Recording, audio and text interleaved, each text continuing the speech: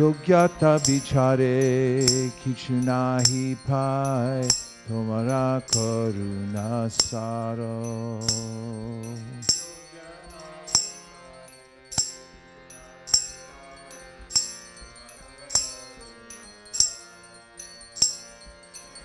করুণা না হইলা খন্দিয়া খন্দিয়া প্রাণ না রাখিব আর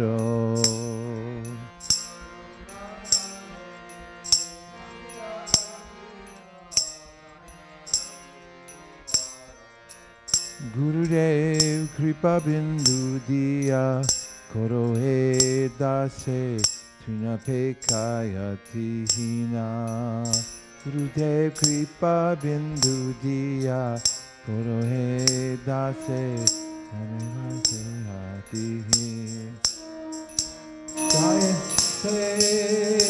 গুরুদেব গুরুদেব জয় জয় গুরুদেব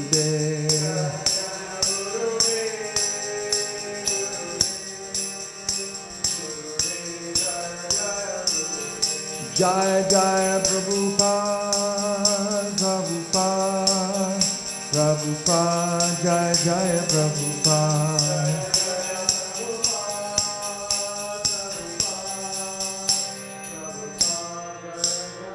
Ujjvala Varana.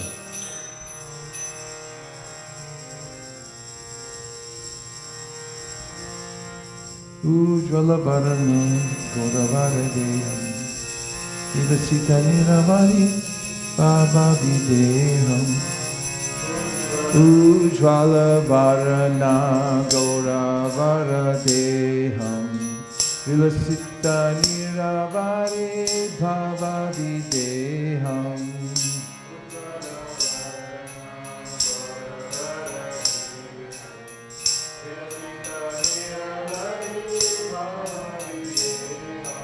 Tribhuvana Pavana Kripaya Leshnam Tam Pranamami Cha Shri Shachitanayam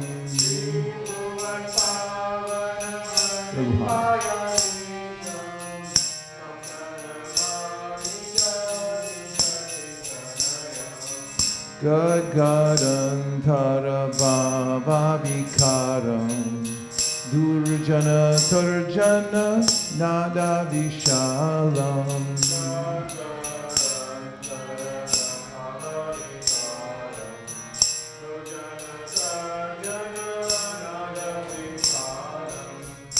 Bhavavaya Bhajana Karana Karanam Tam Pranamami Cha Shri Shachitanayam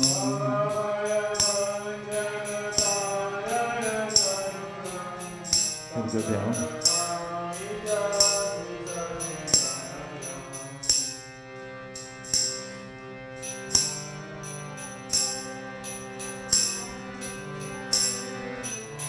Hindu Vinindita Nakachaya Ruchiram Hariram Bharatara Charuka Polam Hindu Vinindita Nakachaya Ruchiram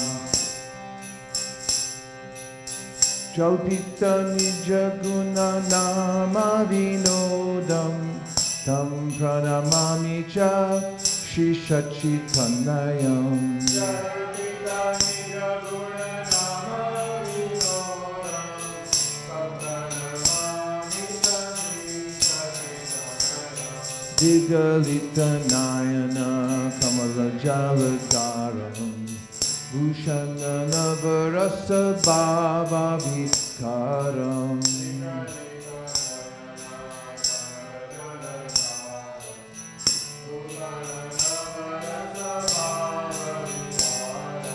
Gati Ati Mantara Nitya Vilasam Tam Pranamami Cha Shri Shachitanayam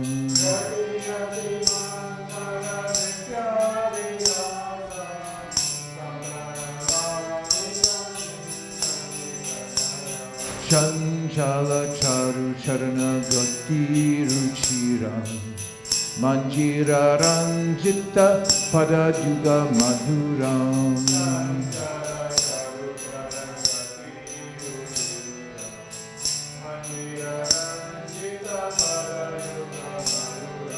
Chandra Vinita Shitala Varanam Tam Pranamami Cha Shishachi Tanayam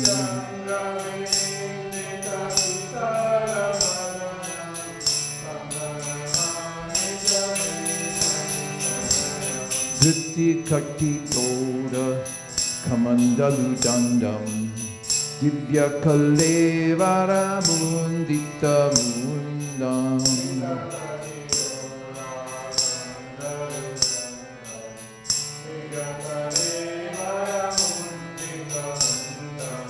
Durjana Kalmasha Kandana Dandam Tam Pranamami Cha Shri Shachitanayam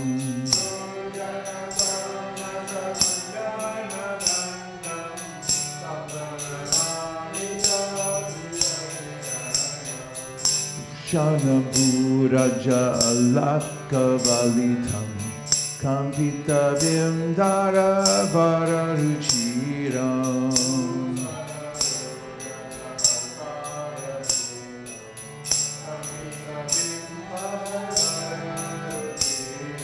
Malaya Javira Chitta Ujvala Tilakam Tam Pranamami Cha Shri Shachitanayam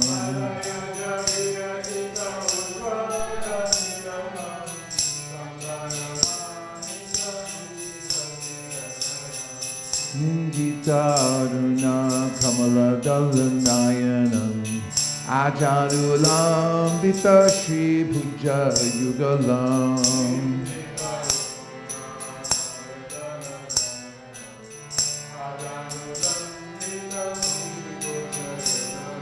Kalevara Kaishoram Nartakavesham Tam Pranamami Cha Shri Shachitanayam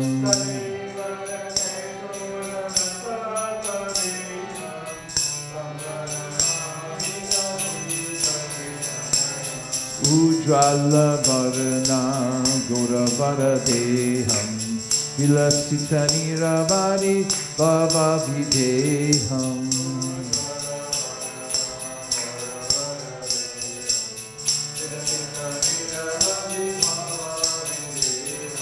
Sri Bhuvana Pavana Kripaya Lesham Tam Pranamami Cha Shri Shachitanayam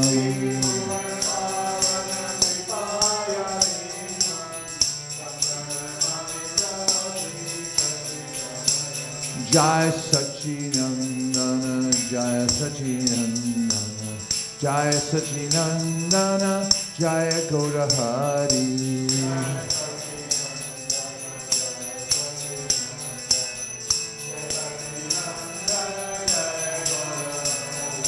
Jai Sachinandana, Jai Sachinandana, Jai Sachinandana, Jai Gaurahari.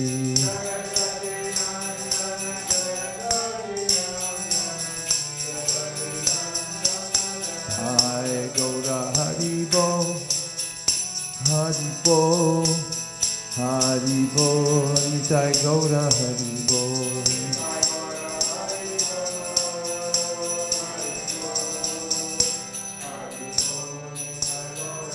Vibhavari Shesha, Vibhavari Shesha, Loka Pradesha, Drachari Utajiva.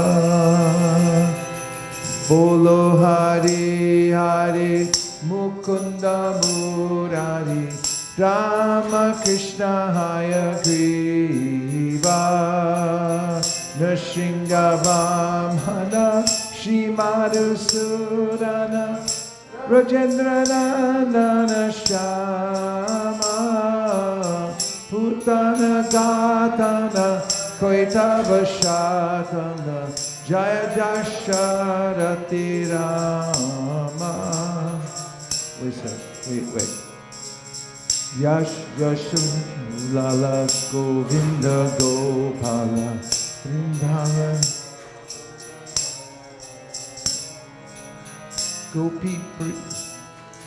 Gopi Priya Jana Radhika Ramana.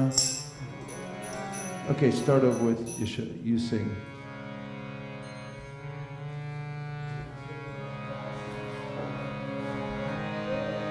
Gopal Vrindavana Purandara Gopi Priya Jana Radhika Ramana.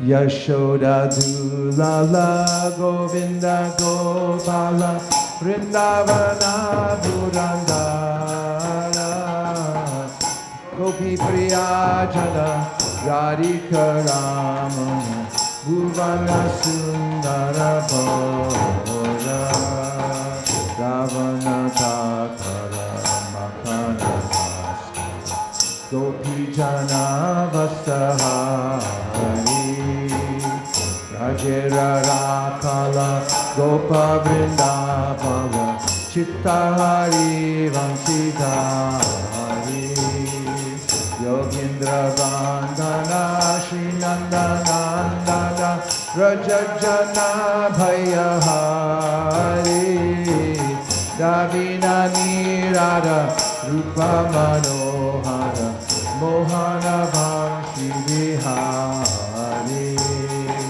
Yashoda Nandana Kamsani Surana Nikunja Rasa Vilasi Sarambhakananda Rasa Parayana Vrindavipina Vivasi Ananda Varana Premani Ketana Pulashara Jojakama Gopangana Chitta Vinodana Samasta Gunagana Nama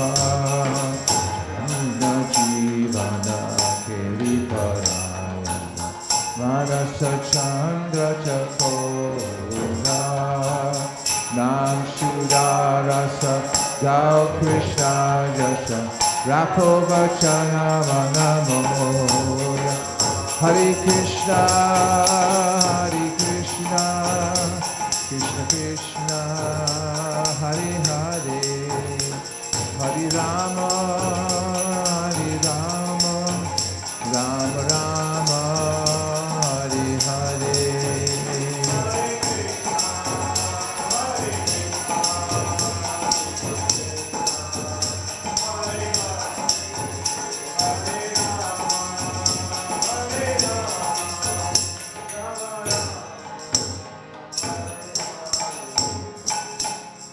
Chapter 9, Bhagavad Gita.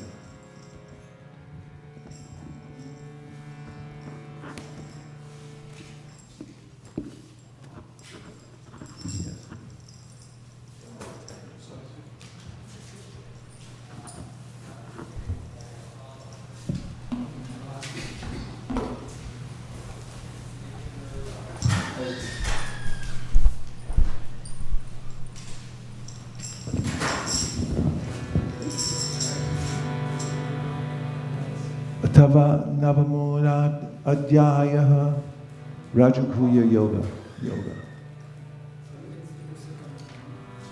Sri Bhagavan Vacha Idam Tute Guyatamam Prabhaksham Jnanasuyave Jnanam Vijnana Sahitam Yajgyatva Mokshashe Shubha Rajavidya Rajakuhyam Pavitram itam uttamam pratyaksha-vagamam dharmyam susukam kartamavyayam ashadadhana purusha dharmasyasya parantapa aprapyamam nivartante mrityu samsaravartmani maya tatamidam sarvam jagadavyaktamurtina Matstani sarva bhutani nachahanteshva stita nachamatstani bhutani pashyame yogam aishvaram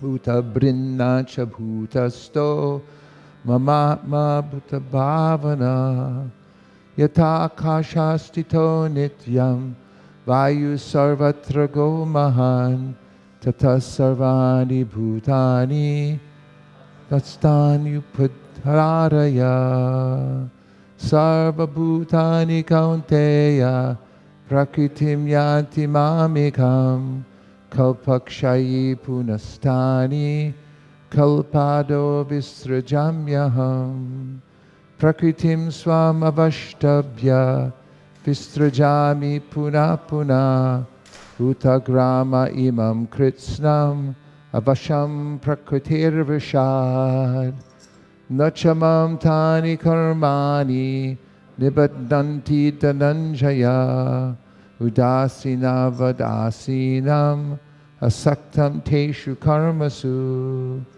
mayadhyakshena prakriti suyate sacharacharam hetunanena kaunteya jagad viparivartate avajananti mamudha manushim tanamasritam parambhavamajananto mama bhuta maheshwaram moghasha mukha karmano moga jnana vichetasaha rakshasim asurim chaiva prakritim mohinim shrita mahatmanastumam partha daivim prakritim ashrita vajantyananya manaso gyatva bhutadim avyayam satatam kirtayanto mam yatantascha dradavrata namasyantascha mam bhaktya nitya yukta upasate jnana yagnena chapyanye yajanto mam upasate ekatvena prataktvena bahuda vishvato mukham aham kratur aham yajna sodaham aham aushadam mantroham aham evajnyam aham agnir aham hutam pitaham asya jagato mata data pitamaha vejam pavitram omkara riksama yajur evacha gatirbarta prabhu sakshi nivasa sharanam surid pravava pralayastanam nidhanam vicham avyayam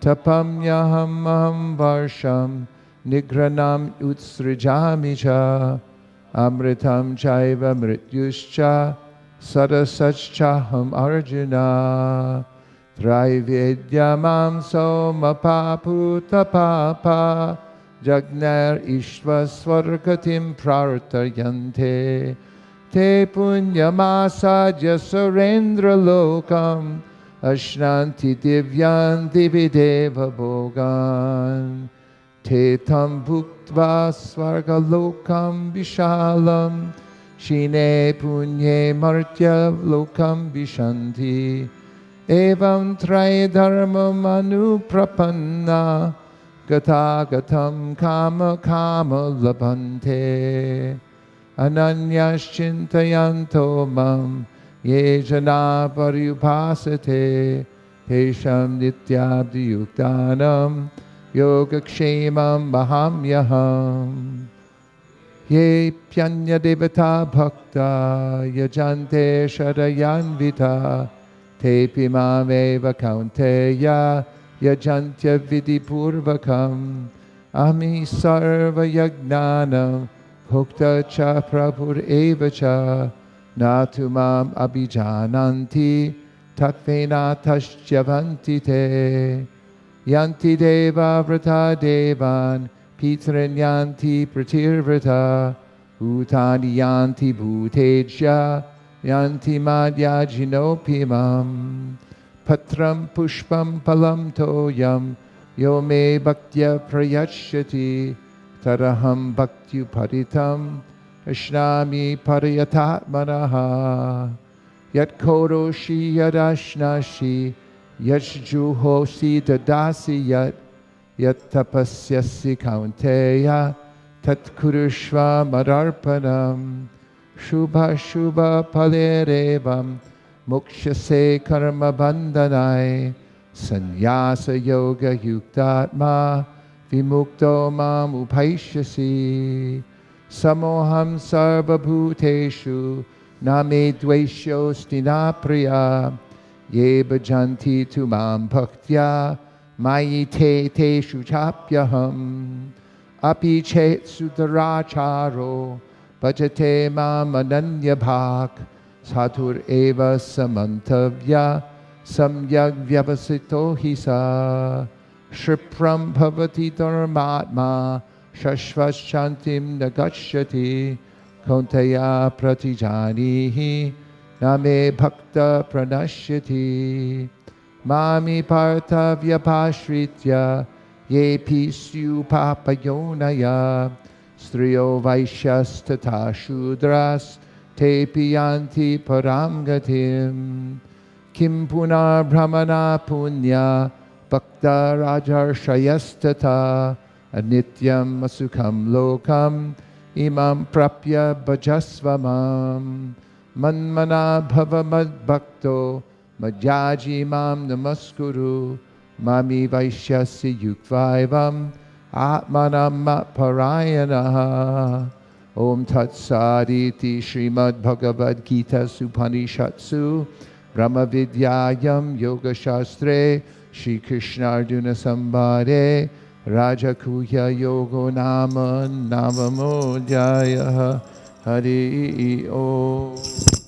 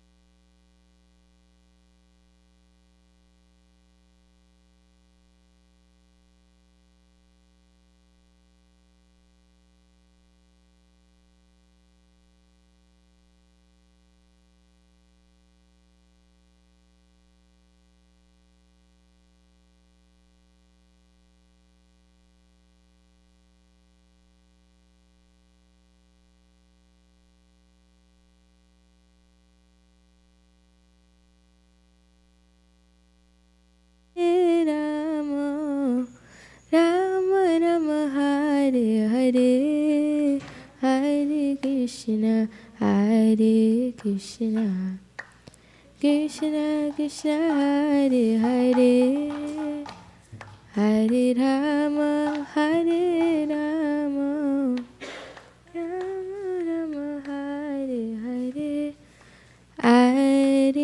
Krishna, Hare Krishna, Krishna Krishna, Hare Hare, Hare Rama, Hare Rama, Rama Rama, Hare Hare.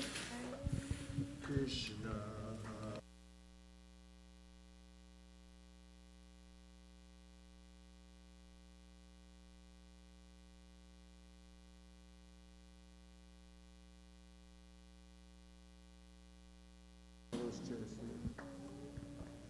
Hare Krishna, Hare Krishna, Krishna Krishna, Hare Hare, Hare Rama, Hare Rama, Rama Rama, Hare Hare. Krishna, Krishna Krishna, Hare Hare, Hare Rama, Hare Rama, Rama Rama, Hare Hare, Hare Krishna, Hare Krishna, Krishna Krishna, Hare Hare, Hare Rama, Hare Rama, Rama Rama, Hare Hare, Hare Krishna, Hare Krishna, Krishna Krishna, Hare Hare, Hare Rama, Hare Rama, Rama Rama, Hare Hare. Introducing this year's Sri Vyasa Puja book.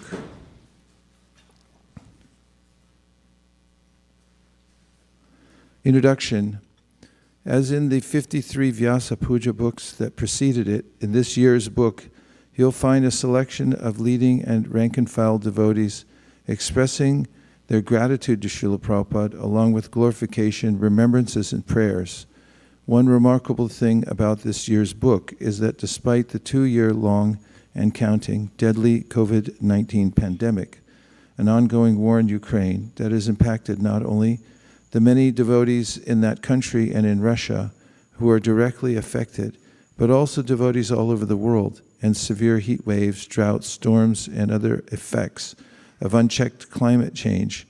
Many offerings in this year's book reveal an increasingly strong and sustained faith in Srila Prabhupada's shelter and instructions, along with confidence in the process of Krishna consciousness and the ultimate victory of Sri Chaitanya Mahaprabhu's Sankirtan movement. Param Vijayate Shri Krishna Sankirtanam. Haribol. Several offerings note the important 50th anniversaries and 100th anniversaries celebrated this year. The 50th anniversaries include those of ISKCON's first Gaur Purnima festival in Mayapur, the installation there of Chota Radha Madhava, and Srila Prabhupada's laying of the cornerstone of what is now known as the TOVP. The 100th anniversary is of Srila Prabhupada's first meeting with Srila Bhaktisiddhanta Saraswati Thakur at the first Gaudiya Math building in Ultadanga Road in Calcutta, at which the Thakur momentously said to Abhay Charan and his friend Naren, you are educated young men, why don't you preach Lord Chaitanya Mahaprabhu's message throughout the whole world? Bhajanarayan Swami's offering is a moving meditation on the power of a pure devotee's tears. Here's an excerpt in which Srila Prabhupada reveals the essential importance to him of Srila Bhaktisiddhanta Saraswati Thakur's order noted above, his order given over 40 years earlier to preach Krishna consciousness abroad.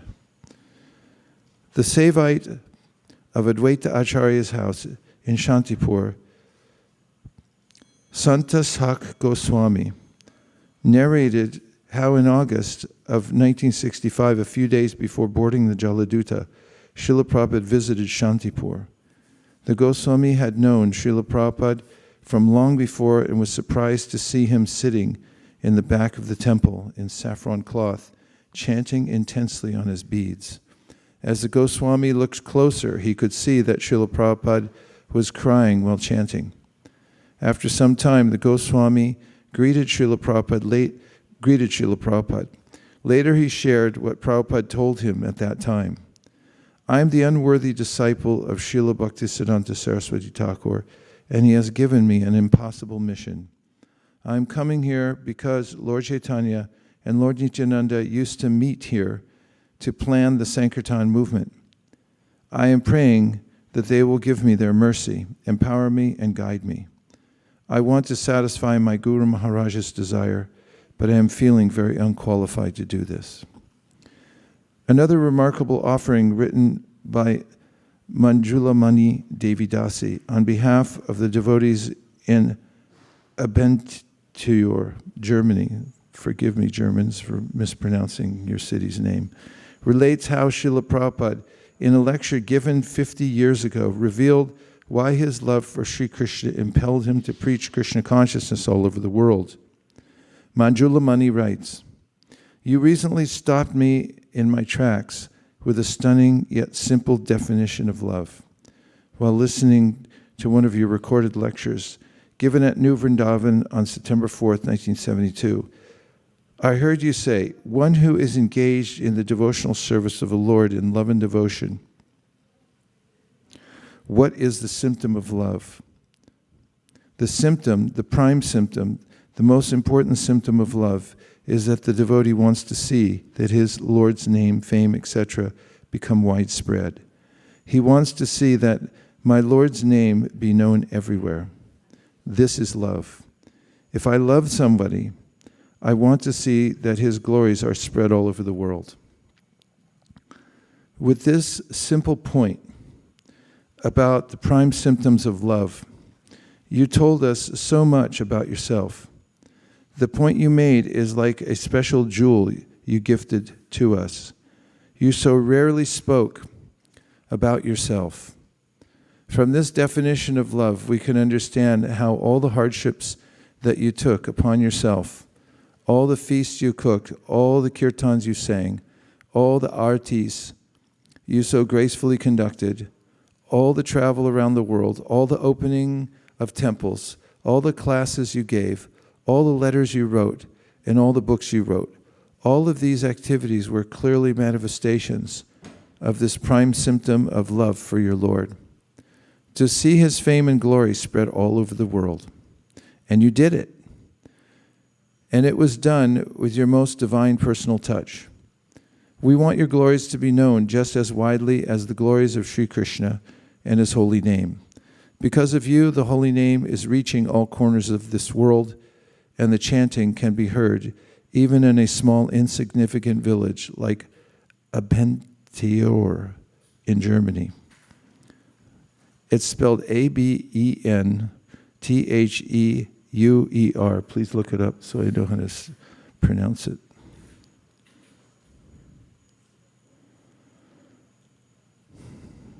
Our desire here at the Goloka Dham Temple is that wherever the holy name is chanted and served by being brought to the people, there also your glory should be known. As you said, if you love someone, you want their personality to be known to everyone.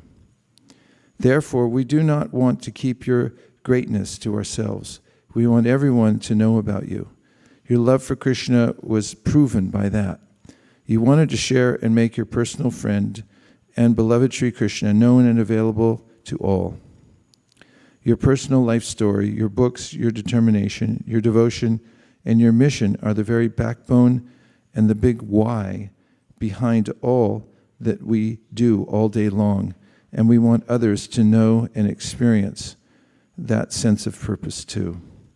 Again, I would like to express my deep appreciation for the invaluable help that Her Grace Kaishori Devi Dasi gave me by editing the majority of the offerings this year. The book would not have been possible without her sincere and professional contribution. Dravida Das, Vyasa Puja, book editor.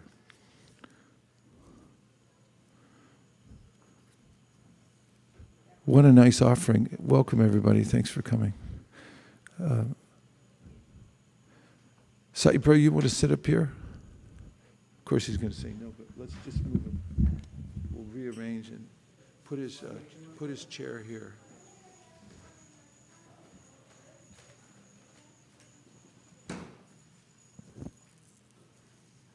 You can move this. Thank you.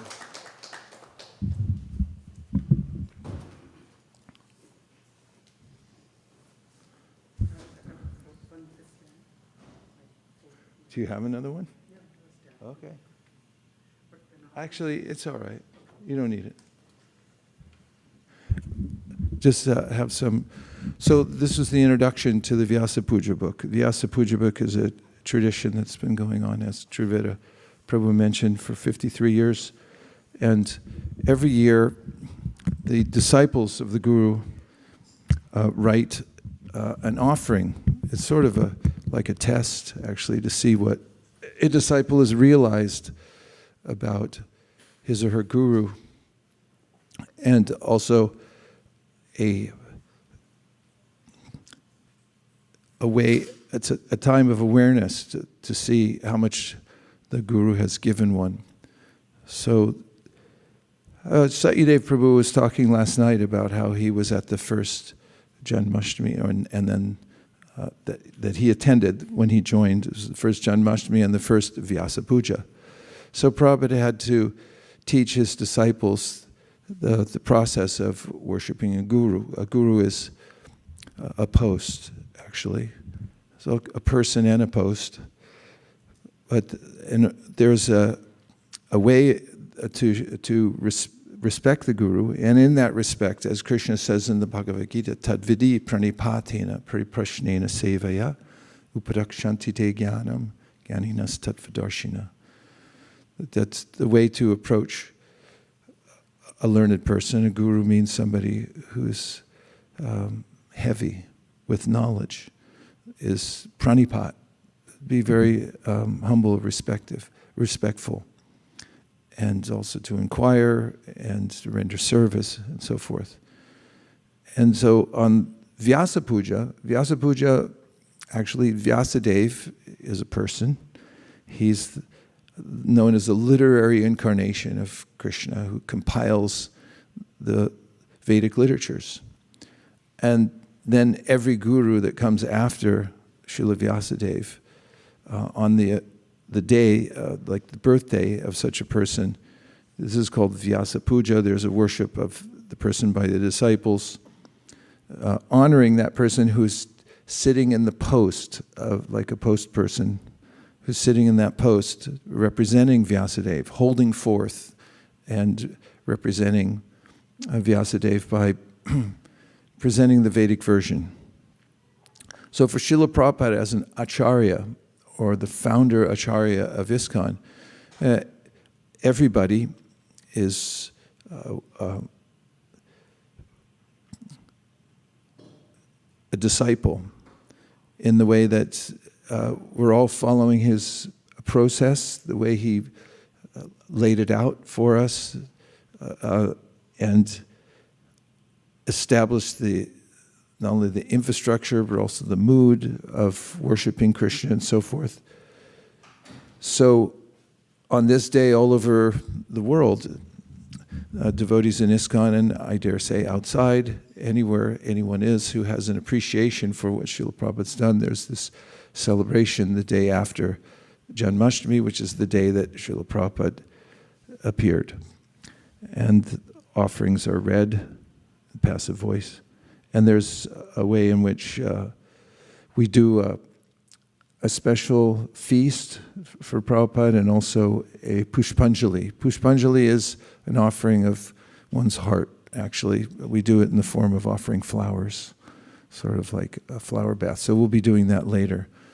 And so from now and the next several hours, we'll be hearing from individual devotees. Some of them are initiated disciples of Srila Prabhupada, and others are disciples in another way from other generations who are disciples of his disciples, but nonetheless, they're all disciples of Prabhupada, working under his care and his instructions and under his lotus feet.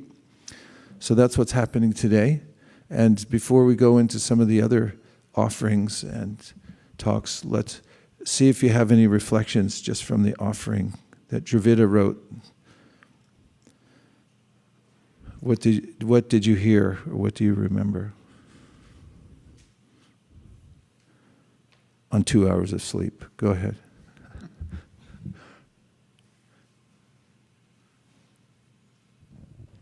I remember that the symptom of loving somebody is that you would like to spread the name, fame, etc. of that person all over the world. Widespread, you spread. So that's why Srila Prabhupada did that for Krishna, for spreading the glories of the chanting of the holy name to the whole world. Yes, thanks for bringing out the essential point of this, actually. And that Prabhupada selflessly, he didn't bring attention to himself, but he made sure that everyone knew who Krishna was. Therefore it was known as the Hare Krishna movement, not the Abhay Charan Aravinda or the Prabhupada movement or anything like that. Anything else you heard?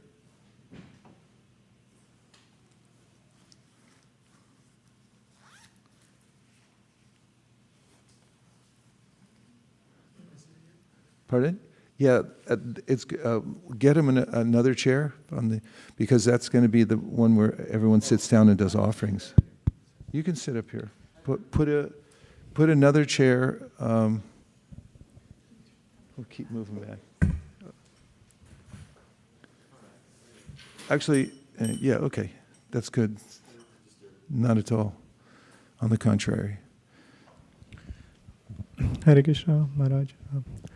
Dandavad Pranam. So, what I appreciated that in the offering, it's written that how the world is facing increasingly challenges all over the world, whether it is a fight in the Russia or is a pandemic or the heat waves or anything, and how the disciples are taking increasingly shelters of Prabhupada's instruction and finding the solace. Yeah. Actually, it's one of the proofs of the efficacy of the practice of Krishna consciousness. Krishna says in the Bhagavad Gita, Matra sparsha sukhonteya shitoshna sukadukada agama payino nityastam satikshashva bharata. He advises that amidst the changes of the world, one should remain steady, not be disturbed by them because they come and go.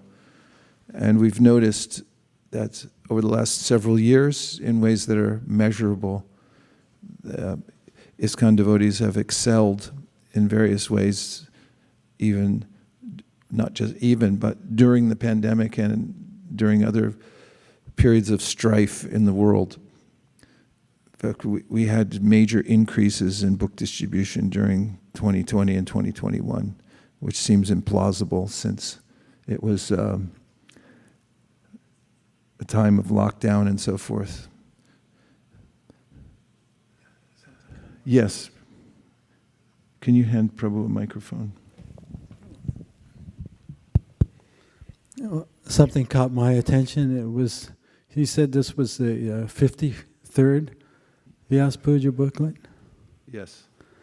And I just remember, well, as you heard, when I joined, that was the first Vyasa Puja. So up till that point, there weren't any Vyasa Puja booklets. But I remember, after I was in Japan, I went to San Francisco for about 1.5 years before I went back to Japan. And that's where I got initiated. And I remember when the Vyasa Puja booklet first came out, and at that time, I'm not sure how many centers there were, but it was really small. And practically, we would hear about all of our god brothers and god sisters and what they were up to or which temple they were at from the Vyasa Puja booklet. And it was this kind of family feeling. And I still feel that family feeling now. But now it's a gigantic, large, big family. But there's a lot of security and inspiration in that. And that was part of the Vyasa Puja booklet for me, was just to hear who was where and what they were doing, and hear them glorify Srila Prabhupada.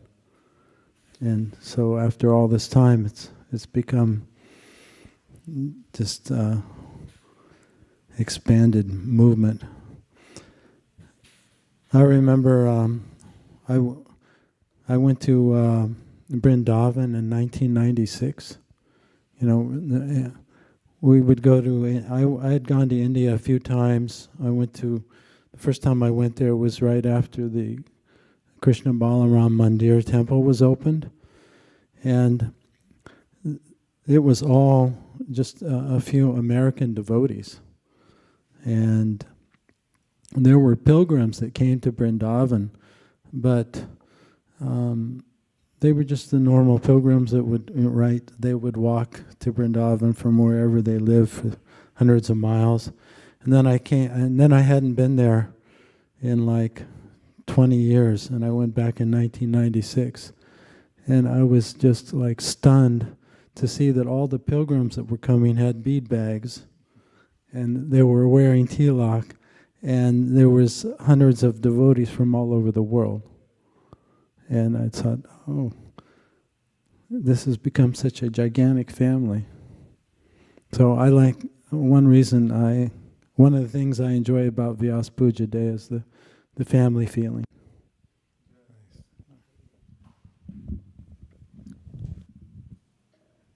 Yes, Prabhu.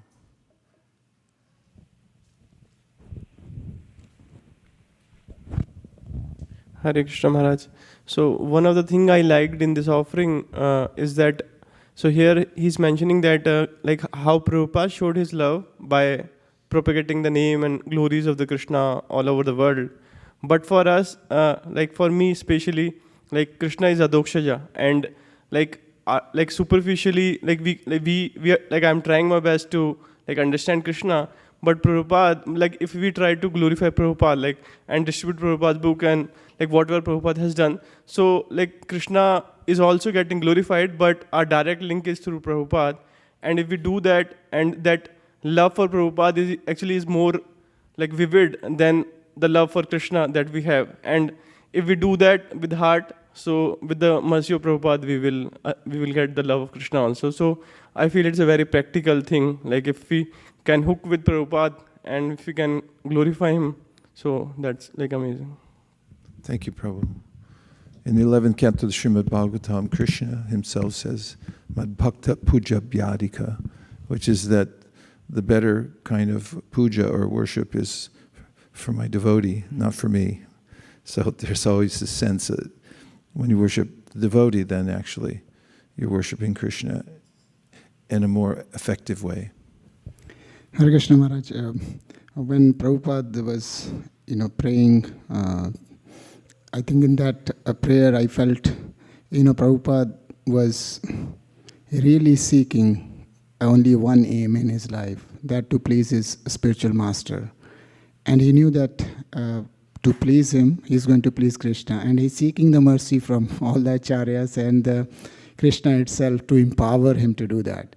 In a most, in a humble manner that I don't have any qualification, while he has been constantly meditating throughout his life to do that one, irrespective of all those qualifications, in that mood which he's, giving us a glimpse of that.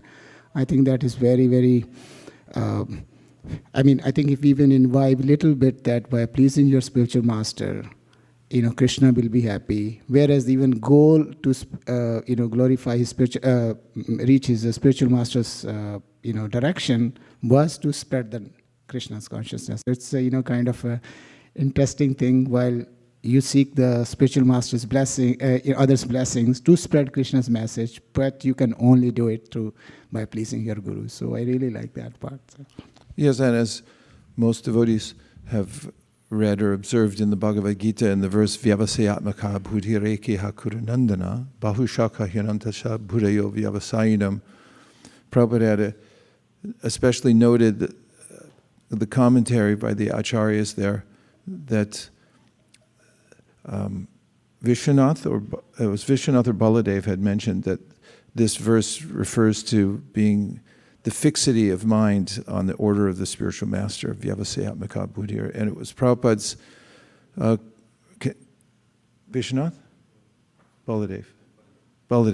And Prabhupada had consistently said this. Whatever success he was getting, he said, it's all coming from my Guru Maharaj, from my just following his order. He said, I have no qualification, I have no assets, but my only asset is that my mind is fixed on what he told me to do, which was a kind of sweeping order, but he said, spread Krishna consciousness in the West. Preach in English, it's the most influential language. So Prabhupada took that to heart. He also said, if you ever get money, print books. That was the first thing Prabhupada did when he got to America. There wasn't much money, not like it is now. But there was 25 cents for a Back to Godhead magazine. Little jars full of coins here and there. But when the devotees were able to put together some capital, then Prabhupada got a place where he could install a printing press. If you ever get money, print books. So he followed very carefully what his guru said. And that was what he said was the fulcrum of power in his preaching, expanding Krishna consciousness movement. Can you find out if that video from Gurudas is available, ready to go? I just need to know. And also, if you can tell me how long it is, too. Priya Kishori knows about it.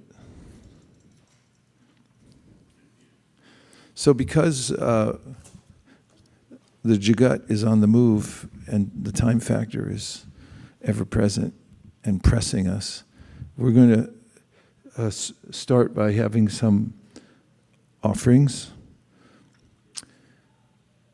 in just a moment. Everyone okay? Okay, good.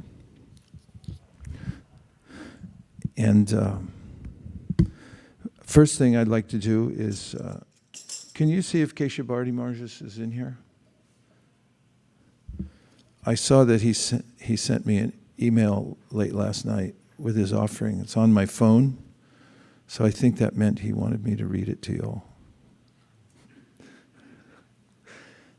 But if it's in there, I won't look at my phone.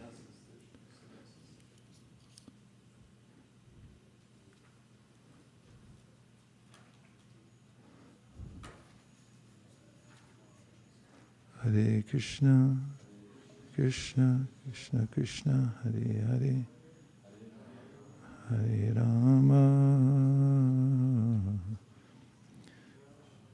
Rama Rama, Hare Hare. Thank you.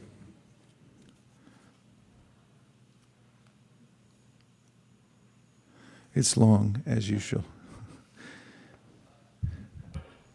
Keshavarti's Das Goswami is his subtitle is Letting Srila Prabhupada Speak for Himself, Part 4. Dearest Srila Prabhupada, please accept millions of my heartfelt obeisances in the dust of your lotus feet. Srila Prabhupada, throughout the world, you spread knowledge of the supreme goal of life, pure love for the Supreme Personality of Godhead, Sri Krishna.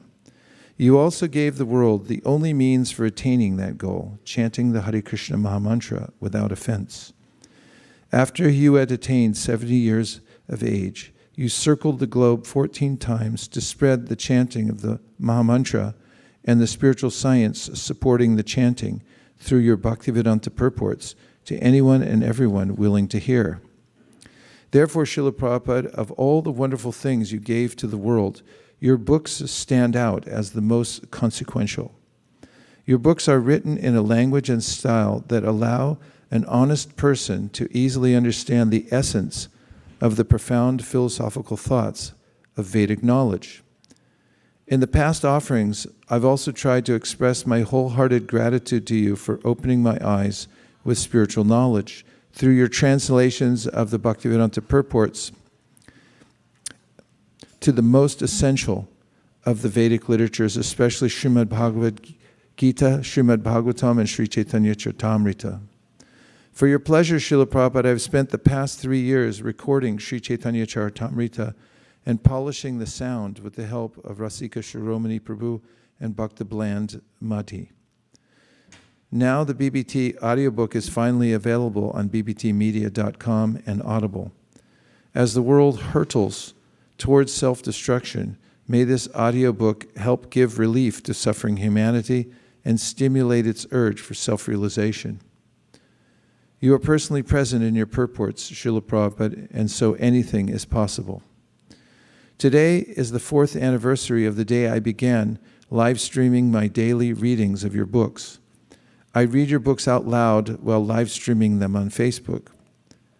Then Mayapur Shashi Prabhu uploads them onto a YouTube channel named Daily Readings of Srila Prabhupada's books.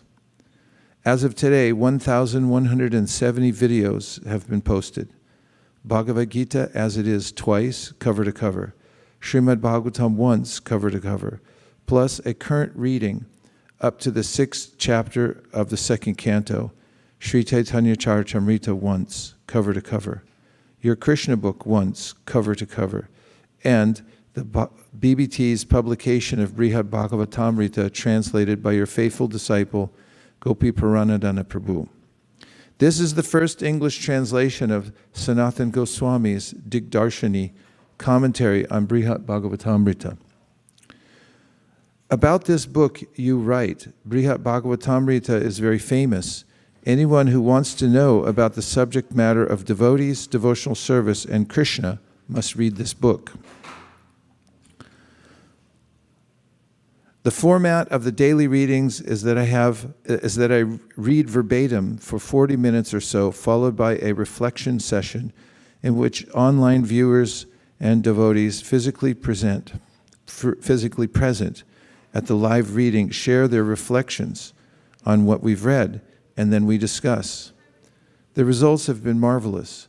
I've received many comments from devotees who have reawakened a taste for hearing your books, finding them more easily understandable when received through the ear. This is all your divine grace's mercy.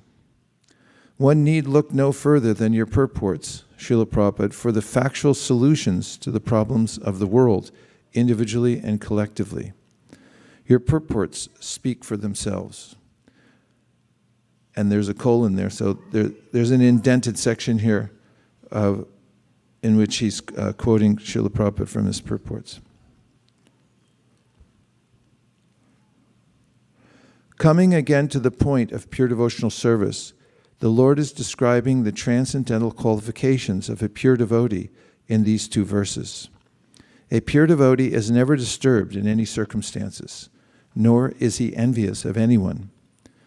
Nor does a devotee become his enemy's enemy.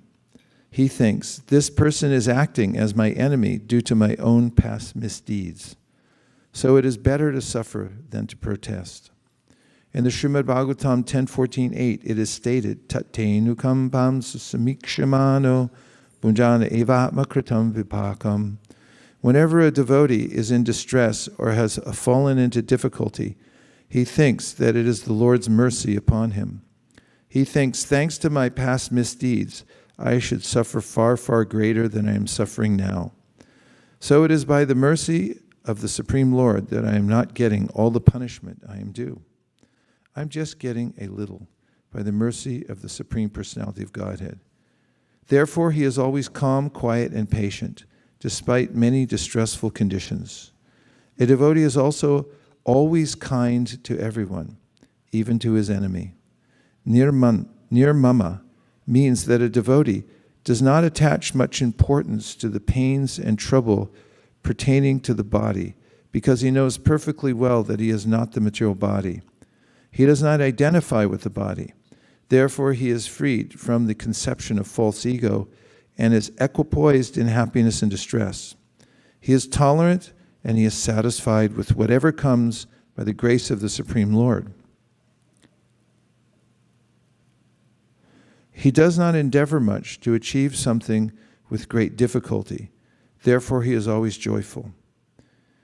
He is a completely perfect mystic because he is fixed in the instructions received from the spiritual master.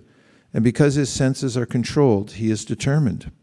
He is not swayed by false arguments, because no one can lead him from the fixed determination of devotional service. He is fully conscious that Krishna is the eternal Lord, so no one can disturb him. All these qualifications enable him to fix his mind and intelligence entirely on the Supreme Lord.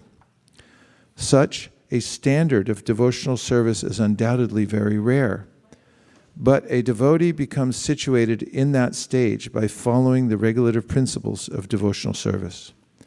Furthermore, the Lord says that such a devotee is very dear to him, for the Lord is always pleased with all his activities in full Krishna consciousness. That was from the Bhagavad Gita, who knows which chapter? 12. 13 through 14 purports. That is, verses 13 and 14 purport. The next is from the Bhagavad Gita 12:15 purport. A few of a devotee's qualifications are further being described. No one is put into difficulty, anxiety, fearfulness, or dissatisfaction by such a devotee. Such a devotee is kind to everyone. He does not act in such a way as to put others into anxiety. At the same time, if others try to put a devotee into anxiety, he is not disturbed. It is by the grace of the Lord that he is so practiced that he is not disturbed by any outward disturbance. Actually, because a devotee is always engrossed in Krishna consciousness and eager in devotional service, such material circumstances cannot move him. Generally, a materialistic person becomes very happy when there is something for his sense gratification and his body. But when he sees that others have something for their sense gratification and he hasn't, he is sorry and envious. When he is expecting some retaliation from an enemy, he is in a state of fear, and when he cannot successfully execute something, he becomes dejected. A devotee who is always transcendental to all these disturbances is very dear to Krishna. The next is an excerpt from Bhagavad Gita 12.16 purport. Money may be offered to a devotee, but he should not struggle to acquire it. If automatically, by the grace of the Supreme, money comes to him, he is not agitated. Naturally, a devotee takes a bath at least twice in a day and rises early in the morning for devotional service. Thus, he is naturally clean, both inwardly and outwardly. A devotee is always expert because he fully knows the essence of all activities of life, and he is convinced of the authoritative scriptures. A devotee never takes the part of a particular party. Therefore, he is carefree. He is never pained because he is free from all designations. He knows that his body is a designation. So if there are some bodily pains, he is free. The pure devotee does not endeavor for anything which is against the principles of devotional service. For example, constructing a big building requires great energy, and a devotee does not take to such business if it does not benefit him by advancing his devotional service. He may construct a temple for the Lord, and for that he may take all kinds of anxiety, but he does not construct the big house for his personal relations. The next is Bhagavad Gita 12:17 purport. A pure devotee is neither happy nor distressed over material gain and loss, nor is he very much anxious to get a son or disciple, nor is he distressed by not getting them. If he loses anything which is very dear to him, he does not lament. Similarly, if he does not get what he desires, he is not distressed. He is transcendental in the face of all kinds of auspicious, inauspicious, and sinful activities. He is prepared to accept all kinds of risks for the satisfaction of the Supreme Lord. Nothing is an impediment in the discharge of his devotional service. Such a devotee is very dear to Krishna. Continues in 18th, 19th from chapter 12. A devotee is always free from all bad association. Sometimes one is praised and sometimes one is defamed. That is the nature of human society. But a devotee is always transcendental to artificial fame and infamy, distress and happiness. He is very patient. He does not speak of anything but the topics about Krishna. Therefore, he is called silent. Silent does not mean that one should not speak. Silent means that one should not speak nonsense. One should speak only of essentials, and the most essential speech for the devotee is to speak for the sake of the Supreme Lord. A devotee is happy in all conditions. Sometimes he may get very palatable foodstuffs, sometimes not, but he is satisfied. Nor does he care for any residential facility. He may sometimes live underneath a tree, and he may sometimes live in a very palatial building. He is attracted to neither.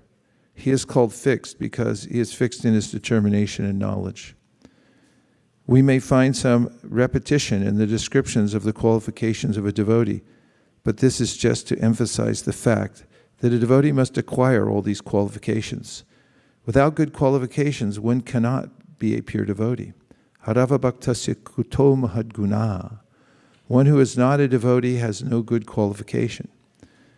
One who wants to be recognized as a devotee should develop the good qualifications. Of course, he does not extraneously endeavor to acquire these qualifications, but engagement in Krishna consciousness and devotional service automatically helps him develop them. So it just reminded me about devotee doesn't care for any residence. Two of our godbrothers just finished a retreat center at Govardhan. I was talking to another mutual friend, godbrother, about that construction. And the devotee who's the head of the project didn't, although he made multiple dwellings there on the property for various people to stay in. This other devotee was telling me that he didn't make a residence for himself. He said, yeah, I don't have a place here. He made them for everybody else and the guests to come and stay, but he didn't create one for himself. So they were saying, my mutual friend was saying that he told him, like, I mean, you got to have a place to stay if you're going to run the place. But his inclination in building it was like, that's all right. I don't need a place here. I don't want to, identify, this is my place over here. He just figured, I'll stay wherever is left over. It's okay, as long as the project goes on. Then from Chaitanya Charitamrita Madhya, this is the last excerpt that Keshav Bharati Maharaj gives. The words Bhadra Karana are significant in this verse. Due to his long hair, mustache, and beard, Sanatana Goswami looked like a Darvesh or hippie. Since Sri Chaitanya Mahaprabhu did not like Sanatana Goswami's hippie features, he immediately asked Chandrasekhar to get him shaved clean. If anyone with long hair or a beard wants to join this Krishna consciousness movement and live with us, he must similarly shave himself clean. The followers of Sri Chaitanya Mahaprabhu consider long hair objectionable. Sounds like a kind of random addition there. Srila Prabhupada, the world situation is degraded to such an extent that the urgent need for your followers to take their hearing to another level has reached a fever pitch. By quote unquote another level, I mean that we must apply your teachings to ourselves and not just to others. You yourself make this point throughout your Bhaktivedanta purports. Unless we assimilate your teachings into our own thinking, feeling, willing, and action, how will we be able to change the hearts of others, as you did, not to mention work together in the cooperative spirit you taught by example?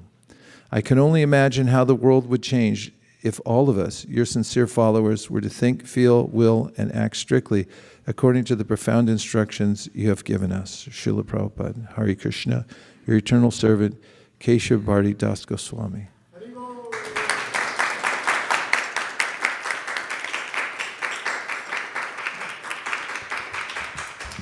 And now when I talk to him on the phone tomorrow, he said, did you read my offering? I can say, yes, I did. 6 minutes. Okay, now we're going to see a video from one of Prabhupada's first disciples, Gurudas Prabhu wanted to come today, but he was a little worried about being in an enclosed place right now.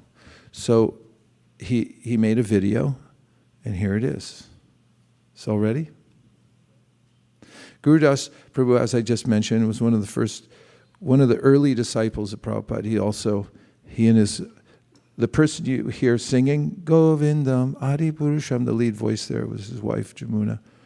They went to London with another couple and met the Beatles, made an album that it was a Hare Krishna chant, and it became a smash hit. It went all over London and all over Europe, everywhere.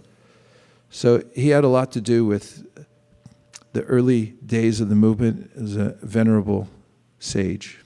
Please go ahead.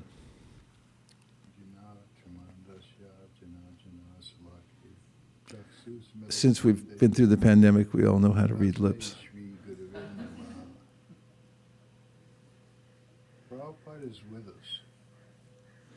We gathered here today to honor, appreciate, love the best spiritual master in the world, who has given us so much.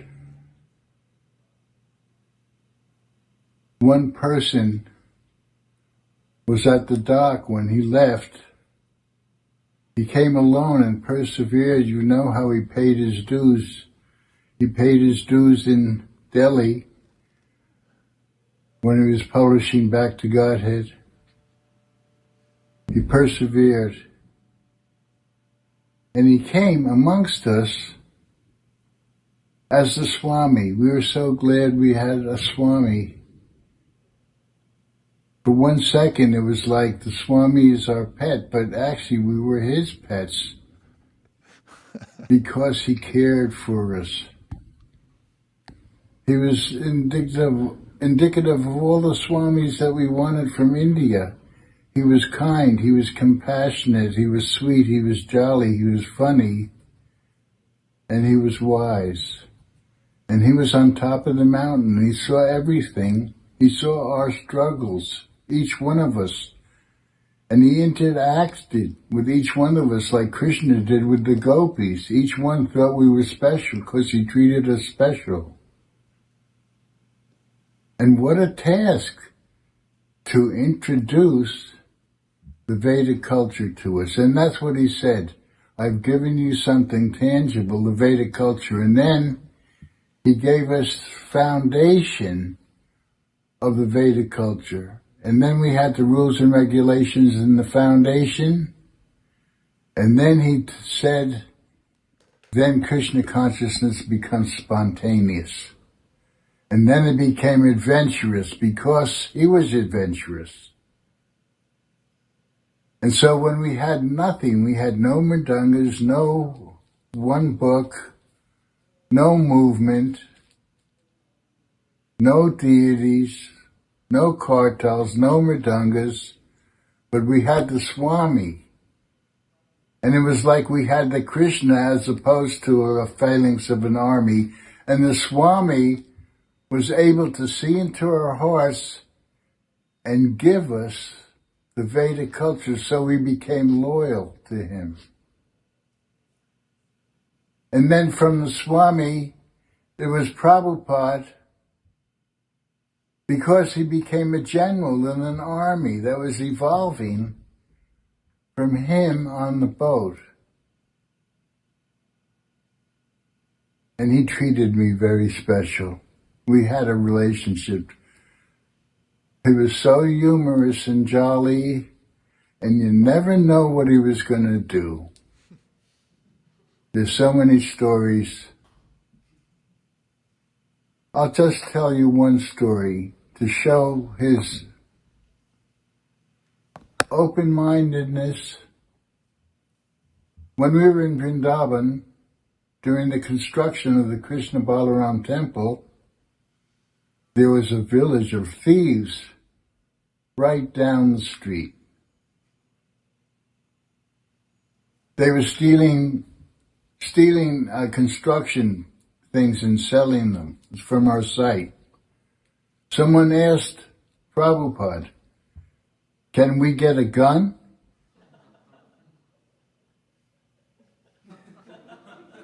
Because I never knew what Prabhupada was going to say all the times with him. It was so nice. He was so curious. I was curious. He said, yes, you can get a gun, but shoot over their heads. Don't shoot at them. And then they'll leave.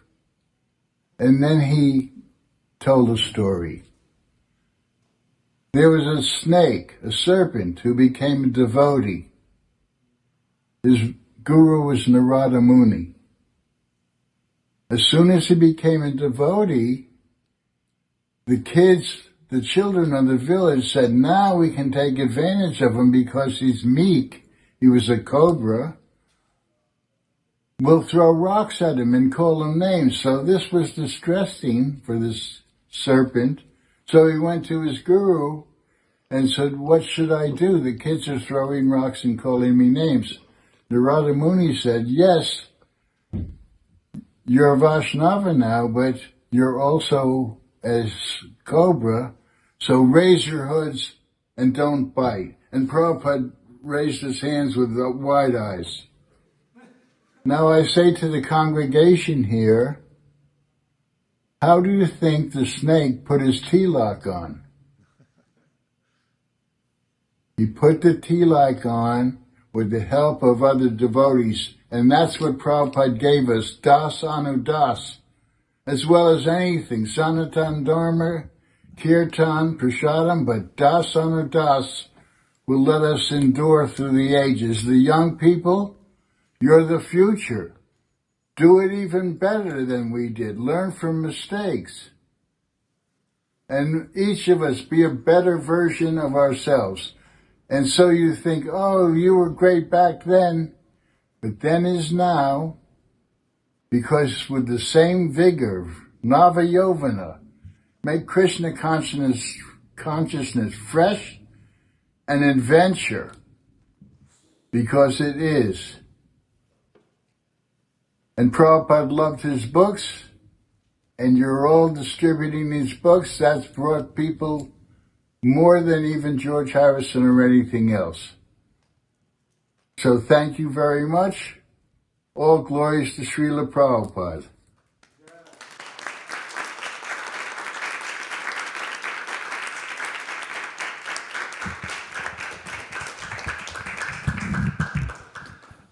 I talked to Gurudas Prabhu the day before yesterday, and he'll come over here from San Francisco and give some classes and things like that. He also has a new book. He's a photographer, and he took the lion's share. Well, maybe Bhargava did more.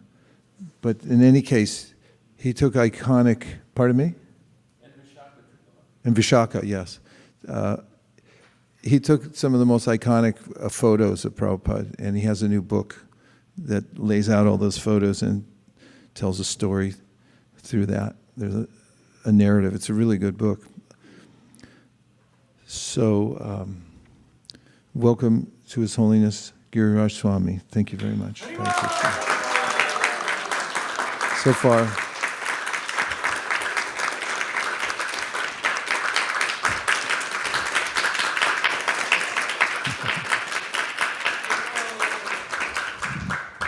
We took the liberty to just start the vibration, and so far we read Dravida Prabhu's introduction to the Vyasa Puja this year.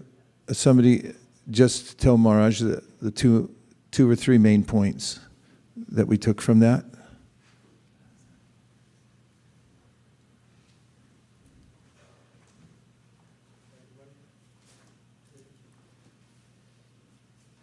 It comes on automatically.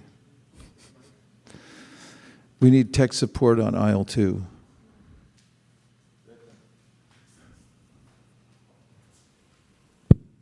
Hare Krishna. So, few of the things Prabhu was mentioning was one of the offering of the Sevites of Santipur temple whom Prabhupada met before he came to the USA. And then he was intensely praying, and when he asked, who are you? He told that I am unworthy disciple of Bhaktisiddhanta Saraswati Thakur, and he was intensely praying to empower himself to spread this Krishna consciousness movement. He was totally dependent on the mercy of his spiritual master and the deities there. That is the one thing. And second thing, he had framed that with the had Dravida with the idea that crying to shedding tears with desire to fulfill the order of the spiritual master is extremely powerful. And Mataji, go ahead, give another one. Hare Krishna Maharaj, please accept my humble obeisance. All glories to Srila Prabhupada. So, from the offering of Keshav Bharati Maharaj, he said that Srila Prabhupada is present in his purports, and he said that if we ourselves don't assimilate the teachings of Srila Prabhupada in our lives, then how is it possible to transform others? So that was very touching. One more point from anything. Yes, you were going to go. And also I think you were asking from the Dravind Prabhu's Vyasa Yes. Puja. So in that, I think he was referring to a German disciple of Prabhupada, and how he was telling that how Prabhupada has in every, like a small town in the Germany, the spread of the Hare Krishna movement, and she was trying to give the definition of love that she heard in one of the 1972 lecture of New Vrindavan, where Prabhupada said that love means that you want to spread the glories, fame and name of the whom you love. So she was, and what Prabhupada did was to spread the glories of Radha Krishna, his beloved deity, all over the world. So she was saying that similarly, like we want to follow in the Prabhupada's footsteps. Well done, Mugaravind. Nicely done. What other points can we share with Maharaj about what we heard so far? Even from Gurudas Prabhu's presentation, what did you hear? Yes, Prabhu? Gurudas Prabhu's presentation was like Srila Prabhupada is he's a very jovial person, and he had a very nice relationship with every disciple. And he was like, he was able to see the limitation that everybody had, but he was there to assist them in all possible ways. Just like Krishna has an individual relationship with all gopis, Prabhupada had a personal relationship, and he made everybody feel so welcome. And he gave them the Vedic culture also. So, and then the Vedic culture, which was... gave them the Vedic culture. Gave them the Vedic culture, which is a foundation that can build upon it. And one of the interesting points that Gurudas Prabhu mentioned was Prabhupada was always dynamic in his responses. So one of the practical situations they faced was when they built the Krishna Balaram temple, and there was a village of thieves which was close by, and these thieves used to come and actually steal some and sell them off. So devotees went and actually asked Prabhupada, what should we do in such a situation? And then Prabhupada told a story about the snake and Narada Muni. And the two important points that I could summarize, because it's a big story, was that one, Prabhupada told them that the snake actually did not used his nature appropriately. So he's a cobra. So when somebody takes advantage of you, so you should not lie down. When he actually, the intent was that they were looking for buying a gun. So they had asked Prabhupada that should we purchase a gun. So Prabhupada said, yes, you can buy, but you could shoot in the air. But so the point was there. And the second point that Gurudas Prabhu summarized towards the end was that there can be limitations in our nature. So the snake cannot apply tilak. So for that, he needed assistance of other devotees. So there is something in your nature that you can use. There are some things that they may not be there, but there is assistance of devotees that is always there. So he summarized both those two aspects.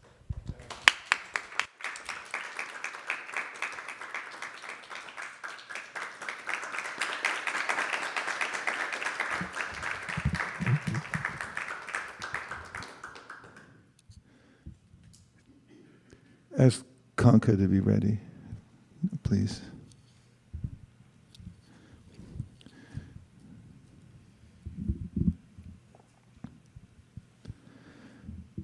We also described there are some devotees here, I think for the first time for the Vyasa Puja, and we talked about the purpose of Vyasa Puja, and we talked about the importance of the guru-disciple relationship, also how Prabhupada had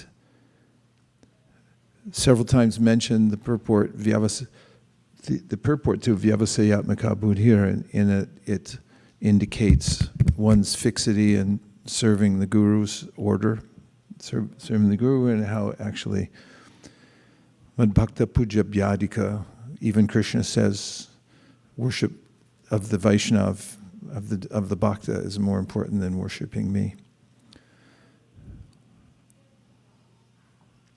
So, Akarnath Prabhu, make a point, and then we'll have Kanka come in. When I walked in, I wasn't here for Dravida Prabhu's introduction, but when I walked in, the devotees were talking about how Srila Prabhupada was presenting exactly the science of Krishna as he had heard it in disciplic succession, and that without adding or subtracting, that he wasn't materially motivated to change things in order to, he had no motivation to make it his own personality cult. Rather, he took pains to make sure this was the genuine, authorized bhakti cult of the Supreme Personality of Godhead, even though he, as the spiritual master, was the transparent via medium. I heard that when I came.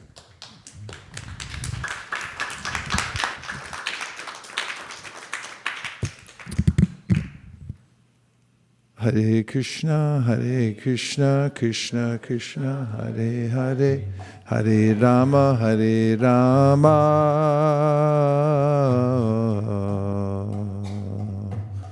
Rama Rama, Hare Hare.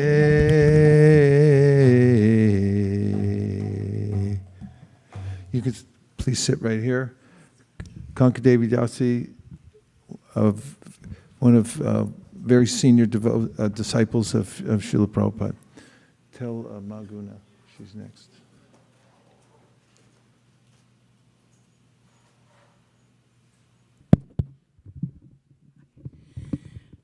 Hi, Krishna. Thank you for being here, and I just want to say that I'm always so inspired by the ISV devotees. It's such an amazing place. I feel really grateful to be able to live near here and serve with all of you. You're just so amazing. I also have a hard time on this day because I get really emotional to make an offering to Srila Prabhupada. But thank you for giving me this opportunity. Dear Srila Prabhupada, every day I think of your life, what you accomplished and what you've given to me and the world. You worked hard to raise your 5 children, become successful businessman, take care of your father and your family members. Throughout these early years, you never forgot the request of your beloved Gurudev, Srila Bhaktisiddhanta Saraswati. This was your goal, to fulfill his request to come to the West and to teach this science of Krishna consciousness to the English-speaking people. We are so fortunate to have books like the Lilamrita by Satsaru Maharaj and a lifetime of preparation by my dear god sister Mulapakriti Prabhu. These biographies describe your trials and tribulations. You worked so hard at every step, starting the League of Devotees, writing and distributing Back to Godhead magazine, translating and printing the first 3 volumes of Srimad Bhagavatam. You were never discouraged by the many difficulties that tried to block your progress toward your goal. You always exhibited all the qualities of a pure devotee, including compassion, patience, perseverance, and enthusiasm.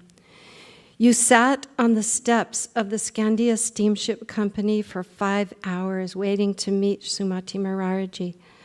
First, she denied your request for passage to America. She said, "Swami, you are too old and it's too cold." But you persisted. The ocean voyage was very difficult. You suffered 2 heart attacks. You prayed to Krishna, and in a dream, he promised to calm the seas so that you could tolerate the voyage. After arriving in Boston Harbor, the captain said they had never had such a calm crossing of the Atlantic Ocean. There are so many wonderful pastimes in Butler, Pennsylvania, early New York City, and San Francisco, but they were not without challenges. You have taught us by your example how to weather the storms in life by always taking shelter of the holy names, Bhagavad Gita, Srimad Bhagavatam, Chaitanya Charitamrita, and the association of the devotees. I feel so incredibly fortunate that one day in April of 1970, I met 2 of your disciples in Berlin, Germany. They had one pamphlet in English called Krishna, the Reservoir of Pleasure. It had another essay called Who is Crazy? After reading these 2 essays, I knew I had found the man I was looking for. I was searching all throughout my youth for a better understanding of who God was. From that day on, I started chanting the Hare Krishna mantra. I took initiation in July of 1971 in New York. I feel so fortunate that I am allowed to be part of this incredible Hare Krishna movement. Recently this year, 2 devotee friends of mine passed away unexpectedly. Madhusudan Prabhu died of COVID, and my dear friend, Urvasi Prabhu, died suddenly of a stroke. Although appearing very healthy, both of these departures were shocking. It made me realize how important your message to chant the holy names. I remember when you said, "Don't think this won't happen to you." Now more and more, death is becoming a reality. My life has been full of ups and downs on the material ocean like everyone else, but I am so grateful that I have you as the captain of our ship. You have always guided me through the thick and thin. You have given us knowledge of the absolute truth. This knowledge and love you have given us is immeasurable. Each day, I pray to Krishna that I can repay you for all that you have given me, and that I have the opportunity to give it to others. Thank you, Srila Prabhupada, your servant, Kankadevi Dasi. And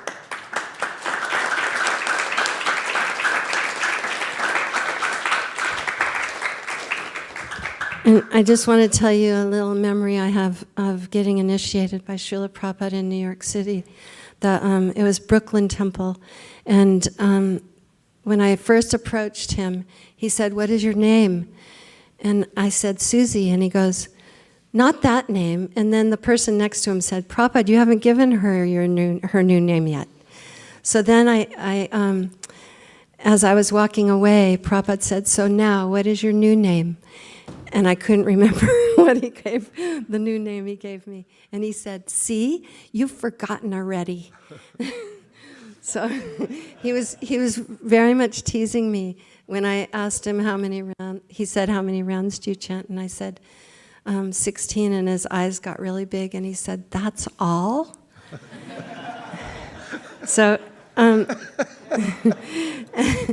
I told him I would try to chant more. And so it was really a wonderful experience. There were 3 days of initiations. How many devotees? I don't know how many. Over 60 devotees were initiated during those 3 days. And then when I came into his quarters in the afternoon, because I got first initiation and second initiation on the same day, and I came into his quarters, and someone had brought a banana in and he had a rose on his desk. And he took a spoon and he smushed some of the banana from the fire sacrifice into the rose. And to this day, I don't know why he did that.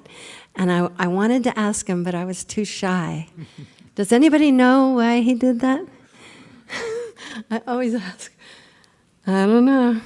Anyway, it was just such a wonderful time to be with Prabhupada. Thank you so much. Hare Krishna. And I didn't even cry this year. Thank you to Kank Devi Dasi. Haribo. And now we have Her Grace Mahaguna Devi Dasi, who is one of the very rare direct disciples of Srila Prabhupada from Japan, and who is also the wife of our very dear Satyadev Prabhu, who is sitting right here, who also, as you heard last night, joined the Hare Krishna movement in Japan. And at first, when, I hope I'm not taking away from your Vyasa Puja offering, but Satyadev Prabhu shaved his head, so in protest, she shaved her head too.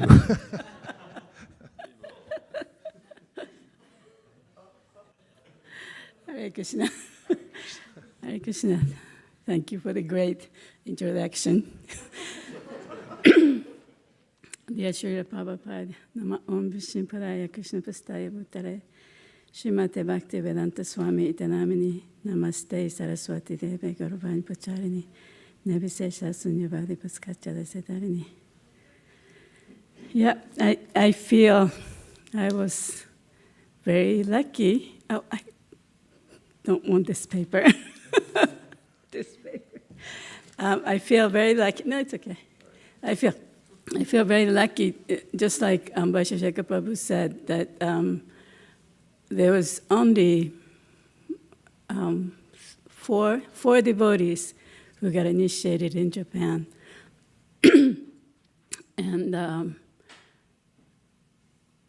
for some reason or other, I don't know why, but I was fortunate enough to get initiated because I didn't have any inclination towards spiritual life, nor I wasn't searching for the absolute truth.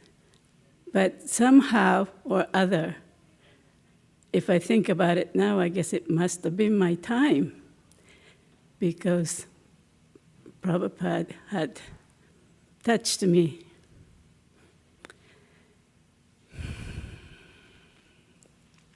And touching, I wasn't going to cry this time, but touching means that he had given me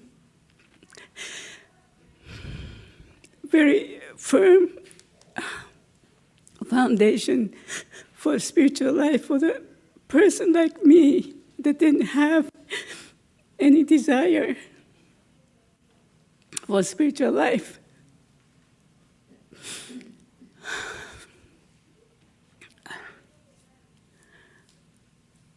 So the power of spiritual master and Krishna is unlimited, that nobody can calculate. You may know so many things, you may search so many things for forever and ever, but unless you have that little good luck, that you wouldn't see this. You wouldn't meet your spiritual master. You wouldn't be guided right way.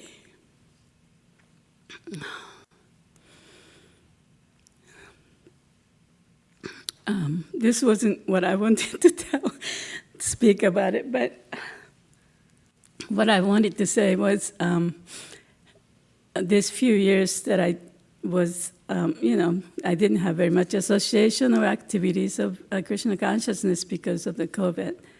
And then I had a lot of time to look over my life, kind of review, see if I'm actually becoming really happy, see if I really developing the quality as a human being, as a spiritual soul.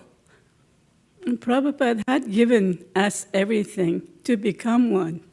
But am I really getting that? Am I really practicing it and making it my own? Or do I still hankering for admire, the people that can admire me? Or do I still feel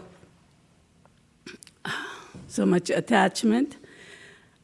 And I can't say I have gained all this stuff. I'm still suffering. I'm still hankering.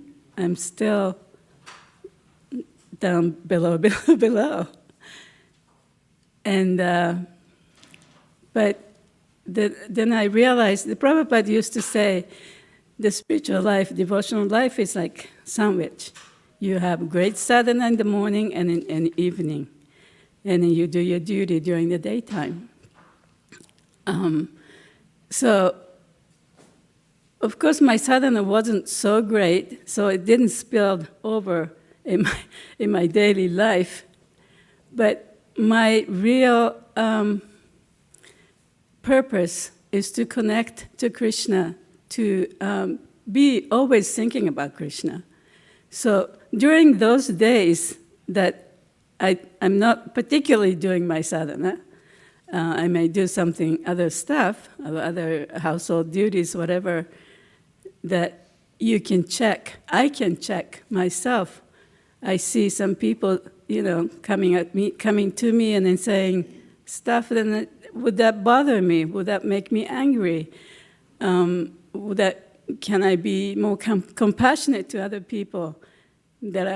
Am I developing those things?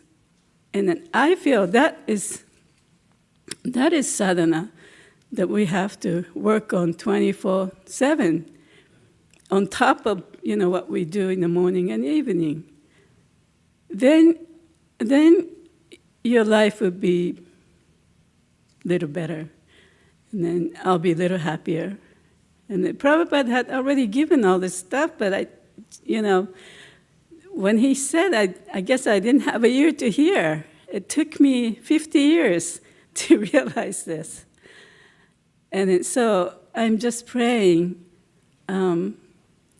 that somehow what Prabhupada had said would sink into me, and then I can actually practice that throughout the day, and then become happy, just like he said we could be all happy.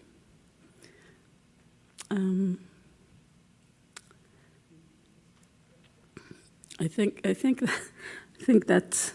that's what I've been thinking, and then I hope I can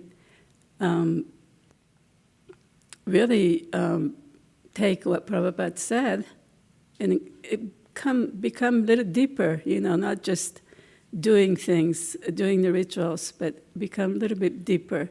That's what I'm hoping. Thank you.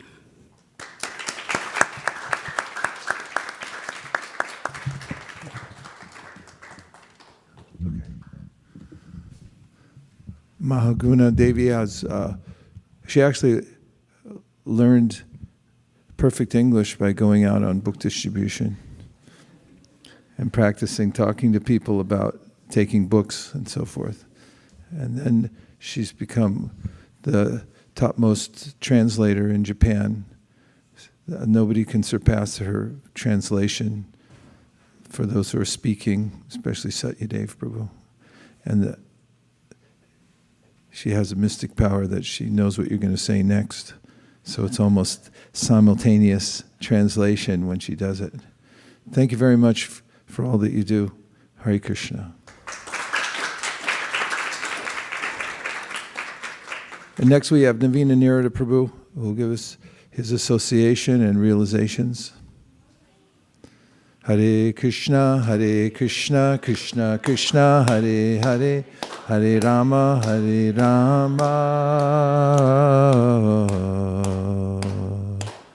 Rama Rama, Hare Hare.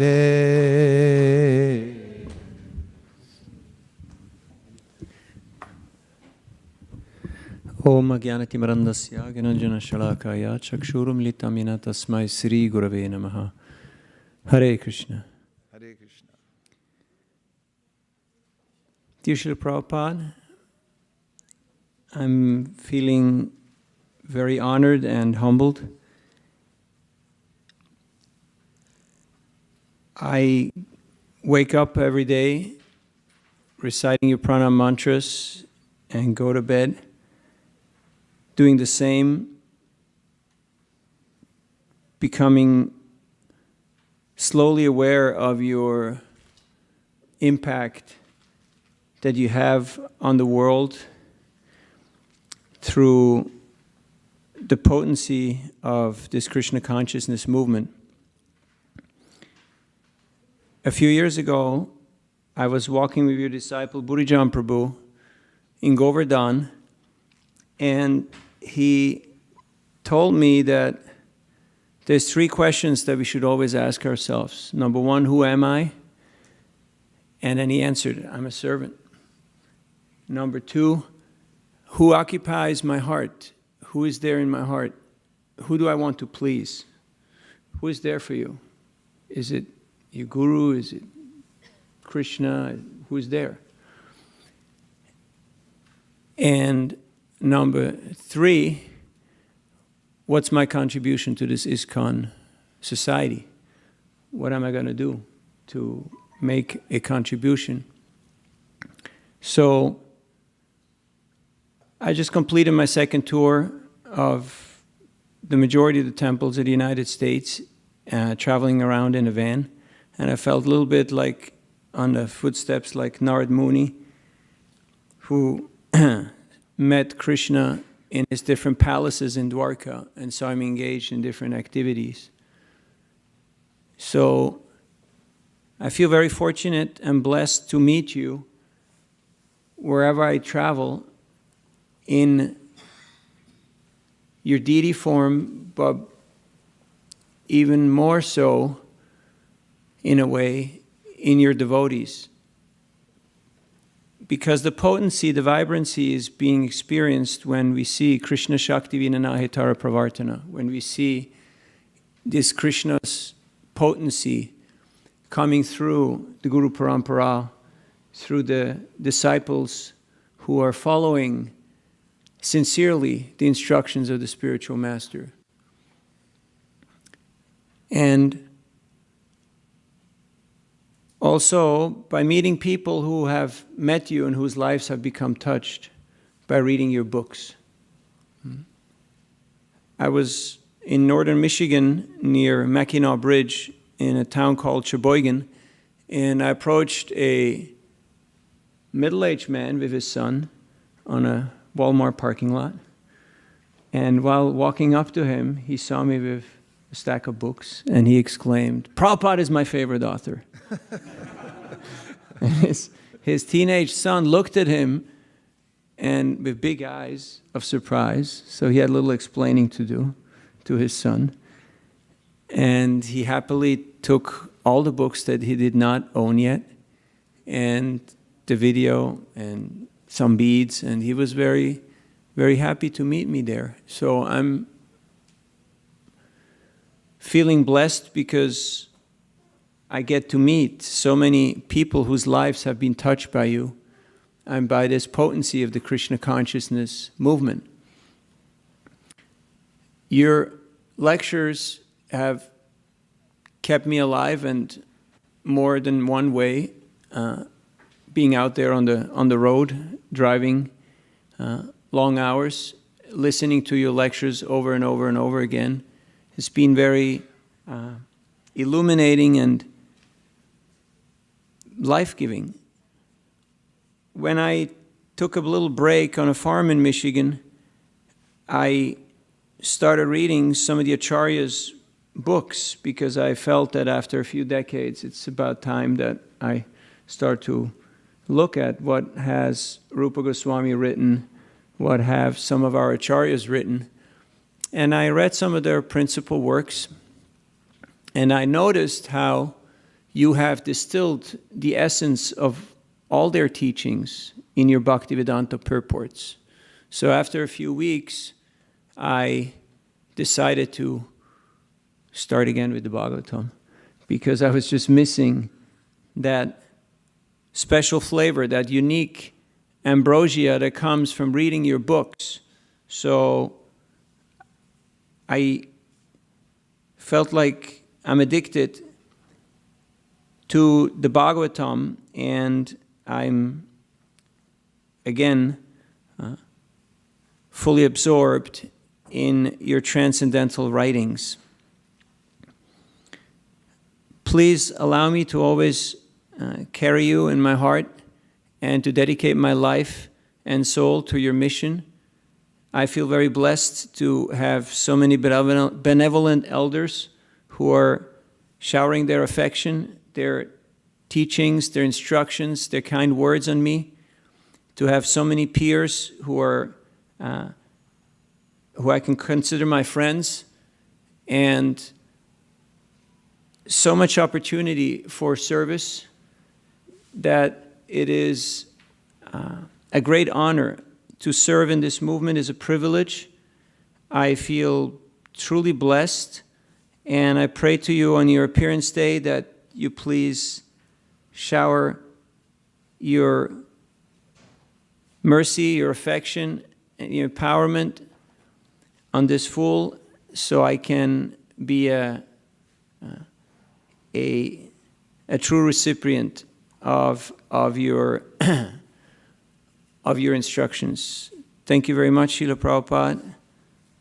Hare Krishna. All goes Srila Prabhupada.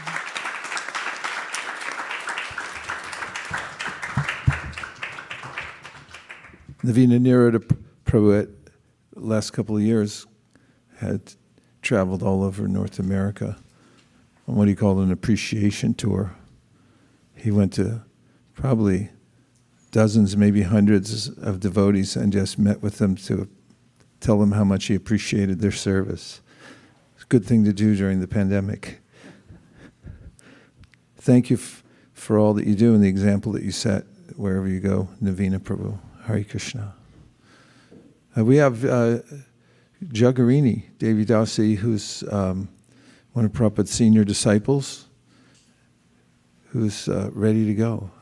Hare Krishna, Krishna Krishna, Hare Hare, Hare Rama,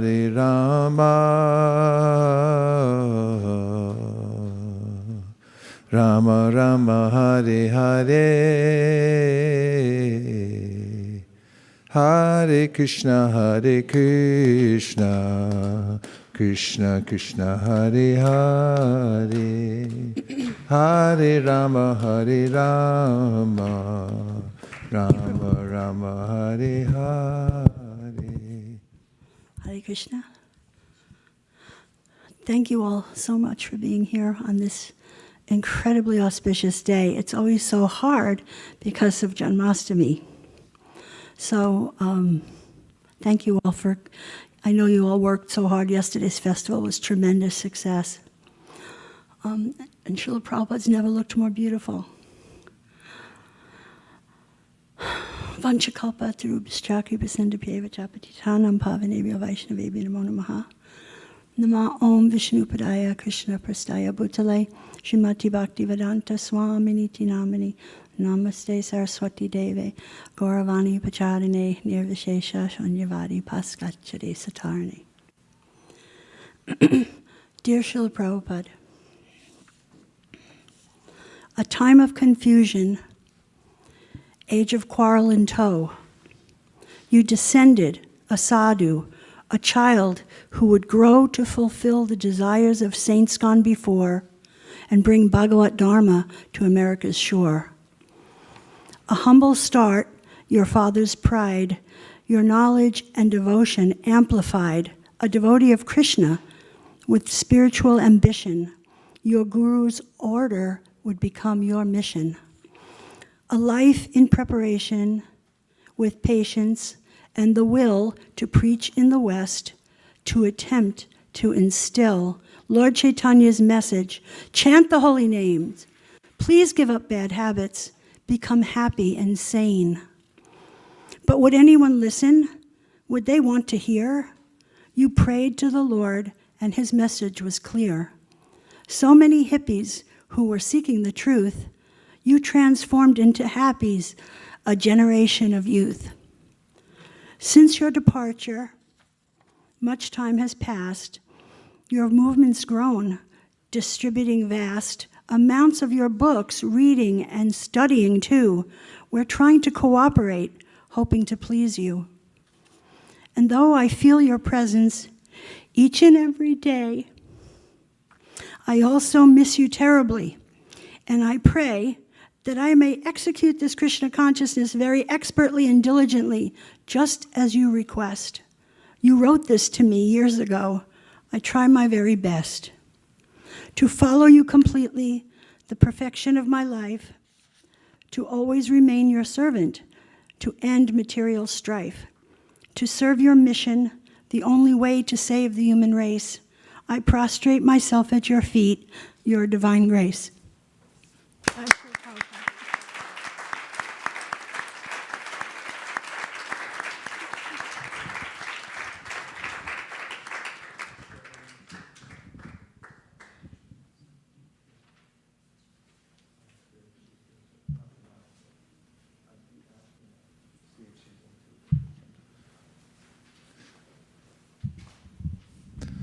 And now, Sadhu Vrindavan. Hare Krishna, Krishna Krishna, Hare Hare, Hare Rama,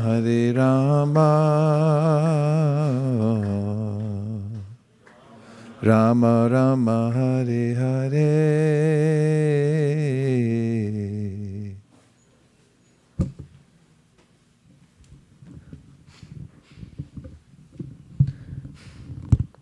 Sadhu Vrindavan was born into the Krishna consciousness movement, and before he could reach the ends of the Mridanga, he demanded to play it. And when he could reach, he could play it before he took any lessons.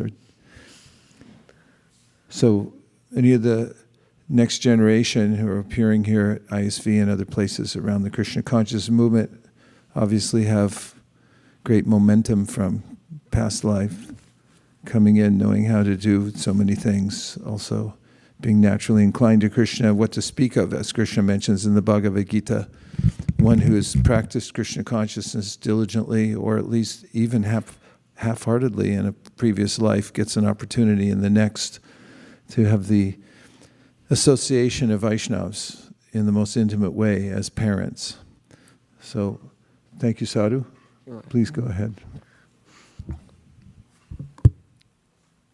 Hare Krishna, please accept my humble obeisances. All glories to your lotus feet and all the devotees. Wow, I mean, your story is just incredible. Nobody could ever replicate your love and service for your Gurudev, Bhaktisiddhanta Saraswati Maharaj. You're the epitome of selflessness. I mean, you did so much and still acted like it was not that much. The love for your disciples is so beautiful. Thank you for Vaisesika Prabhu. Without him, ISV wouldn't be the same. He's the foundation and pillar of ISV. His guidance has been really needed, and he always finds time to spend with the kids. Thank you so much for my Guru Maharaj, His Holiness Indrana Swami Maharaj. I'm so grateful to him. He's the only reason that I chant my 16 rounds, and his mercy has, to me, my family, my sister, has been, it's beautiful. And I was just talking with Gopal Champu Prabhu the other day when he came, and he was talking about how that Srila Prabhupada, when Vaisesika Maharaj was doing a Kirtan the other day, he was talking about how he was imagining there was this whole spaceship, and Srila Prabhupada was leading it, and all the Prabhupada disciples were 5-star generals, and then all the devotees, were the helpers. And we were distributing all the books, Srila Prabhupada's books. And I was just thinking how it's really important to distribute the books of Srila Prabhupada, because I mean, this world, it's dukkhalayam ashashvatam, it's full of misery. So I was just thinking how it's really, we have to take up Srila Prabhupada's movement and, distribute the books. But also, we should read his books first, and we should read his books and, you know, intake all the lessons that the Lord, he wrote the Srimad Bhagavatam. We should read that, and then after that we should start distributing his books. So thank you so much, Srila Prabhupada, for all that you've done for us. I'm really grateful that I could be in your movement, and, you know, with all my friends and devotees and Vaisesika Maharaj, Giriraj Maharaj, Satidev Prabhu, Akarnath Prabhu, all the Prabhupada disciples. It's really great. Thank you so much.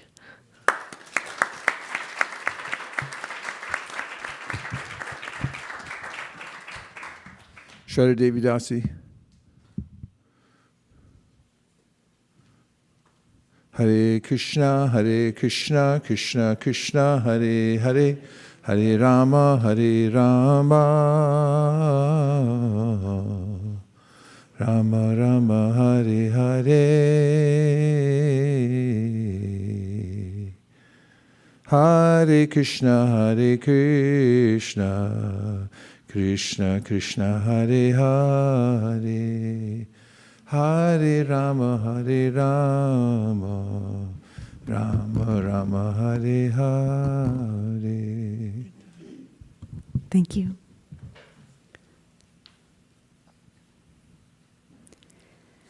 Om Jnanatimrandhasya Jnananjan Shalakaya Chakshurunmilitam Yena Tasmai Shri Guruve Namaha. Dear Srila Prabhupada, I cannot even begin to describe how happy I am to be able to participate in your Vyasa Puja celebrations this year. It was a transcendental experience to walk into the temple this morning and to smell the good smell of kachoris being fried in the kitchen. Thank you so much for teaching us that skill. I had participated without break for 9 years, and I had taken that as granted. My inability to participate last year due to job-related commitments made me realize the importance of your Vyasa Puja. Thank you, Prabhupada, for opening my eyes. 5 years ago, on your Vyasa Puja day, I had foolishly thought that I was ready to dedicate myself to serving your mission. It was not to be. The COVID pandemic hit not only the body, the mind, but also the economy as well. And soon I found myself back in the corporate corridors, the virtual ones this time, which was worse, as the fine line that divides work and personal life slowly got erased. What to talk of devotional life? I was fortunate to work dedicatedly for your mission for 3 years, but I took that for granted. This last 1 year, many nights as I went to sleep at 3 a.m. after wrapping up the office work, I would longingly think of devotees getting ready to go to Mangal Artik, literally being reminded of Bhagavad Gita 269. It says, Ya nisha sarva bhutanam tasyam jagrati samyami yasyam jagrati bhutani sa nisha paschyato manehe. Which is, what is night for all beings is the time of awakening for the self-controlled. And the time of awakening for all beings is night for the introspective sage. There were many moments of guilt as I thought, how come I get the energy to stay awake till 3 a.m., churning out mindless project status reports, night after night, week after week, and months after month, and then miss the Saturday program at the temple? Where from do I get the energy to learn newer software and go deeper into management techniques? How come I can be in project management samadhi for hours at a stretch, whereas the moment I sit down to chant, the mind goes all over the place? Was there some desire buried deep inside somewhere? Why, the mind shouted. And then the answer came, a lifetime of preparation. Srila Prabhupada, you suffered much more than I do, but you never lost the focus on your goal, life goal, to fulfill the desire of your spiritual master, to print and distribute books. You seemingly started at 69, but there was a lifetime of preparation behind it. Maybe Krishna has a purpose behind putting me where I am today. The mind reasons during the better moments like that. I just need to be patient and accepting of Krishna's special mercy and never lose track of the goal, distribute books.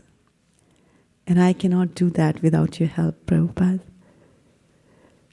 On this most auspicious day of your holy appearance, I will repeat the prayer that we did this morning. Dear Prabhupada, Ekaki Amar Nahi Paya Bala Hari Nam Sankirtane Tumi Kripa Kore Shraddha Bindu Dio Deho Krishna Nam Dhane. I do not find the strength to carry on alone the Sankirtan of the holy name of Hari. Please bless me by giving just one drop of faith with which to obtain the great treasure of the holy name of Krishna.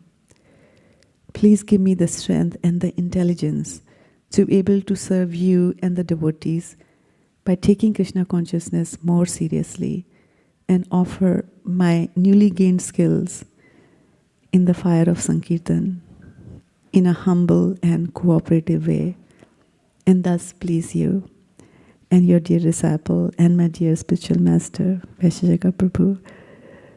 Thank you so much for considering my request. Your humble and fortunate servant, Shraddha Devi Dasi. Hare Krishna.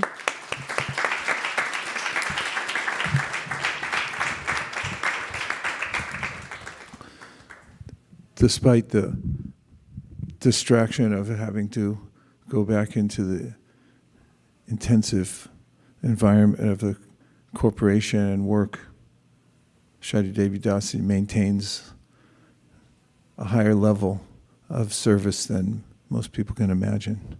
Thank you very much for all that you do. Hare Krishna. And now we have the intrepid Govinda Charan Prabhu, who's, as I just said, intrepid and unaware that I was going to call on him, apparently.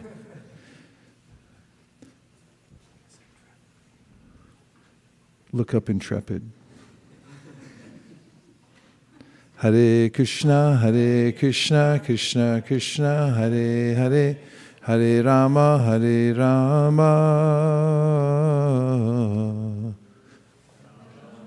Rama Hare Hare. Oh. Hey. Govinda Charan Prabhu and his wife are the organizers of Sadhu Sangha, which takes all year long to prepare for, but that's only a side project.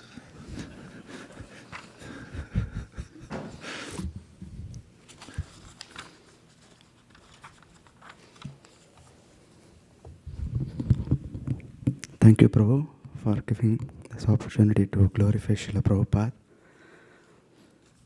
Om Vishnupadaya Krishna Prashtaya Bhutale Shrimate Bhaktivedanta Swaminita Namane Namaste Saraswati Devi Gauravani Pracharane Nirvishesha Shunyavadi Paschati Deshitarane. This offering is titled God That Doesn't Need a Shave. It doesn't need what? A shave. Oh, shave, okay. Dear Srila Prabhupada, please accept our humble obeisances. All glories to your divine grace. Your appearance day is right after the appearance day of Krishna. This is the best buy one get one offer ever. Rasika Shiromani and I were in Europe last month visiting the beautiful temples you and your devoted followers have established and maintained for so many years. With all the latest technology and internet, it was quite an intense effort for us to plan our trip of mere 3 weeks. We stayed with devotees at temples and at Airbnbs in various places. That's when it occurred to us what it means to go to a new country to establish Krishna consciousness, not knowing anyone beforehand. What to speak of not having the funds nor knowing the language. But despite all such odds, the fact that all these temples exist is an irrefutable testimony to your greatness and how much you have empowered your disciples and followers to surrender their lives to Krishna. We were also fortunate to be in the same rooms that your lotus feet had grazed upon in both the Bhaktivedanta Manor in UK and the new Mayapur Castle in France. Our entire trip was so much opportunities to appreciate your divine grace. In Rome, we thought there was no temple or devotee close to where we stayed. After arriving, we found a devotee-run restaurant just a few minutes away. And one of them told there is actually a preaching center just half an hour outside the city, and His Grace Vaisesika Prabhu was just there a few months ago. Such is your glory, Srila Prabhupada. In Paris, we were fortunate to take darshan of Shri Radha Parisishvara whom you personally installed. We just couldn't take our eyes off of Parisishvara. His eyes are so piercing and his beauty is so unparalleled. His darshan is so captivating. It was especially very significant after our visit to the Louvre Museum in Paris, where there were many paintings on the walls done by famous painters depicting many aspects of the Christian theology. It was certainly inspiring and educational to learn about many of the devoted saints and people who lived in a God-conscious life and in many cases sacrificed their lives for good. Similarly, the massively large structures, domes, halls in Europe, especially in Rome, were certainly awe-inspiring and stands as a proof of a religion that enjoys such widespread followers. Thanks to your teachings, we could appreciate the many common elements in terms of worshipping personal God, dedicating one's life in the service of God, spreading this message, etc. However, with all due respect, we were shocked to see the paintings where God is depicted as an old man with beard, giving his judgments. Though we have heard about this in your lectures and conversation, it never actually sank in us what it means to have such a conception of God as an old man. That's when our greatest appreciation for you rose in our hearts, Srila Prabhupada. You have given us Krishna, the most youthful person who is the Supreme Personality of Godhead, who is the Supreme Enjoyer, who is the Supreme Well-Wisher, our Supreme Lover. Many times we take the knowledge you have given us in your books for granted, but on that trip, when we were in the middle of hundreds of visitors whose only knowledge of God was that of an old man with a beard, that's when we realized our real good fortune of knowing about the real nature of God as Navayavanam. It also reminded me of how much more work you have left for us to do to deliver the sublime knowledge of the real nature of God, who is our all-attractive Krishna, to all those sincere souls who are hankering to revive their relationship with Him. It reminded how each of your books is filled with such revolutionary knowledge that can eradicate the impersonalism, voidism, and other inaccurate personalist ideas which have dominated various civilizations for thousands of years. On this auspicious day, we pray that we all receive your empowerment to continue your mission of distributing your books so everyone knows who God really is. All the beautiful deities you have established like Radha Parisishvara are waiting for those lost souls.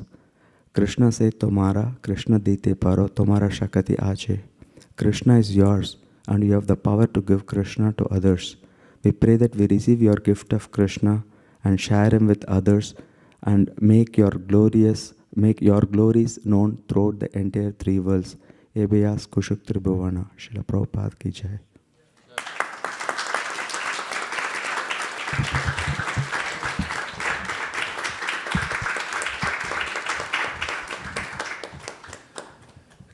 Govinda Charan Prabhu, thanks for making life always so colorful and interesting. I don't know what I'd do without you. Let's take a couple minutes before we have our next speaker to reflect. It's helpful to hear what we're all hearing. What kinds of points or ways of presenting are affecting you in any way that you can share. What did you hear? Yes.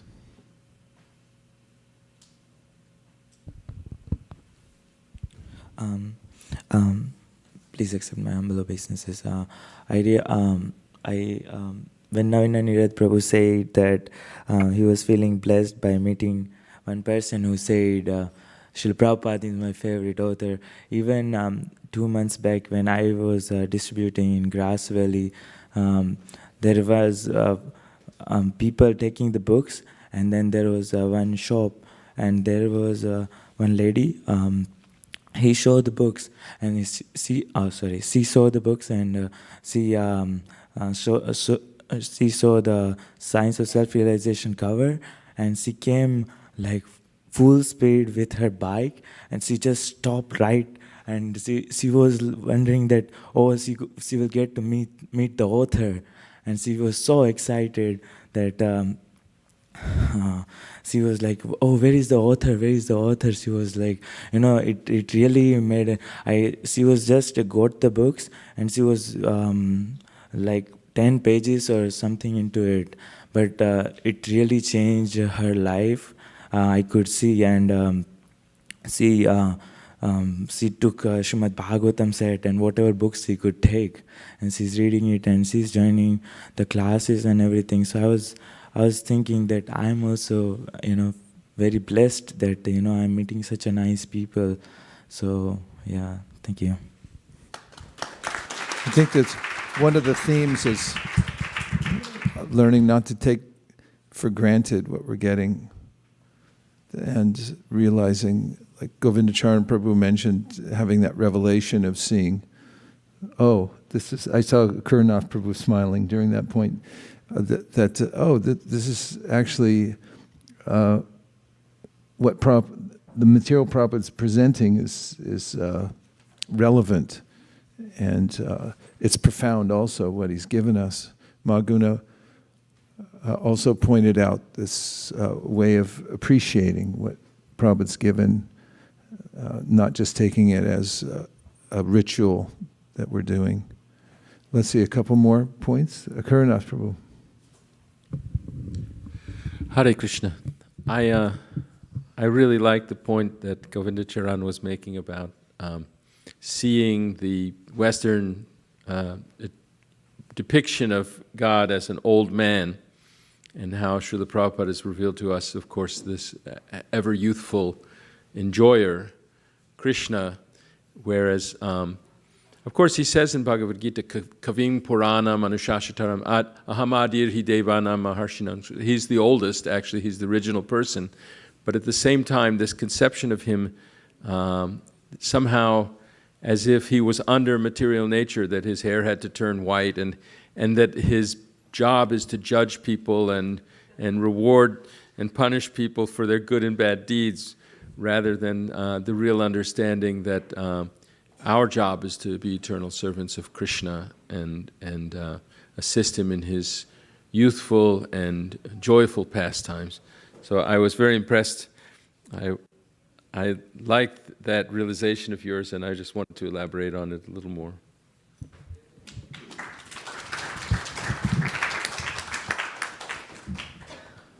Tim. Hare Krishna, please accept my humble obeisances. All glories to Srila Prabhupada. This is my first time for the Prabhupada Remembrance Day. But what I did really like was the sort of diversity of speakers. Everyone's coming from different parts of the world, and also expressing themselves in different ways. The poem I thought was very beautiful and endearing. And people were talking about personal experiences, their spiritual journeys, or their stories with Prabhupada, or travels throughout the world. I thought it was all, it was a lot to take in, and I'll probably have to watch it again on YouTube, as I do all the time. So thank you, whoever does that service, the YouTube ISKCON Valley. It does help me rewatch things. But I think one of the things that I can take away was the 3 questions to ask yourself daily. Who occupies my heart? What is my contribution to this society? And who am I? That one I could personally take away and add to my practice because it's simple and also very useful. Thank you. Sadhu, sadhu.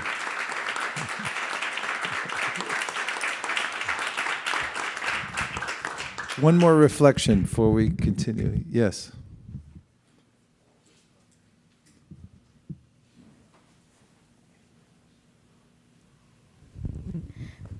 So when Mahaguna Devidasi, she was giving her Vyasa Puja offering, I was also very touched when she mentioned that there were only 4 or some devotees in Japan when she took the initiation, and she wasn't even hankering for any spiritual life, or she had no idea or searching for absolute truth, and she somehow got initiated.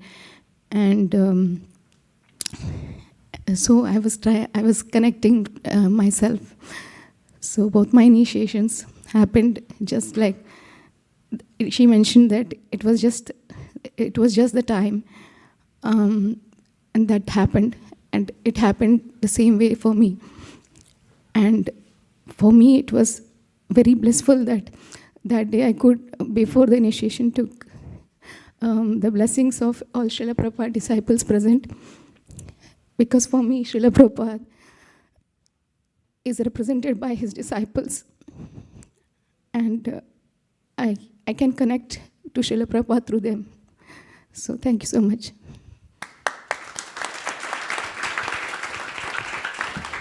And now we have the inimitable Gurudas Prabhu to please come switch chairs. And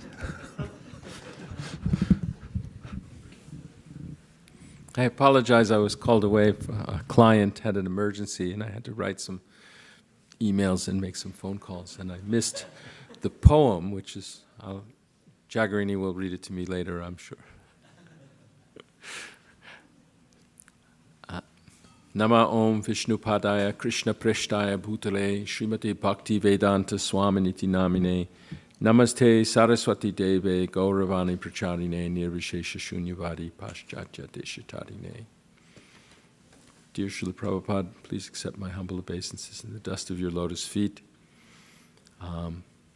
One devotee was just saying how she sees you in your disciples, and I'm remembering how you, on your own Guru Maharaj's either appearance day or disappearance day, pointed out that you were seeing that he was sending your disciples, they were representatives of you, and I'm feeling the same way, especially here in ISV, where so many devotees are under the guidance of His Grace Vaisesika Das and Nirakula Devi Dasi, are learning your books very thoroughly, and also displaying an example of the realization from your books of how to render devotional service as you've taught us. You are the founder Acharya of the International Society for Krishna Consciousness. It's your books that are the primary instructions about Krishna for all of us. And you're such an extraordinary founder Acharya, an extraordinary spiritual master. I'm reflecting that Bhaktisiddhanta Saraswati Thakur, Prabhupada, sent other of his disciples at great expense to the Gaudiya Math. He sent Ban Maharaj and another disciple to London. But realistically, it seems almost an impossible task to convince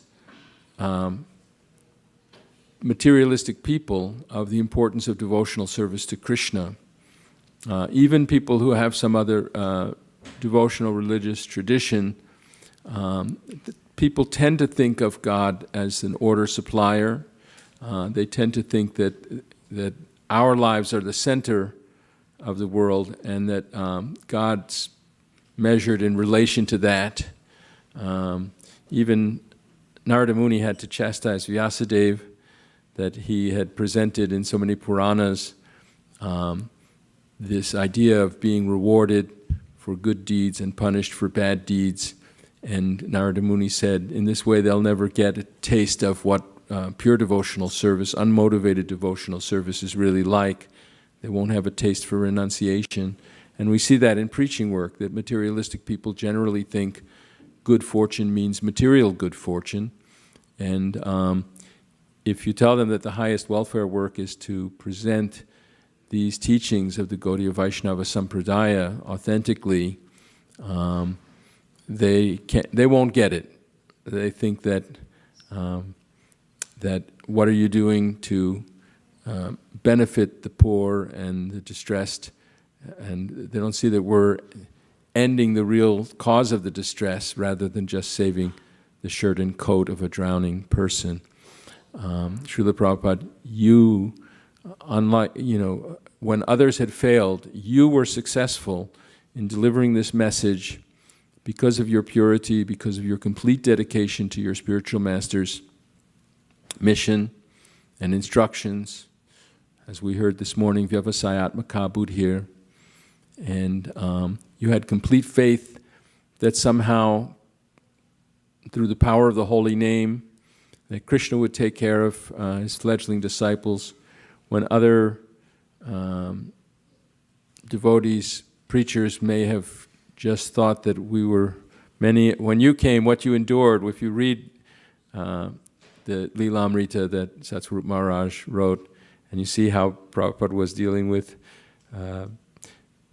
really drug-addled people that were, it was actually written that, go to the Hare Krishna temple in the morning after you've been up all night taking LSD, that it's a good place to re-enter or something like that.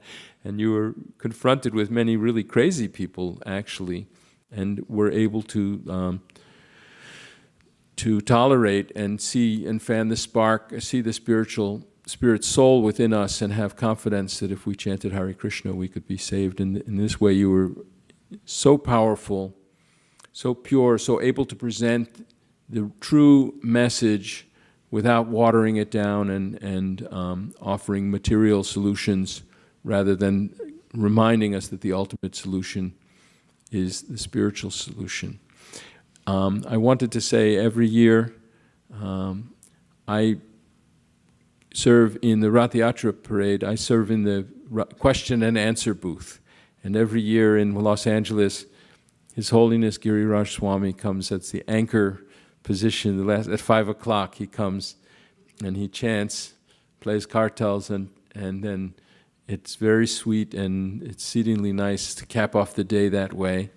And this year he was mentioning, there were some devotees were coming and asking him about his association with His Holiness Tamal Krishna Goswami. And he recounted that although he'd met Tamal Krishna Goswami before, that one of his first serious, what he remembered, a serious association, is that Tamal Krishna Goswami impressed upon him that the secret to success in spiritual life is to please the spiritual master, and that you have to be completely dedicated to the spiritual master.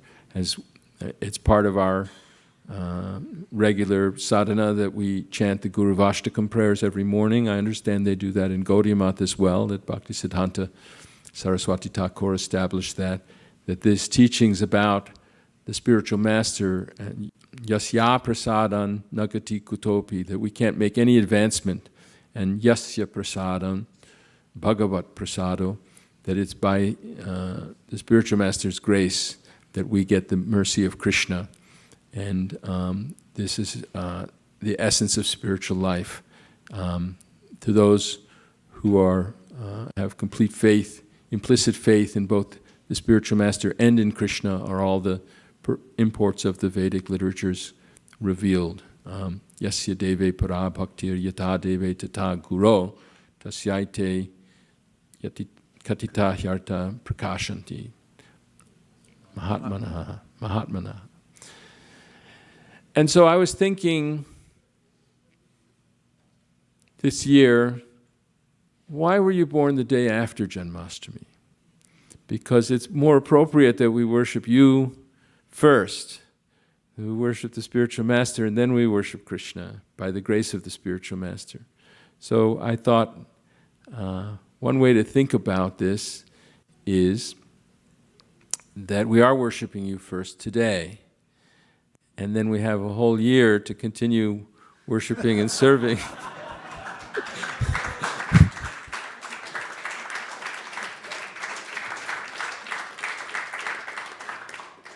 And so I just want to express my admiration and my gratitude for your accepting me despite all my faults and weaknesses, and I'm looking forward to becoming perfect in devotional service for your pleasure. Hare Krishna. Haribol.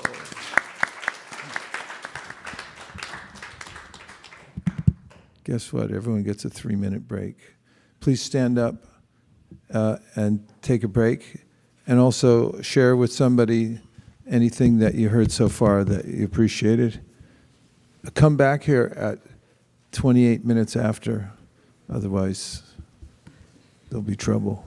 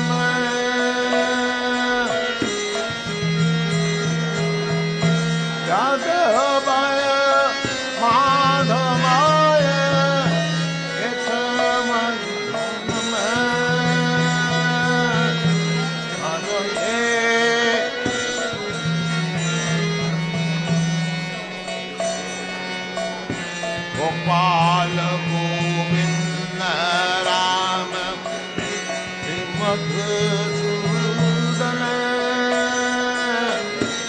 Gopal Govinda Ram Madhusudana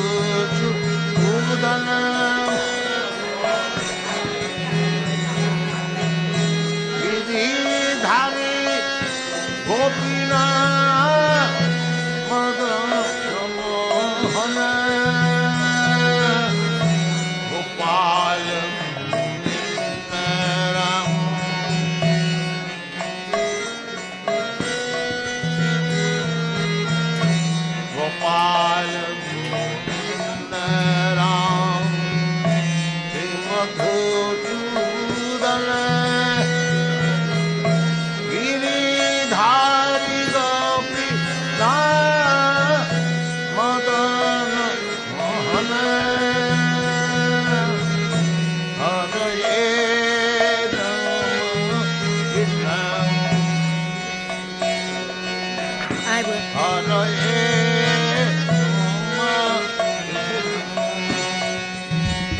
We'll be starting in 36 seconds.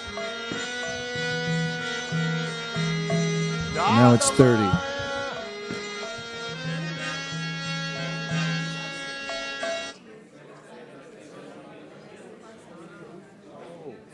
Right.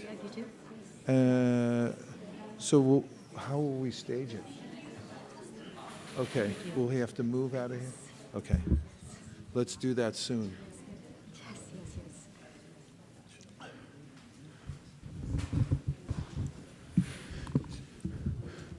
So while we're waiting for His Holiness Giriraj Maharaj to come back out, please share a realization or two before Nirkula Devi Dasi starts.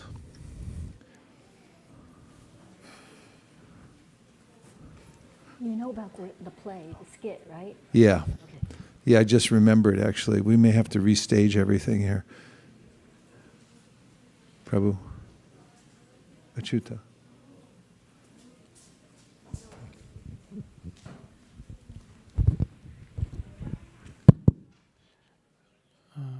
Actually, Maharaj, today morning when I got up and... no Kumbh Mela, please. I was just... one thing I was thinking was I was feeling very grateful for this community because one thing that I picked up from Srila Prabhupada Lilamrita was that Srila Prabhupada actually said that if you want to survive as a devotee in America, the only way to survive is by distributing books. He writes that in Lilamrit. And I was just being grateful that my devotional life in America became easier because I'm part of this community. Because they live and breathe distributing Srila Prabhupada's books. So I was just feeling grateful for that. So. Okay. A couple of things. One is Vaisesika and company have put together a skit. So we're going to have to restage, I think. Just the tables and mic stands? But okay, but we'll have to move back there, right? So figure out the logistics to move everybody as quickly as possible when we need to go, okay? And now, my wife Nirakula Devi Dasi, who's a service warrior.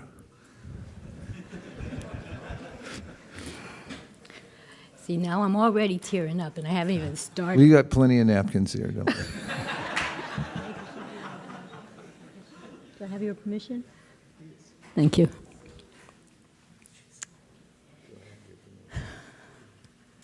Nama Om Vishnu Padaya Krishna Prastaya Bhutale Srimati Bhakti Vedanta Swamini Te Namane Namaste Saraswati Devi Gauravani Pucharane Nirshesa Sunyavadi Paschacha Desatarane.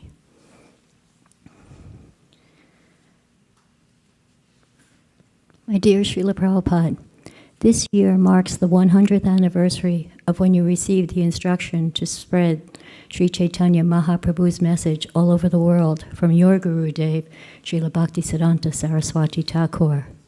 It was during your first visit to his ashram at Altadanga Junction Road in Calcutta. 2 years ago, we went to this most sacred place, which was being painstakingly renovated, and climbed the very same stairs that your lotus feet touched as you ascended to an encounter that not only changed the trajectory of your life, but the lives of millions. The transcendental power of that meeting can still be felt on this revered rooftop. Srila Prabhupada, you are the ideal example of a perfect disciple. You took that order to heart and came to the West to save us all. In the fertile ground of the 60s in New York, San Francisco, Montreal, and London, you started a revolution. The young and disenchanted, mostly hippie kids, were looking for truth, and you presented the absolute truth perfectly and honestly. In you, we found genuine humility, compassion, and love, and you won us over completely. In your commentary on the Narada Bhakti Sutra 1.8, you write, "Only by the combined mercy of the pure devotee, the bona fide spiritual master, and the Supreme Lord himself can one attain pure devotional service to the Lord. If someone is fortunate enough to find a pure devotee and accept him as his spiritual master, then this spiritual master, out of his causeless mercy, will impart the knowledge of pure devotional service. And it is the Lord, out of his causeless mercy, who sends his most confidential servitor to this world to instruct pure devotional service. By the divine grace of the spiritual master, the seed of pure devotional service, which is completely different from the seed of fruitive activities and speculative knowledge, is sown in the heart of the devotee. Then, when the devotee satisfies the spiritual master and Krishna, this seed of devotional service grows into a plant that gradually reaches up to the spiritual world." That's the end of Prabhupada's purport. As a young teenager, I was seeking answers to my questions about the purpose of life and God. My sincerity or fervor for answers were by no means on par with the inconceivable mercy that I received when I came in contact with your disciples and books, or when you magnanimously accepted me as your disciple. I'm ashamed and humbled before you, Srila Prabhupada. I have wasted so much of this life, the life that you've given me. Attempts at expressing my heartfelt gratitude feel disingenuous and hollow because I have not put that deep appreciation into action. Please hear my fervent prayer that I may be graced with the intelligence, sincerity, and determination to be of some service to you, your mission, and the Vaishnavas. With every ounce of sincerity that I can muster, I beg you to please help me to take up your mood and allow me to assist you eternally in whatever capacity you deem fit in your service to your Guru Maharaj and Nitai Gauranga. Eternally your servant, Nirkula Dasi.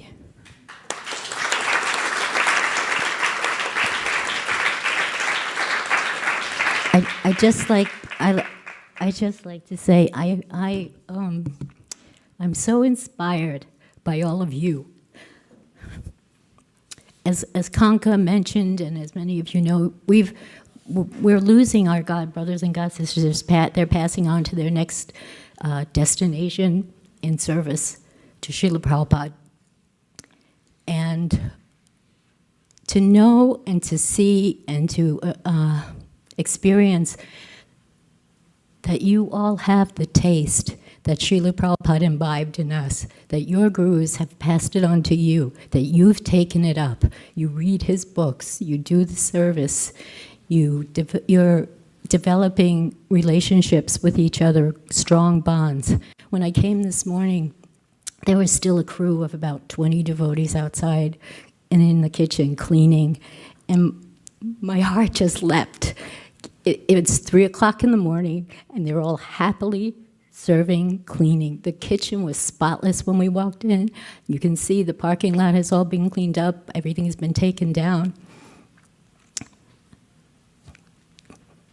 Thank you. Hare Krishna.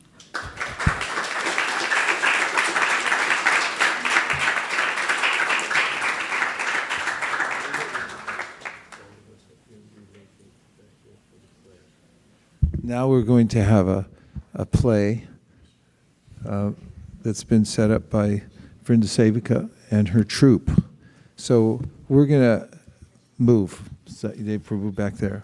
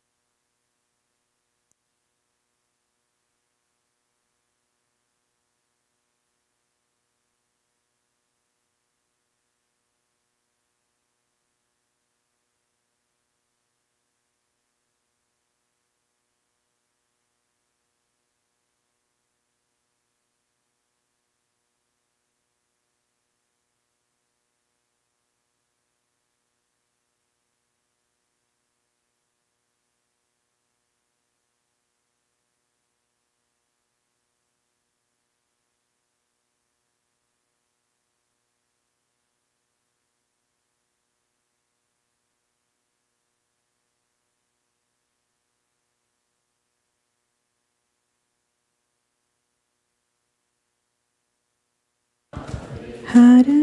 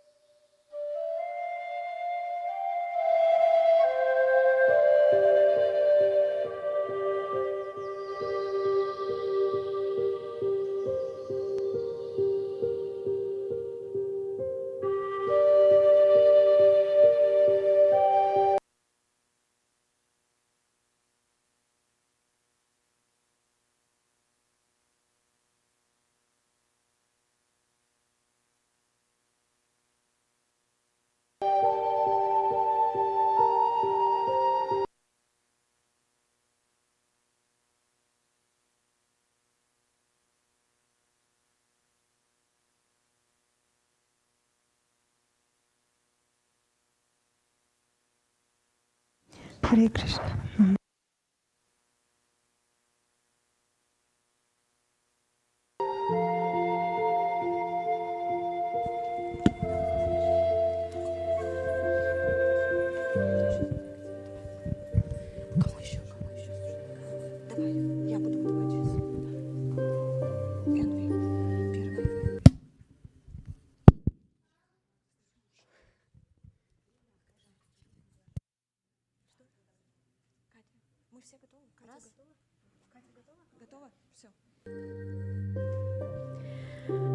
Home, sweet home. It is not low, not high. It is neither close nor far. It is neither narrow nor wide. Once upon a time, one very pure, immaculate soul, just straight from its original source, flew by. She saw the house and asked, "Oh, knock knock. Whose house is it?" No one's? No one lives here. Then I guess I'll live here. I just doesn't work this way. I guess it's my wings.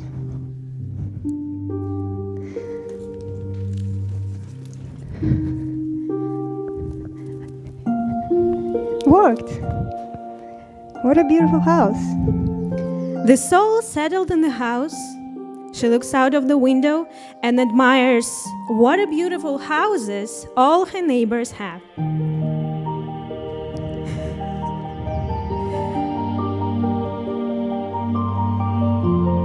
Suddenly,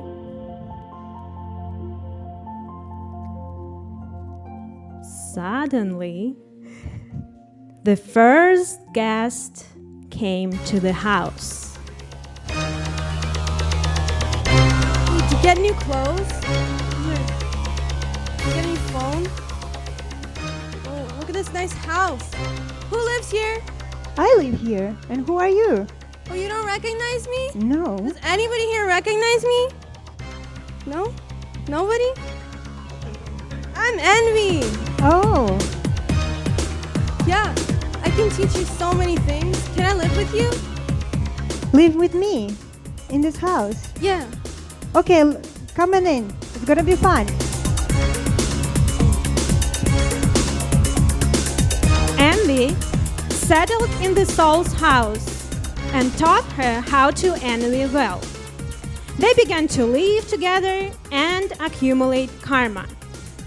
Once Envy said to the soul, Hey soul, can my friend come over? It's going to be so much more fun. Your friend? Yeah. I haven't seen her for a long time. I guess it's fun. It's gonna be fun. Let's do it. Yay.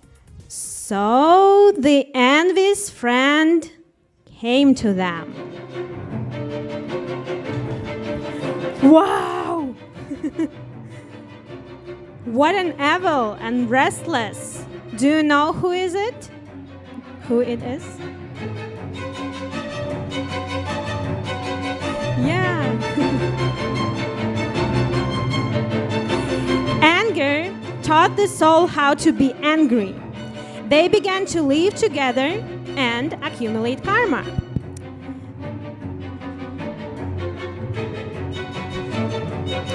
Then, again, someone else came to visit.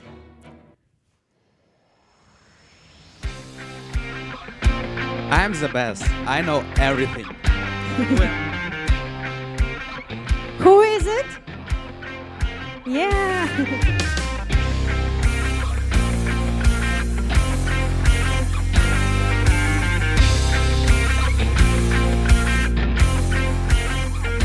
Pride no longer asked for permission to enter and just broke into the soul's house and taught her how to be proud. Pride began to praise their own house, saying, Your house is the best. And so they begin to live together and accumulate karma. Soul began to feel uncomfortable with such housemates, but she became attached to them.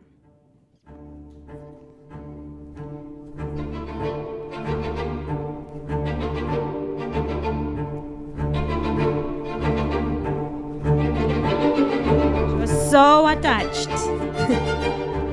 They behaved so wild and selfish. The soul didn't know what to do with them.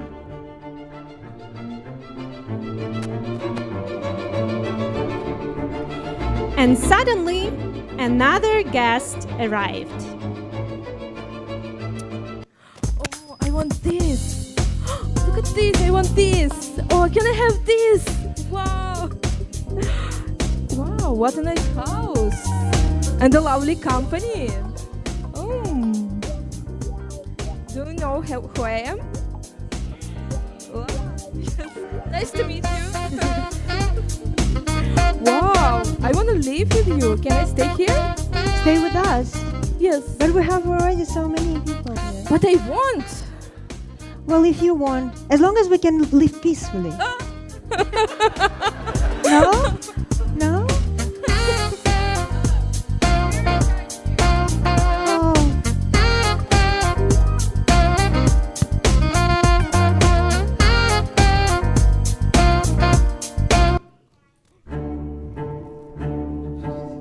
Кружитесь, кружитесь, кружитесь.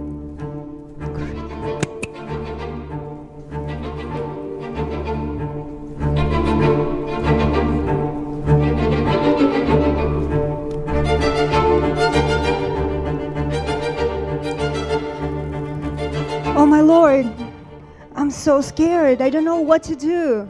Please help me. I just got so attached, and it's so painful. What do? I don't know what to do with this. I want so much, but it makes me painful.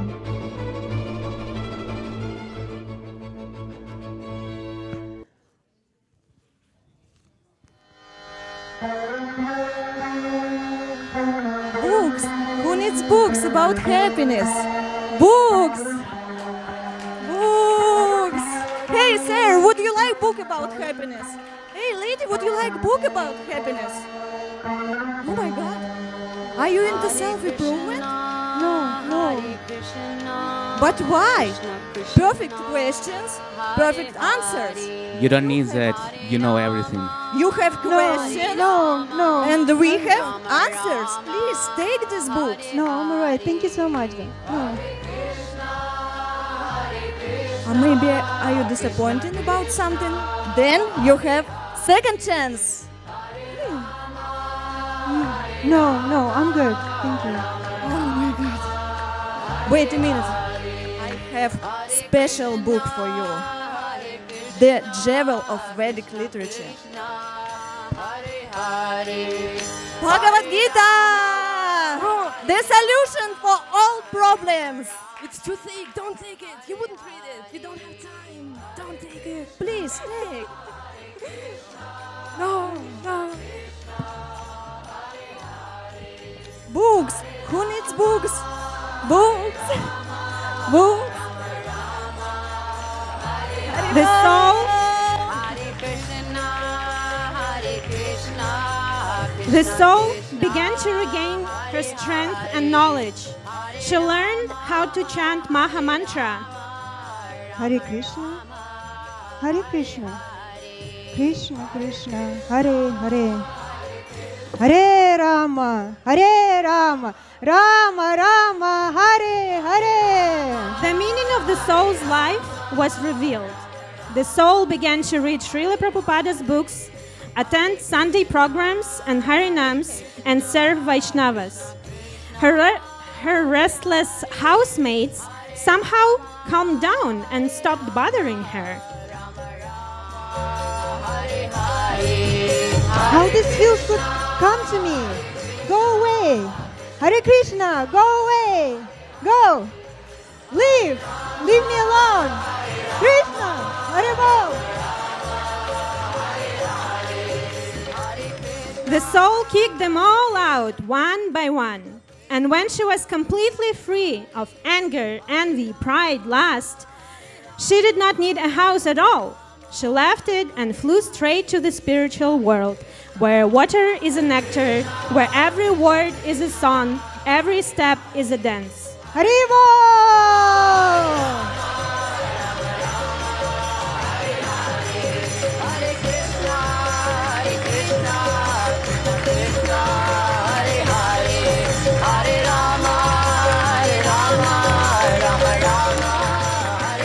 Haribo!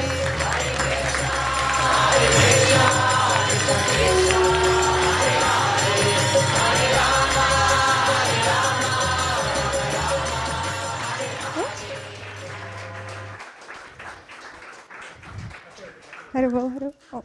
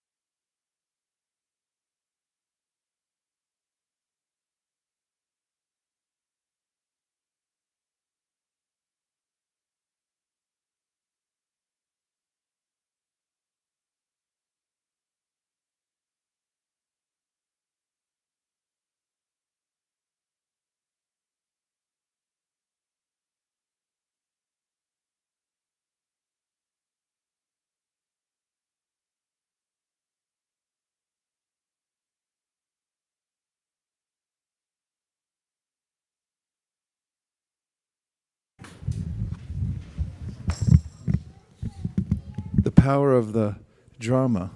It's quite effective. And I was thinking it's such a nice offering to Srila Prabhupada. He loved dramas. There were the Vaikuntha players at West 55th Street in New York. Prabhupada, we had actually a theater there. And Prabhupada would relish coming in, and he wanted those players to enact philosophical points. In fact, they did on the streets of New York, where big crowds of people would come in and then take books and so forth. I think it was an extremely effective offering and deeply touching. Let's thank the, what's the name of the group? They have to have a name. Vrinda Sevika, do you have a name for your group? What are they called?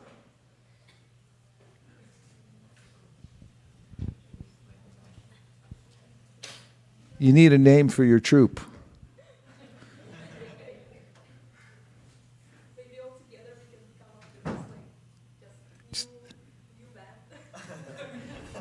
What's it called? Well, just give me a temporary name.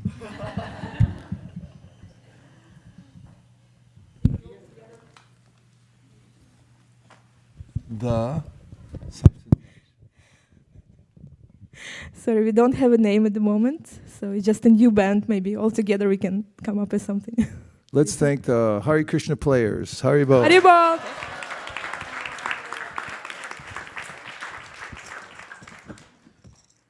And now, humble request for Giriraj Maharaj to address us.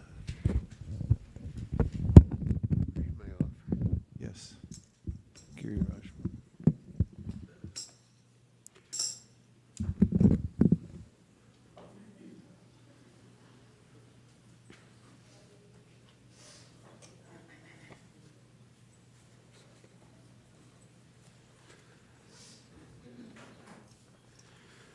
Om Agyanitimirandasya Gyananjana Salakaya Chaksun Militam Yena Tasmai Sri Gurave Namaha Namam Vishnu Padaya Krishna Prastaya Bhutale Srimate Bhaktivedanta Swami Nitinamani Namaste Saraswati Deve Gauravani Pracharine Nivishesha Shunivari Paschatya Desha Tarine Anchakalpatrubhyascha kripa sindhuvevacha Siddhanam bhavanebhyo vaishnavebhyo namo namah. Sri Krishna Chaitanya Prabhu Nityananda Shri Advaita Gadadhar Shivasari Gaura Bhaktivinoda Hare Krishna Krishna Krishna Hare Hare Hare Rama Rama Rama My dear Srila Prabhupada, please accept my humble, prostrated obeisances at your all-merciful lotus feet. All glories to your divine grace. When an interviewer once asked you, "What is the goal of life?" you replied, "The goal of life is to enjoy." The effort to enjoy materially through the mind and senses leads only to frustration and misery. But spiritually, one can enjoy in relation to the Supreme Personality of Godhead, and that pleasure, unlike the temporary so-called happiness of the material world, is eternal. And that eternal happiness can be realized through the mercy of Sri Nityananda Prabhu and you. Nitya means eternal, and Ananda means bliss. So if we can come in touch with Lord Nityananda through you, we can realize that eternal bliss for which we are hankering. How do we become eligible for your and Lord Nityananda's mercy?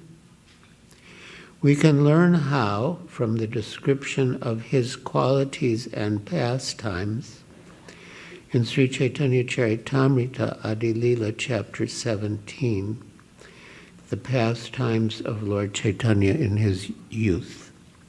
Text 17. Tabe Shachi Dekila Rama Krishna Dui Bai, Tabe Nistarila Prabhu Jagai Madhai. Translation. Thereafter, Mother Sachi Devi saw the brothers Krishna and Balaram and their manifestation of Lord Chaitanya and Nityananda. Then the Lord delivered the two brothers, Jagai and Madhai. In your purport, you write, Jagai and Madhai were two brothers born in Navadvip in a respectable Brahmin family, who later became addicted to all kinds of sinful activities. By the order of Lord Chaitanya, both Nityananda Prabhu and Haridas Thakur used to preach the cult of Krishna consciousness door to door. In the course of such preaching, they found Jagai and Madhai, two maddened, drunken brothers, who, upon seeing them, began to chase them. The next day, Madhai struck Nityananda Prabhu on the head with a piece of earthen pot, thus drawing blood. When Sri Chaitanya Mahaprabhu heard of this, he immediately came to the spot, ready to punish both brothers. But when the all-merciful Lord Gauranga saw Jagai's repentant behavior, he immediately embraced him. By seeing the Supreme Personality of Godhead face to face and embracing him, both the sinful brothers were at once cleansed. Thus they received initiation into the chanting of the Hare Krishna Mahamantra from the Lord and were delivered. So Chaitanya Mahaprabhu ordered Nityananda Prabhu and Haridas Thakur to go into Navadvip to approach whomever they met on the way, and to go door to door and request people to chant the name of Krishna, to worship Krishna, to follow Krishna's instructions. Bolo Krishna, Bhajo Krishna, Koro Krishna, Sika. And not to distinguish between who was qualified and who was not. And you, Srila Prabhupada, preached in that mood. When Chaitanya Mahaprabhu was ready to kill Jagai and Madhai, because the latter had physically injured Nityananda, the all-merciful Nityananda Prabhu said, "No, Lord, don't do that. Don't harm them. In Kali Yuga, our mission is not to kill the demons, but to deliver them. And in Kali Yuga, almost everyone is like Jagai and Madhai."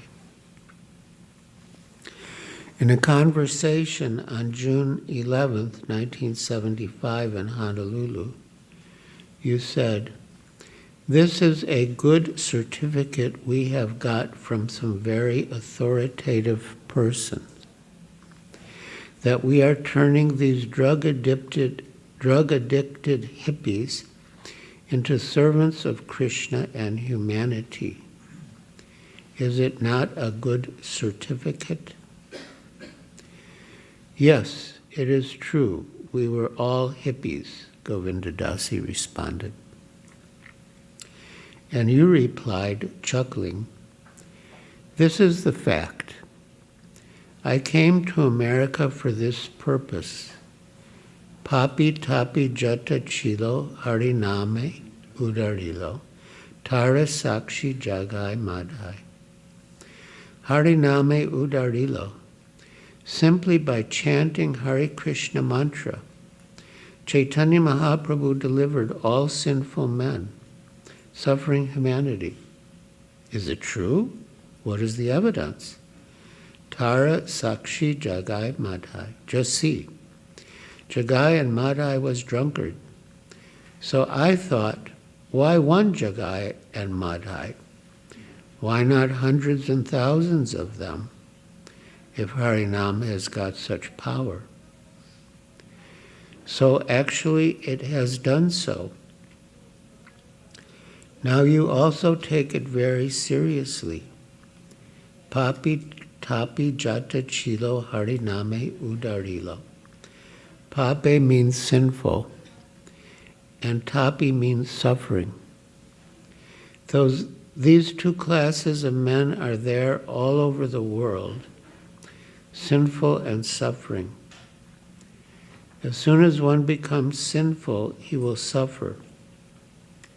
So all these sinful and suffering beings were delivered simply by the method of Sankirtan, Hariname Udarilo, Tara Sakshi Jagai Madhai. People would actually see Jagai and Madhai, what they were and what they have become. Try to administer this.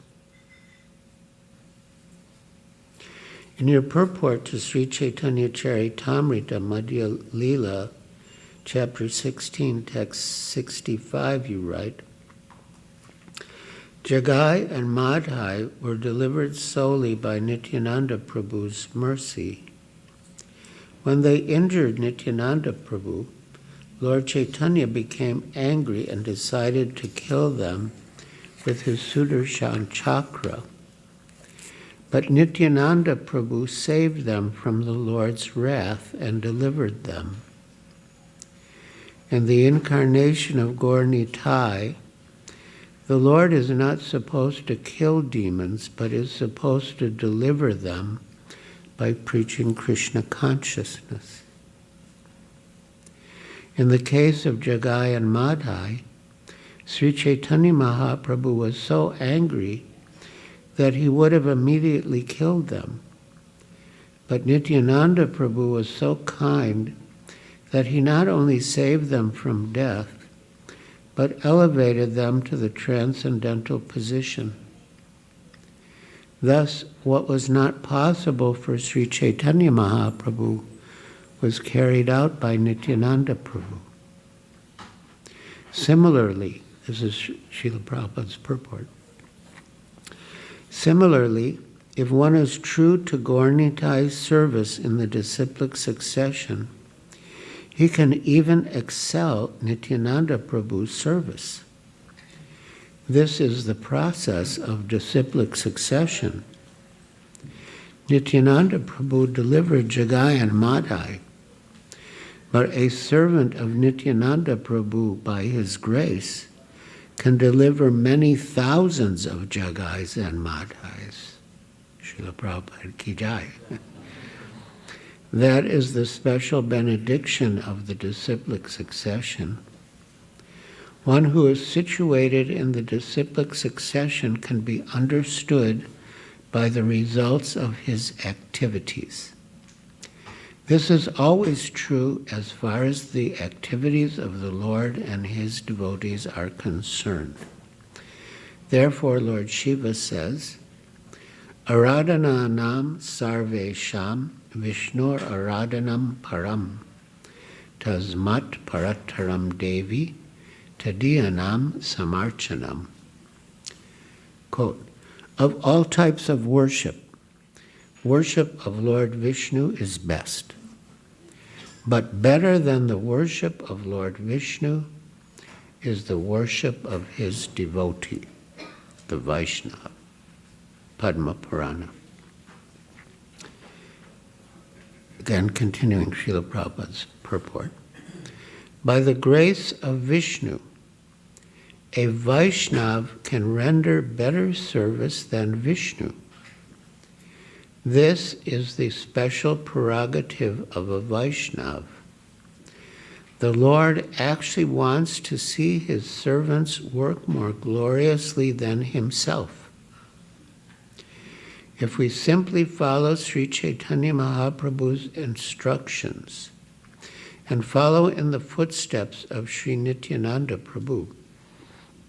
This Krishna consciousness movement can advance, and even more difficult tasks can be performed by the preachers remaining faithful to the service of the Lord. So Srila Prabhupada, you took up the same mood of approaching anyone and everyone, pious or sinful, qualified or unqualified, without discrimination. As Nityananda Prabhu said, in Kali Yuga, practically everyone is like Jagai and Madhai. That may be more apparent in America and Europe than in India. Though I did hear a talk in which you were discussing how demonic Western civilization is, and how the leaders and pretty much everyone are demons.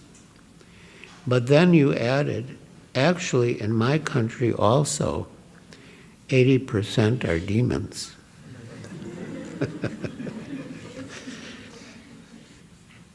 But still, what you encountered in 1965 when you came to America was something that people now, especially people in India, can hardly imagine. Krishna Chandra Prabhu, Rishikesh Muffatlal, from Mumbai, used to say that people cannot imagine who you encountered when you went to America. He recommended that everyone see the DVDs of you when you came to America, first at 26 2nd Avenue in New York, and then at Golden Gate Park in San Francisco. People can't believe, can't imagine the type of people you were approaching. And they didn't always receive you well. To get some idea of what you experienced, everyone should read Srila Prabhupada Lilamrita and watch the DVD series following Srila Prabhupada. Yesterday someone asked how they can increase their relationship with Srila Prabhupada, so this is part of the answer. One of the most dramatic incidents occurred in the summer of 1966 when you were living in a loft in New York's Bowery, which was the most degraded part of the city, its Skid Row, and was inhabited mostly by drunks. But even they had a little respect for you. They would be sprawled out on the sidewalk and on the stairs leading up to your apartment. But somehow they sensed that you were a saintly person, so they would try to move over and make room for you to pass. You were staying with a young man who seemed interested in Krishna consciousness. In fact, you thought, I will train him as a Vaishnava. But one day the young man went crazy, probably from taking LSD, the 1960s equivalent of the strong liquor Jagai and Madhai were taking 500 years ago. In his crazed state, he threatened to attack you. Indeed, he seemed ready to kill you, just as Madhai was ready to kill Nityananda Prabhu. You bolted out of the room and ran down the stairs, much as Haridas Thakur and Nityananda Prabhu had fled from Jagai and Madhai. It's quite a history. In fact, how you endured so much hardship for the sake of delivering the mercy of Gaur-Nitai is inconceivable. On the boat to America, you had suffered 2 heart attacks. And even in America, you had a lot of physical problems. I'll just add something here. Once in Calcutta in 1971, there were a lot of problems in the temple. The temple president was heavily engaged in business to raise money for the temple. And pretty much the devotees were neglected. And they were just there, I should say, we were just waiting for Srila Prabhupada to come. And he came, and one by one different devotees complained to him about the conditions in the temple. And then Srila Prabhupada called a meeting of all the devotees to hear their complaints. And he listened very patiently and sympathetically. At one stage, the GBC said to Srila Prabhupada, I was just trying to execute your divine grace's will. And Srila Prabhupada replied, sort of sarcastically, is it my divine grace's will that all the devotees should be disturbed? So he listened to everyone, and then he said that we should make a committee and discuss all the problems and make a decision how to deal with the temple, and we should have a minute book, and whatever we agree should be written in the minute book, and then for the next week we should try to implement what we decided. But then Srila Prabhupada's mood seemed to change, and he said that if we become too absorbed in the problems, then we won't engage in Krishna Katha, which is our real purpose. And he said that, and I thought of it because of his suffering 2 heart attacks at sea and other difficulties when he reached America. And Srila Prabhupada said that, he had suffered a lot, that the 2 heart attacks and other difficulties when he reached America.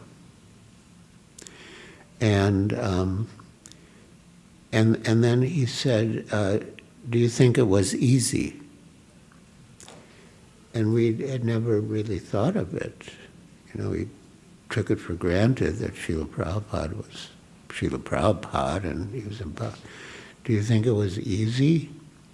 And then he recited a list of difficulties that he had to face. And he said, I don't even wish to discuss more. But I never complained because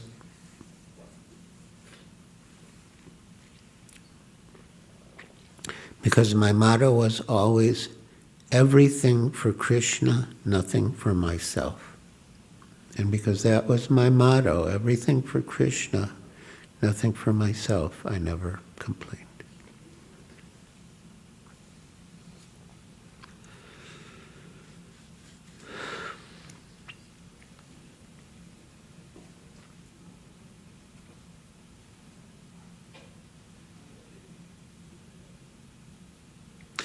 On the boat to America, you had suffered 2 heart attacks. And even in America, you had a lot of physical problems, but you endured everything, all these, quote, attacks of Maya, end quote, for the sake of delivering Gaur Nitai's mercy to us. And what Nityananda Prabhu wanted in India has been fulfilled by you outside India. What Nityananda Prabhu wanted fulfilled in Bengal, what Nityananda Prabhu wanted was fulfilled in Bengal, but through you it has been fulfilled throughout the world. So you are really the embodiment of the mercy of Nityananda Prabhu. There had not been anyone in the history of our sampradaya, no one after Nityananda Prabhu, who had taken up that mood of approaching anyone and everyone without discrimination, without considering who is qualified and who is not. And you gave the same message. Chant Krishna's name, worship Krishna, accept Krishna as your life and soul. But not in so many words, because the people that you were approaching didn't even know who Krishna was. When Nityananda approached people in Navadvip and told them, chant Krishna's name, worship Krishna, follow Krishna's instructions, they knew who Krishna was. They knew what Nityananda was saying. But in America and Europe, nobody knew who Krishna was. So chant Krishna's name, worship Krishna, had to be explained in books. And thus you wrote so many books to explain who is Krishna, what is Krishna's name, how to chant Krishna's name, how to worship Krishna, why we should accept Krishna as our life and soul, why we should surrender to Krishna. The same message that Chaitanya Mahaprabhu asked Nityananda Prabhu to deliver to everyone, but in an expanded form, because the people you were approaching had no idea of Krishna's identity or instructions. When we go out with your books, it is like when Mahaprabhu sent Nityananda and Haridas to approach people with that message. Some devotees are not well received, but even Nityananda and Haridas were not always received. Chaitanya Mahaprabhu would have nocturnal, that means nighttime. Chaitanya Mahaprabhu would have nocturnal kirtans in Srivas Thakur's house. And if anyone was proud, he was not allowed to enter. Only humble, pure devotees were allowed. So all the proud people in Navadvip were upset that they were not allowed to join the kirtan. And when Nityananda and Haridas came to their doors, they were angry with them. Oh, you have come from that Nimai Pandit and Srivas Thakur. And they spread rumors about Nityananda and Haridas. They are thieves. They are coming to your door and say to chant Hare Krishna and worship Krishna. But really what they're doing is looking in your house to see what you have so they can come back at night and steal it. They were spreading a lot of false propaganda. So we have to accept that, expect it and accept it without being deterred. It didn't stop Nityananda and Haridas, and it didn't stop you, and it shouldn't stop any of us. ISKCON is the continuation of Nityananda Prabhu's mission. And you really had his magnanimous mood. When one of your early disciples came to India and the Calcutta temple president phoned you in Bombay to tell you that the devotee was smoking ganja, marijuana, and asked what to do, you told your secretary to relay your response. Tell him that if he doesn't stop smoking ganja, I will reject him. Afterwards, Tamal Krishna Goswami asked you Is it true that if he doesn't stop smoking ganja, you will reject him? And you said, no. I cannot reject anyone. And Tamal Krishna Goswami asked, but don't you have to draw the line somewhere? And you replied, the mercy of Lord Nityananda is unlimited. So that was your mood. You were in the mood of Nityananda Prabhu. We are the recipients of Gaur Nitai's mercy through you. By your mercy, we are chanting Krishna's name, worshiping Krishna, and following Krishna's instructions, accepting Krishna as the goal of our lives. And it is also by your mercy and order that we preach the same message to others. We can speak to our capacity, and whatever our capacity to speak may or may not be, we can give people your books, which convey the same message of Mahaprabhu. We just elaborate on it and present it in a way that people without any background in Vedic knowledge can understand. So, on this most sacred and blessed occasion, we pray to you to inspire and empower us with your mood of humble persuasion. I saw that mood in you. You often instructed us, but I saw it personally. When we first came to Bombay, there was a program on the terrace of the house where we were staying, Sexaria Bhavan on Marine Drive. It was very nice, very glamorous, near the sea, and our host, Kailash Sexaria, had invited all the elite, affluent, aristocratic people he knew in Bombay. And you, with the same humility as Nityananda Prabhu, implored them, I am taking the straw in my mouth and begging you, please chant Hare Krishna. You often quoted a verse by Prabodhananda Saraswati about how we should approach people. The verse is, Dante nidaya trinakam padeyor nipatya, taking a straw in my mouth, a sign of utter humility. I bow at your feet. Kritva chakaku sadade tadaham brahmime. And I flatter you 100 times.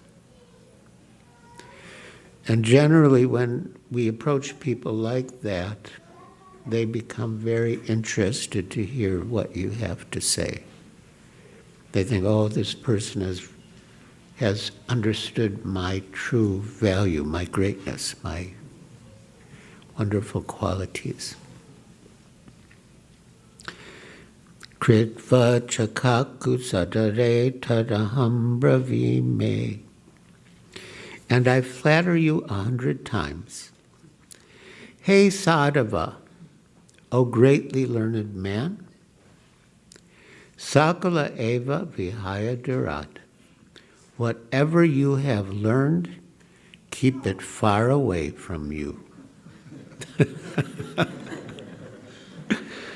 And Gauranga Chandra Charane Kurutanu Ragam. Just accept the mercy of Lord Gauranga. Just surrender to Lord Gauranga. Become attached to Lord Gauranga's lotus feet. You approach the people in that mood. At that program, he really said, I'm taking the straw in my teeth and begging you, please chant Hare Krishna. And they did, although they were, very aristocratic and affluent people and probably would not have been inclined to chant Hare Krishna, but because Srila Prabhupada approached them with such humility and earnestness, they were moved to chant Hare Krishna.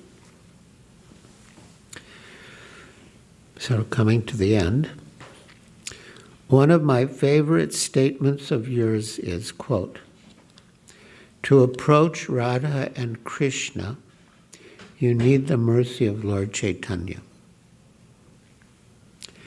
To get the mercy of Lord Chaitanya, you need the mercy of Lord Nityananda. And to get the mercy of Lord Nityananda, you have to approach people like Jagai and Madhai.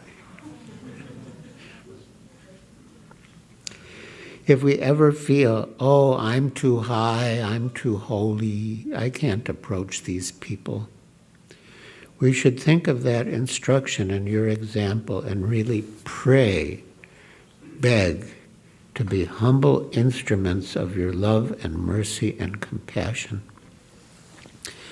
As your Guru Maharaj told you, that will be good for you and good for the people who hear you.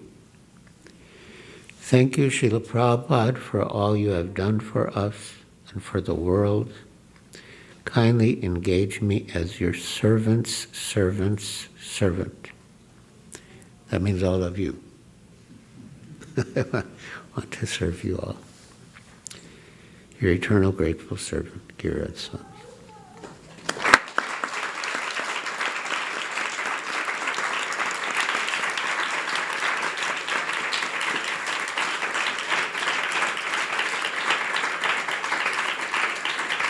Okay, we have to reconfigure.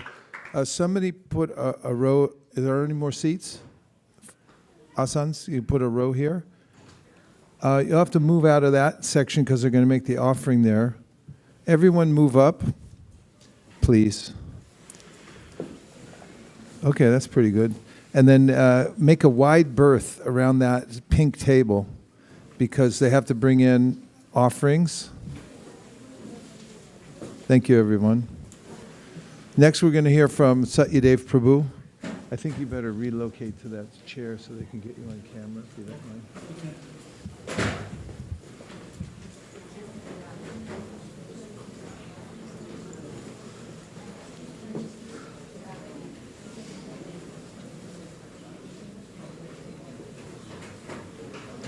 Hare Krishna, Krishna Krishna, Hare Hare, Hare Rama,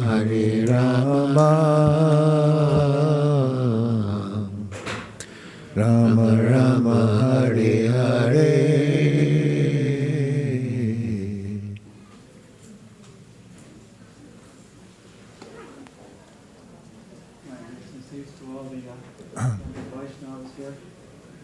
Please turn on the mic.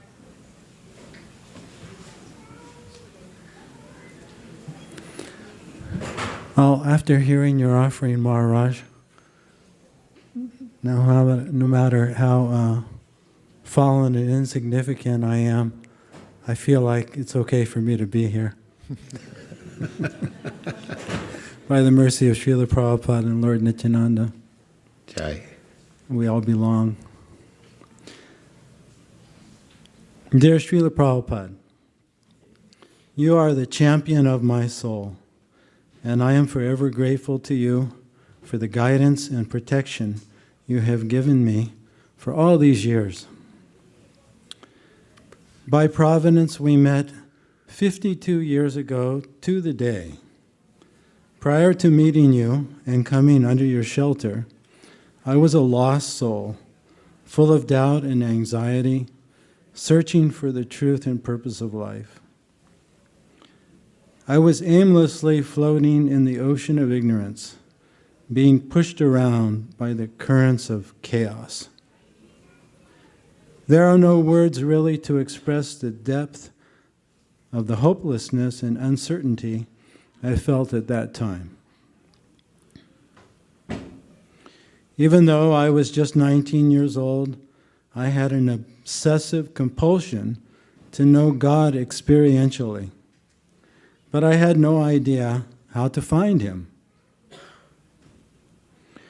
I could only pray incessantly to the Lord for guidance, which was a painful process in itself because I had not even the faintest idea who God was. Maybe a higher power, Maybe I'm God, or maybe all is God. Oh, I felt so frustrated searching out the truth. I felt desperate and did not really know how to proceed in my feverish quest to meet my Maker. All of a sudden, I had an opportunity. It just showed up in my life. Why don't you go to Japan? I took it as a sign from God that this voyage across the Pacific to the unknown must certainly be the next step I was to take on my life's journey. Serendipity. After being in Japan a couple of months, I was beginning to wonder, what was I doing there? Nothing remotely spiritual seemed to be happening for me. I still had 1 more month left on my tourist visa, so I decided to stay until that time where my visa ran out, and just to see what might happen. Well, I didn't have long to wait. Just around that time, during my lunch break at work, I met a chanting party in Ginza. Ginza is a famous shopping area in Tokyo. I met a chanting party in Ginza, and the rest is history, as they say. I had the good fortune to meet you, an authentic, pure devotee spiritual master, and receive pure teachings of Lord Chaitanya and Krishna. By your causeless mercy, the path to know God and the truth of life became instantly clear to me. By your divine grace, all darkness of confusion and doubt that had tortured me about the nature of God and the soul was dissipated. What a joy, what a relief. Your personal example of unconditional love for God and for all living beings continues to guide and inspire me each day. I am blessed to live this life. I can say with confidence that you are not only the champion of my soul, but you are the champion of every soul who is fortunate to contact you. For you are still present in this realm through your holy sound vibration. I pray to be of service to you, to all the ascended spiritual masters, and to the Supreme Lord, Krishna, life after life. With gratitude and affection, your servant, Satyadev Das.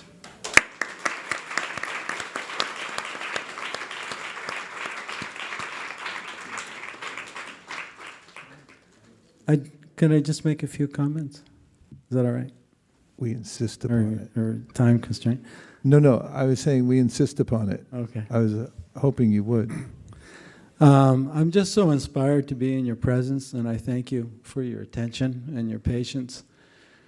And this may sound a little strange, but I feel like we don't really know, when our time is up. But I feel like I'm in the army, in Prabhupada's army. In Gurudas, he was explaining how when the movement first began, Srila Prabhupada was the Swami, and then as the movement grew, he became Srila Prabhupada, and then he became the general. And so I feel like my tour of duty could end any time, but I'm so inspired by this army and by your presence that I want to re-up if I can. And it's a very exciting time. I really feel like the earth is on the verge, or humanity is on the verge of becoming really God conscious. It may be a rough few years, but I'm really very, very hopeful for the future of humanity and the spreading of Krishna consciousness, to really all over the world, to every town and village. So thank you for all of your service. Hare Krishna.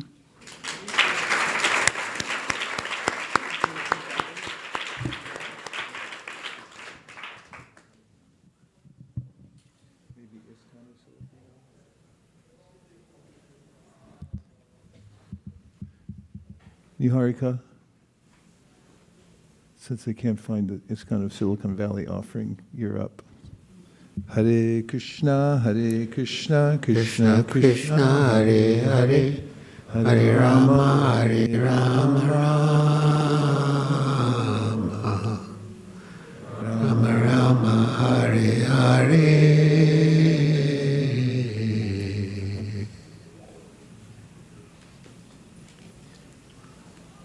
Pull the mic down.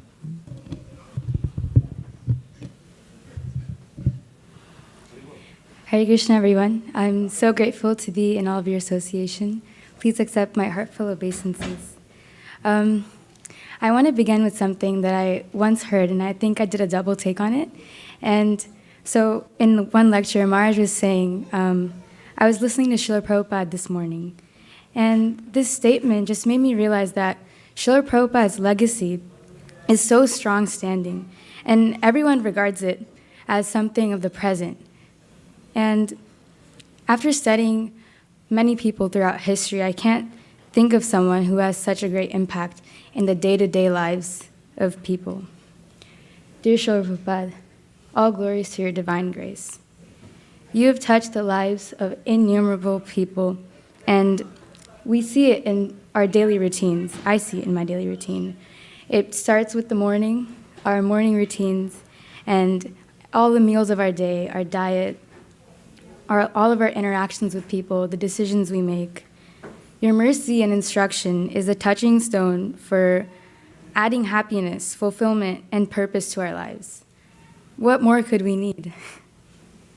I was just appreciating in the play how the books were the things that saved the conditioned soul. And these books are your direct instructions and your direct mercy. And so your mercy and instructions are also embodied by all of your disciples, which we have the great fortune of associating with. And I was thinking that if I've been given this fortune, then many other people are also deserving.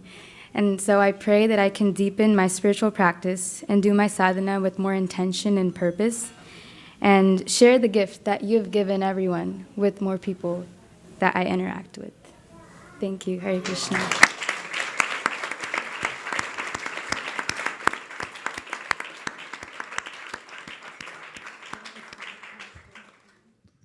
Thank you, Niharika. That was succinct and very moving, especially coming from you. Thank you. Hare Krishna. Invite our dear godbrother Srila Prabhu, if you'd please come. Hare Krishna, Krishna Krishna, Hare Hare, Hare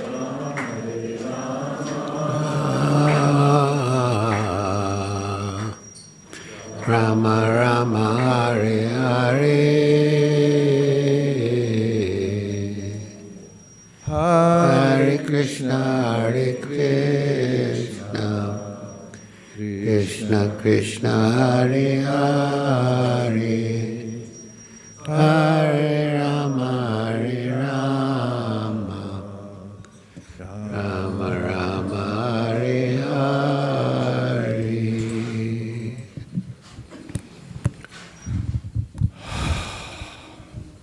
Have to catch my breath.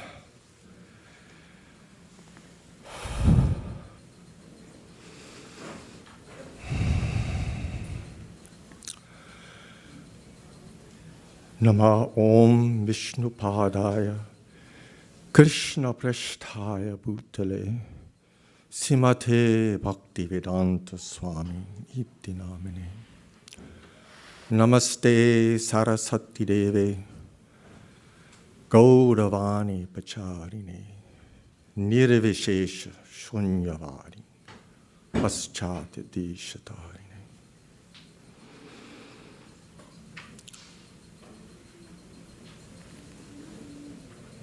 So this pranam mantra is our life. It's our connection with our spiritual master. So I was reflecting on the meaning of this one word, Namaha. So it's commonplace now, especially in the Hindu community, Namaste. Namaste. The divine in me honors the divine in you. So this is actually, it's a good start, we can say. It recognizes we have an identity beyond the body. There is a reality beyond sensual experience. So this is good. But it is incomplete. So what is this Namaha? So in Buddhism, they also offer prayers. If I can say one prayer, as it were, Buddho Sharanam Gachanti, Dhammam Sharanam Gachanti, Sangam Sharanam Gachanti. So again, very laudable principles, and they promote spirituality and ethical behavior. But what is their motivation? So, Namaha, Nirmamo, Nirahankara, Namama, Nirmana Moha Jita Sangadosha, Adhyatma Nitya Vinivittakama, Gachanti, what's it? Dandvair, Sukaduka, Sangar, the last word. Yeah, Gachanti, that's the last word. Gachanti Amura Paramavayot.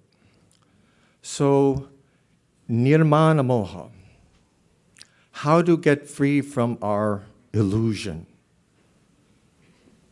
the false ego, the false identity with its body and all that comes with it, the whole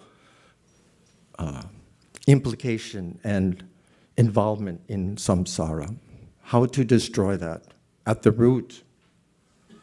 So one disciple, maybe Maharaj can tell me, was asking Prabhupada, I don't like to pay obeisances, something like that. And Prabhupada said, well, just do it anyway, you'll get benefit. So this principle, Guru Parashraya, to submit oneself to the Guru, is fundamental. Another disciple, he was asking Prabhupada, if the Guru principle is so important, why it's not there in Shishastakam? Prabhupada said, oh, you do not know? Trinarapi sanichena tororeva mishna amanina manadina kirtan yasarahari.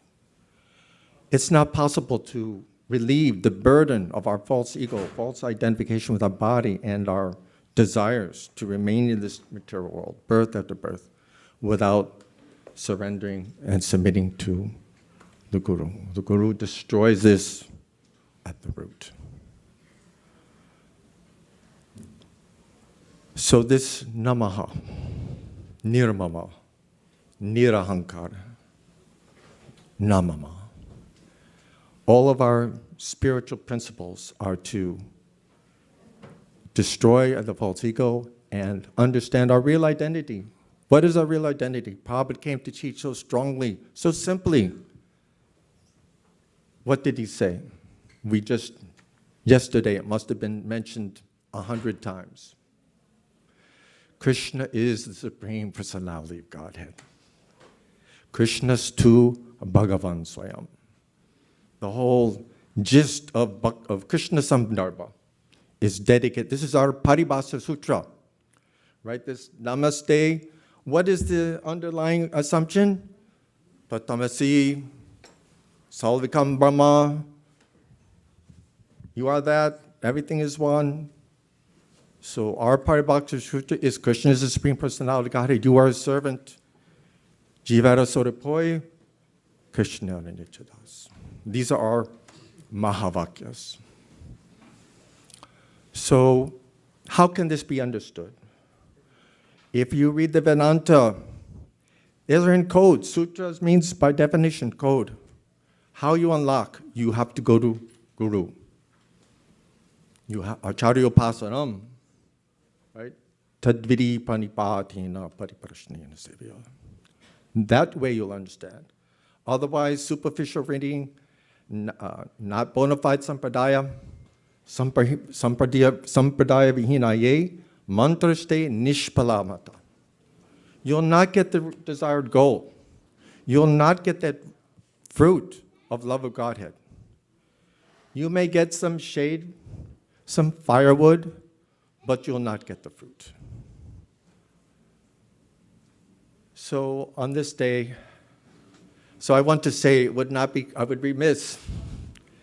So we should know for certain that the true meaning of Vedanta Sutra is not open without approaching Vaishnava Guru. Otherwise, you'll get this superficial understanding.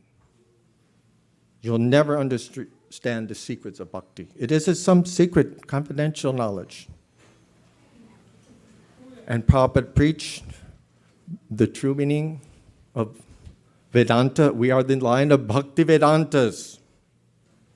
So on this day, we must say something to reaffirm the truth of Vedanta, Bhakti Vedanta, Bhakti Siddhanta, right? The conclusive understanding of life is Om Tad Vishnu Paramam Param, right? In Buddhism, path without a goal.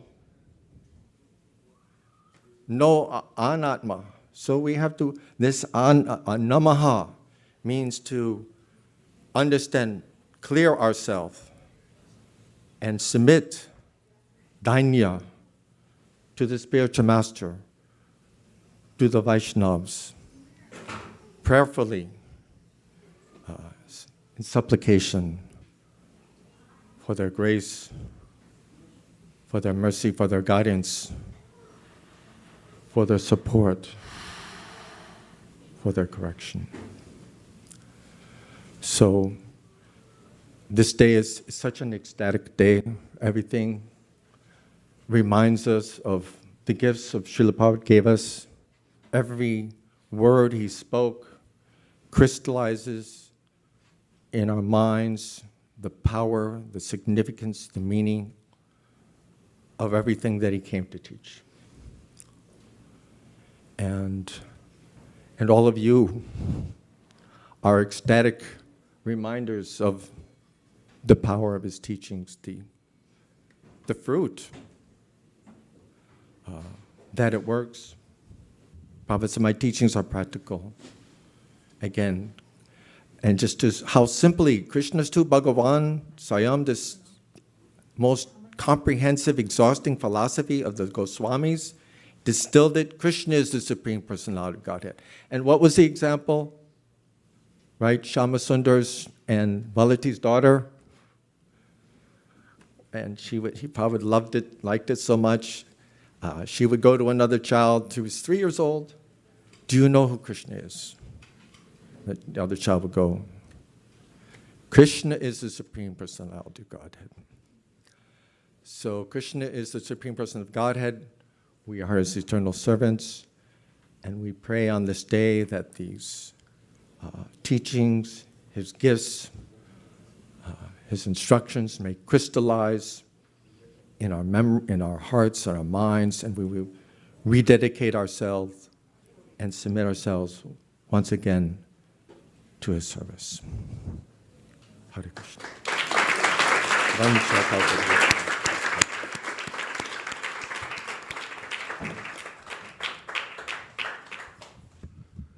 Thank you very much, Srila Prabhu, for coming to the Vyasa Puja celebration every year.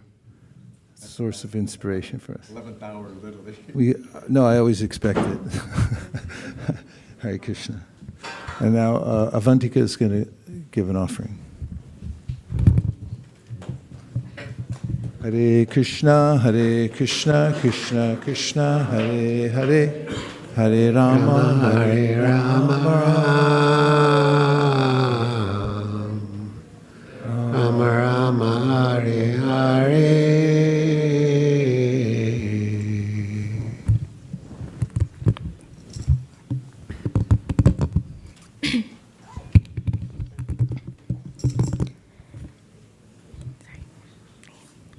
Hare Krishna, please accept my humble obeisances.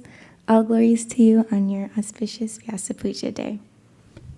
While brainstorming how to write my thoughts for you onto word, I realized that my most special moments in Krishna consciousness have all been related to you. The first one I remember is walking through your room in Mayapur or your favorite garden in Los Angeles. It feels so magical to stand in places where you have walked as well.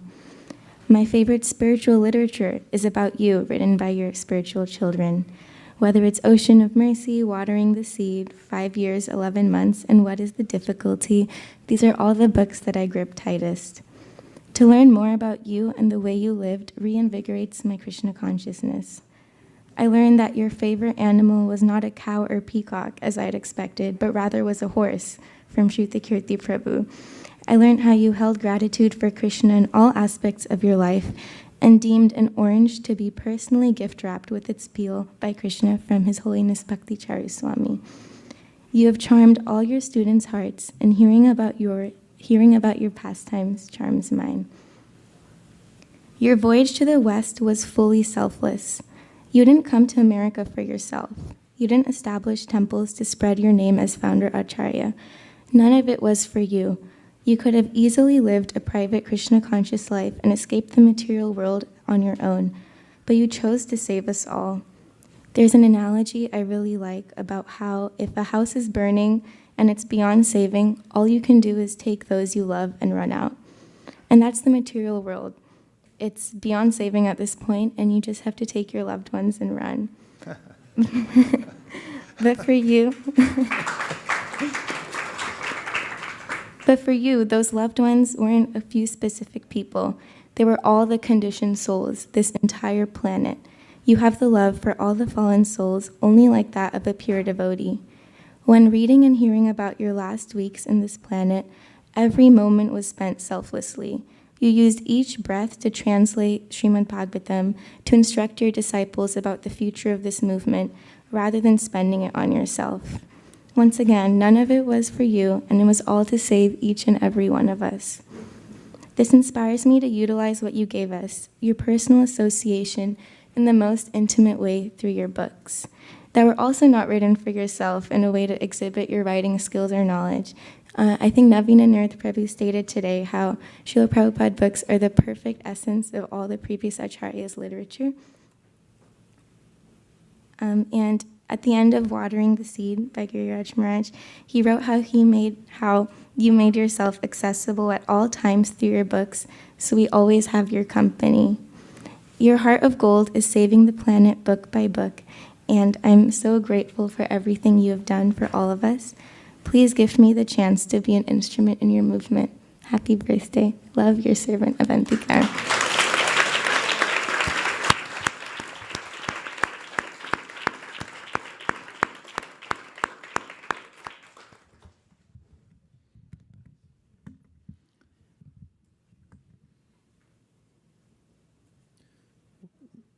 When I was in a large temple on pilgrimage with one of my esteemed senior godbrothers, and I was appreciating the enthusiasm of all the people, devotees who were in the temple. It was not an ISKCON temple, but it was a very well-known Indian temple that can boast of having about 3,000 or 4,000 people at Mangalartik. And my godbrother pointed out to me that they have everything but an acharya here.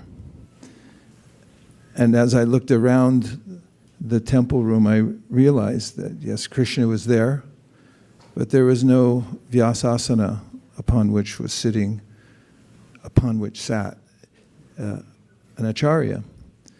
And because my senior godbrother is so affectionately attached to Srila Prabhupada, he always would see these subtleties and relate it to Srila Prabhupada's glory.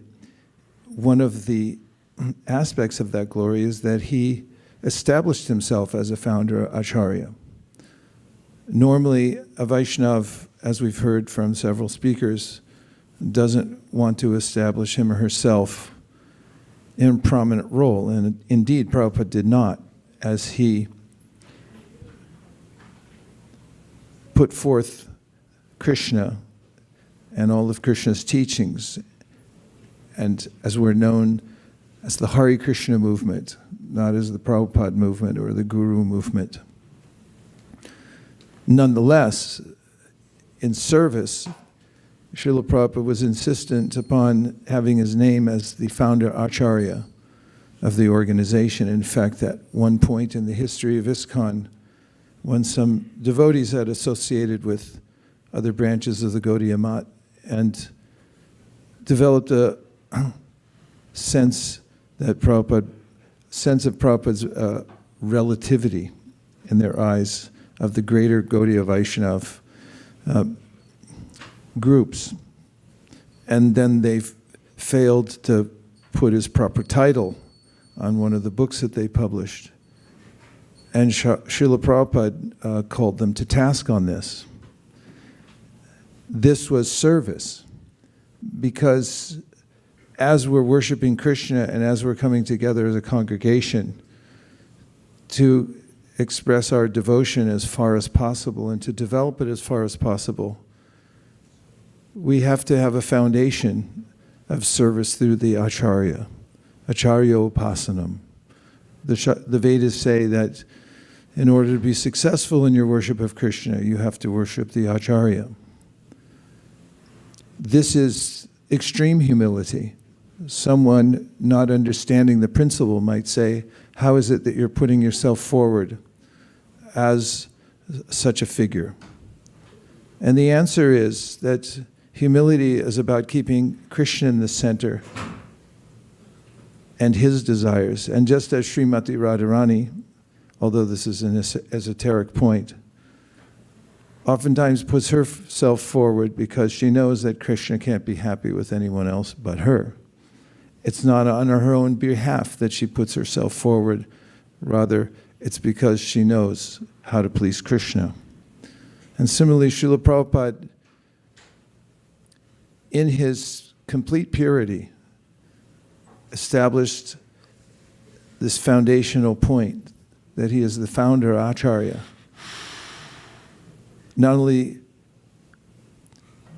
did he obviously know this principle of Shastra, but he had also seen it in the institution that his spiritual master had painstakingly developed.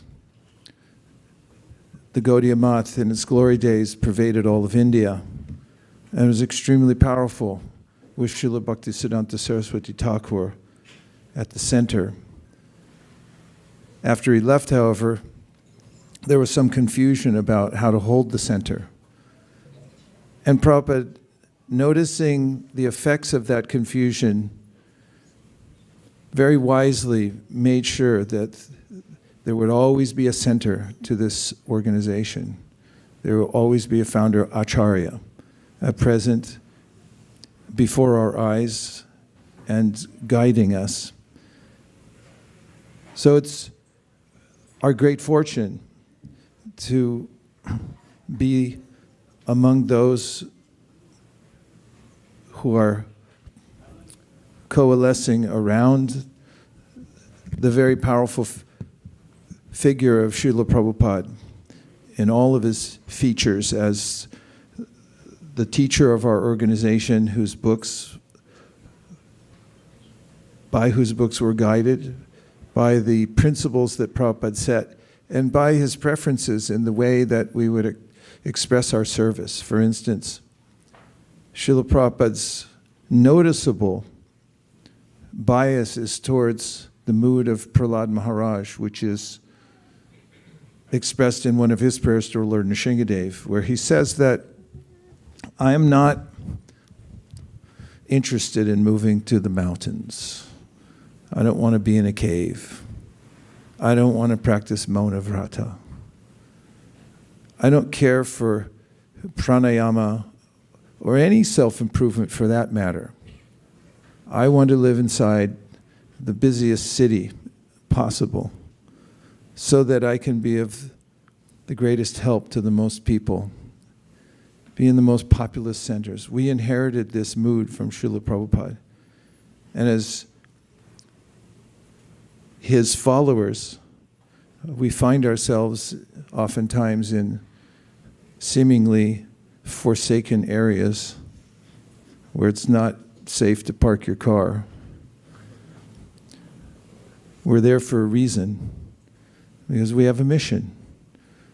And it is in executing that mission that we not only express the greatest level of devotion to Krishna, but also we fulfill this principle of Acharyopasana, that we follow in the footsteps of the Acharya, with whom and under whom we are safe. We are safe under the Acharya because of the principle of love me, love my dog. As Prabhupada expressed many times, if you become the dear servant of the servant of Krishna, then Krishna will accept you very readily. And when that dear servant is established as an Acharya, and then we put ourselves under his care, then we're in an extremely safe situation. This is Prabhupada's spiritual genius in not only presenting the teachings of Lord Chaitanya Mahaprabhu, the Srimad Bhagavatam, and so on to the entire world, but also establishing a foundational principle of Acharyopasana through which we could perpetuate that, our own practice of spiritual life, and also give it to other people and have a safe place for them to come. There have been eras in our ISKCON society where this principle was tested as we found our balance after Srila Prabhupada left the world. Here at ISV, I feel that we've found such balance. Of course, balance doesn't mean you're perfectly still. It means you're always pulling back to the center. But at least we have a center to pull back to. That's our greatest fortune. And in knowing the center, and that is that Srila Prabhupada is the founder of Acharya, we're able to have loving relationships, which is seemingly impossible in this day and age. We're able to do that because he's holding the center for us to relate to one another in whatever various ways we're designated by culture or even by the spiritual groups that we prefer to one degree or another. He's created a larger context through which not only we, but anyone else who decides to come into the Krishna consciousness movement can feel that protection. We have a great opportunity sitting in this beautiful little temple. It's seemingly a, well, at least when we first found it, a seemingly ordinary place. It was a Gnostic church. Before that, it was some kind of office building. But because of the festivals we've had here and because of the numerous pallets of books moving in and out of this place, and the very fact that the center of the entire temple is the book room, and that ultimately because Srila Prabhupada sits here and holds forth for all of us and is presenting to us Sri Sri Radha Krishna, we have the greatest opportunity, the greatest spiritual career opportunity in history, and that is to make incremental expansion to the Krishna consciousness movement from this very room, from our coveted location, which is Silicon Valley, arguably the most strategic place on the planet, possibly the wealthiest. And definitely it's liberal leaning. So we won't find too many obstructions, even if the rest of the world continues to bifurcate and go into matter and matter modes of operation. We should take advantage of it. the way to worship Srila Prabhupada is by taking this opportunity for the safe zone that he's created for us to expand our own practice of Krishna consciousness as much as possible while we have the chance. I was thinking recently how attached I am to all the devotees here, and it's hard for me to even imagine separation. But we will be separated physically, one way or another, and we have to be prepared mentally, spiritually, for the inevitability that's presented by Krishna in the Bhagavad Gita and Srila Prabhupada, who actually admonished us, in a sense, saying, don't think this won't happen to you. We should be very serious and work together in a loving way, trusting way, knowing that we're safe under the protection of our founder Acharya, Srila Prabhupada. And if we live out our life in this way, as it seems like we're doing, every time I look down, I think, oh my God, this is almost over. Satyadev Prabhu likes to remind me that too. You could possibly use up a whole life, or at least most of it, going from festival to festival and leaning into your devotional service so hard that you barely even notice the material world anymore, isn't it? And then suddenly you'll realize, hey, wait a minute. For me, there is no more material world. This is Prabhupada's genius, that he gave us this foundation. He gave us this center to work from. This is the most blessed day.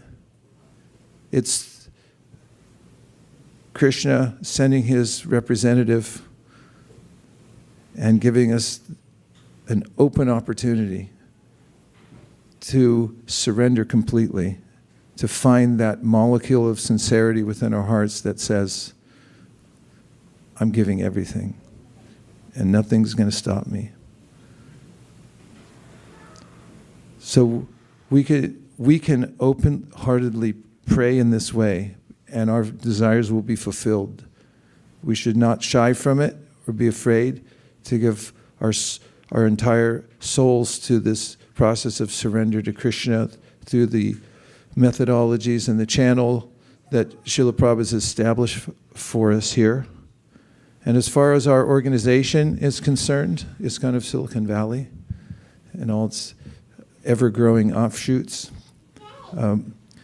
we're on the threshold of great expansion. Srila Radhanath Swami, many years ago when he came to our house, we were having breakfast and we were just discussing some of the fledgling projects that were going on here at ISV. And he had observed for himself the mood of the devotees. And then he said, I have a prediction to make. And we listened very carefully. Please tell us. He said, this organization here will be an outstanding success. You'll have resounding success here because everything is in place for it. And he said, I'm predicting it now. Hare Krishna.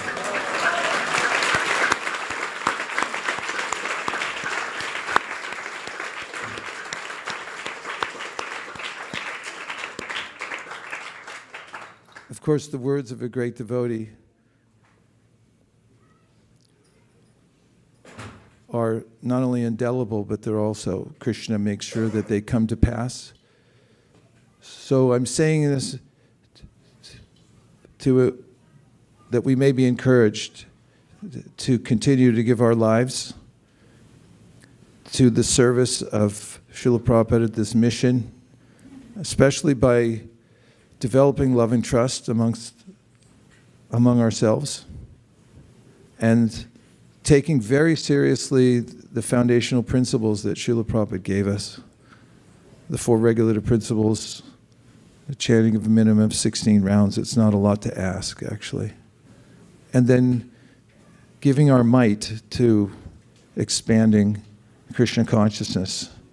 As an offering, we would like to give Srila Prabhupada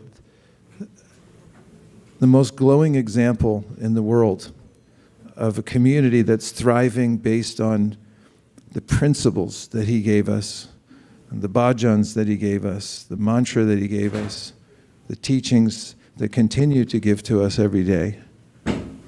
And we may proudly sit at his lotus feet and offer him this entire Silicon Valley to add to his repertoire of those places that started after his departure, and which, because of his foresight to set up an organization that would hold together, have succeeded.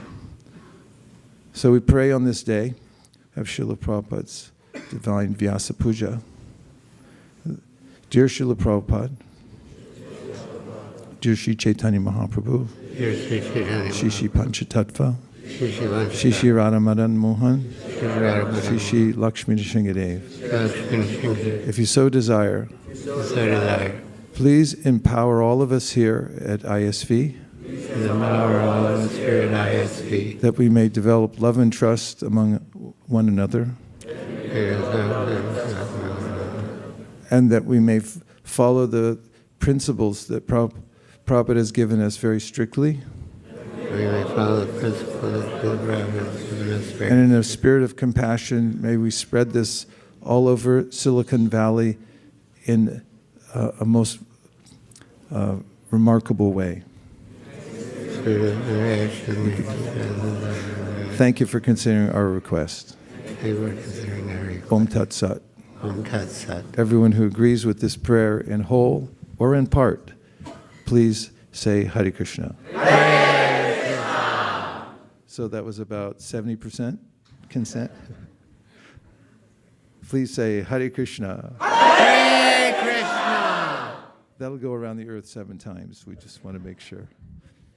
Thank you, everyone, for working together for the festival. Yesterday was remarkable. Every aspect of it was a shining example of what can be done with selfless service and cooperation. Thousands and thousands of people came. We don't know how many yet, do we? If I had to guess, I would say it was 9,721. But I want to win something if I'm close.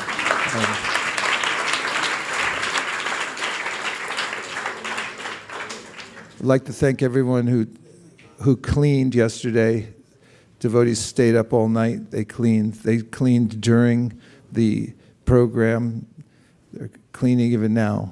Those who washed the pots, all of those who cooked, everyone who put together the exhibits, and those who parked the cars, who are off campus most of the time, missed all the kirtans, but they were in ecstasy, doing what was necessary to make sure there was a complete success. To everyone, thank you very much. We're going to now have a Pushpanjali. The devotees have spent several days cooking a feast. I can now talk about it because it's offered. It'll be served as a very loving offering, because the disciples of Srila Prabhupada remember all the ways that all the favorite preparations, all of Srila Prabhupada's favorite preparations, and the mood in which he cooked, and they worked together to do that. So that feast is forthcoming. So in just about 60 seconds, we'll rearrange the room a little bit. We'll all stand up. Any of the asanas that we're sitting on we'll put back near the back door. We'll roll up this rug, so you might not want to stand on it unless you want to stay here for a few nights. And then we'll make an arc around Srila Prabhupada's Vyasasana. And Pushpanjali means we offer flowers 3 times, so at least have 3 petals in your hand. We'll offer the Mangala Charana prayers responsively, and then we'll offer, pardon me? Oh, there's an MSF offering? Okay, so first we're going to have an MSF offering, and then we're going to have the Pushpanjali, and then we're going to have Kirtan, and then I won't even tell you what's next. So let's all stand up, make an arc around that, and leave a channel open so Srila Prabhupada can see the deities. Vanchakalpaduruscha kripasinnamevacha patitanam pavanibhyo vaishnavebhyo namo namaha nantakodi vaishnaviniki jai gaur premanande haribol.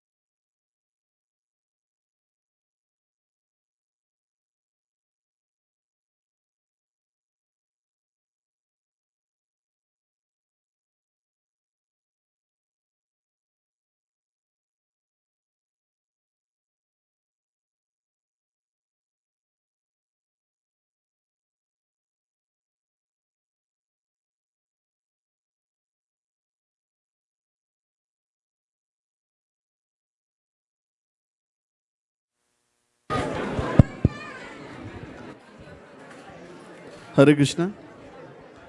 Matajis can come left side, please. And then... Yeah, after rolling the carpet.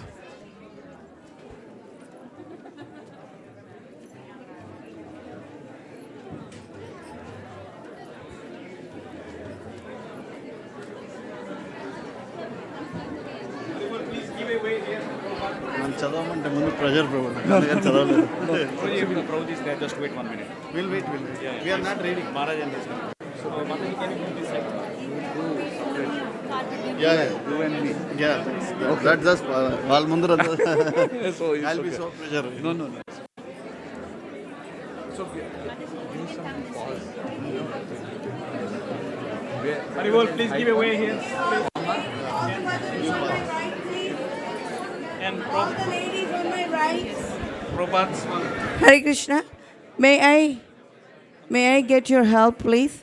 All the mothers, all the ladies on my right, please go all the way towards the arches. Let's keep the hallway very clear. Hare Krishna. Hare Krishna. Hare Krishna. If you can hear me, please raise your hand. If you can hear me, please raise your hand. Okay, so now this is a beautiful offering, and every word is very important. So please, if you can keep it a little silent, that would be grateful. Mothers, if you can keep the hallway clear for Prabhupada.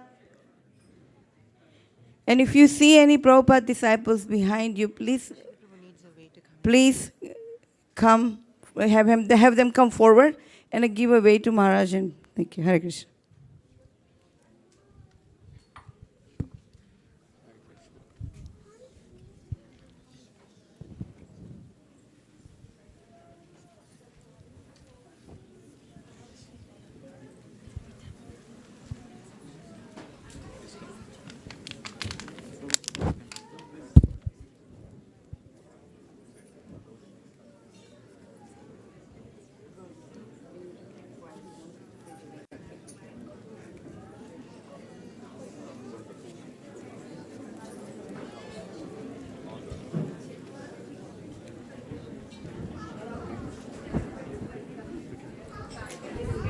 Hare Krishna.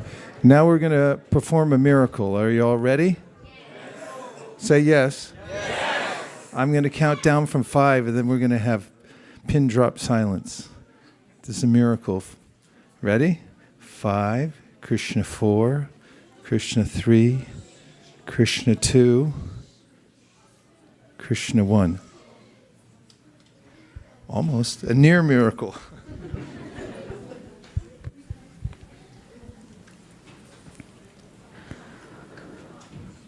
Dear Srila Prabhupada, please accept our most humble obeisances at the dust of your lotus feet.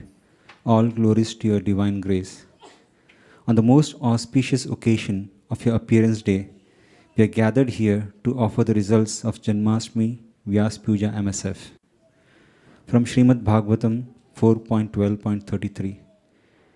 Srila Bhakti Siddhanta Saraswati Thakur used to say, if I could perfectly deliver even one soul back home, back to Godhead, I would think my mission, propagating Krishna consciousness, to be successful.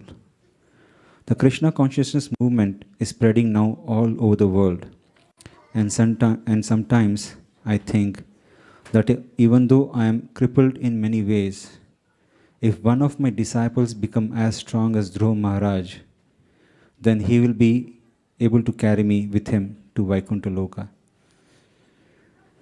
The Bhakti community is a community for spiritual seekers who are interested in learning about the timeless wisdom and practices of Bhakti Yoga, the yoga of love and gratitude.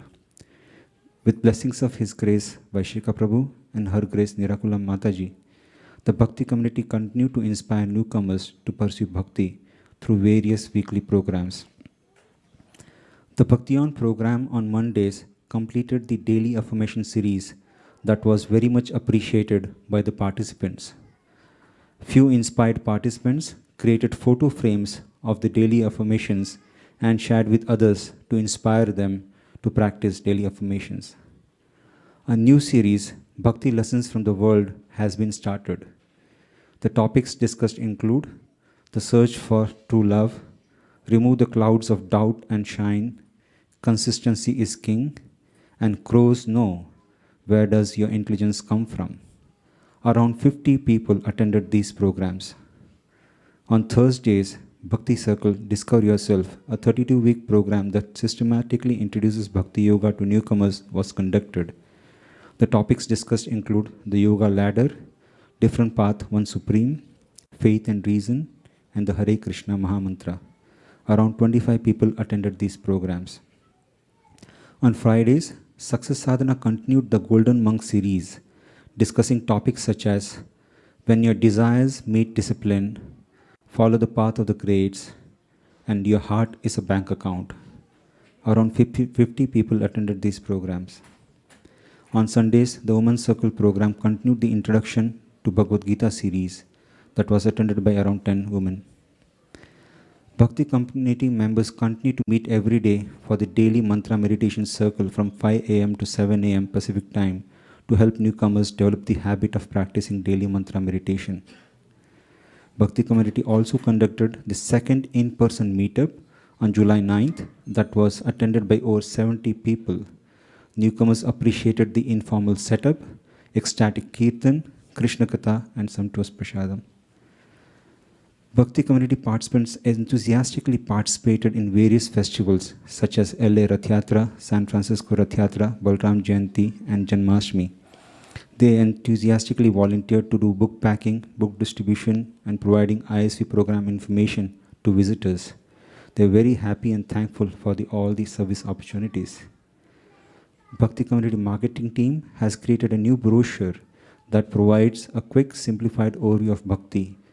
The new brochure, along with Bhakti community bookmarks, will be distributed with books to encourage newcomers to join devotional service class. Comunidad Bhakti, the Bhakti community for Spanish-speaking people, continue to meet with newcomers discussing Krishna Katha. We are very happy to report that a new Bhakti community chapter has been started at Manipal University in India to help with their university preaching efforts. The chapter's leaders were very happy that Bhakti Circle program format and content has made the sessions very interactive and encouraged newcomers to participate. Bhakti community's sole purpose is to associate newcomers with Vaishnavas so that newcomers can progress in Bhakti Yoga. Vaishnava Sangha Lava, or VSL, is a metric that measures how many times a newcomer comes in association with a Vaishnava through a devotional service class. For this MSF, Comunidad Bhakti's goal was to achieve 540 VSLs. We are very happy to report that Comunidad Bhakti surpassed the goal and achieved 1,610 VSLs.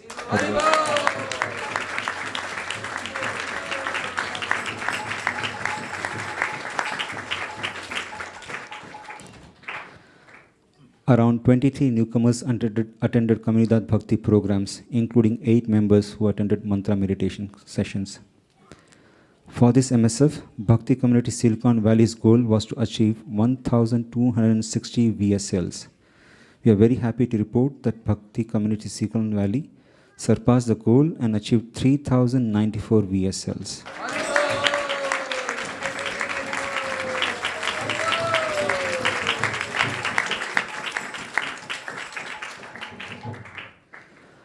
This MSF, 129 newcomers attended Bhakti Community programs. We are eternally indebted and grateful to all the volunteers, room leaders, speakers, mentors, and book distributors who work tirelessly every day to fulfill Srila Prabhupada's mission and spread Krishna consciousness in the Western world. We also want to thank each of our donors who help us maintain Bhakti Community. And finally, our most heartfelt, sincere gratitude to His Grace Vaisesika Prabhu and Her Grace Miracula Mataji. It's only due to your presence, leadership, and motivation that the Bhakti Community exists and is thriving.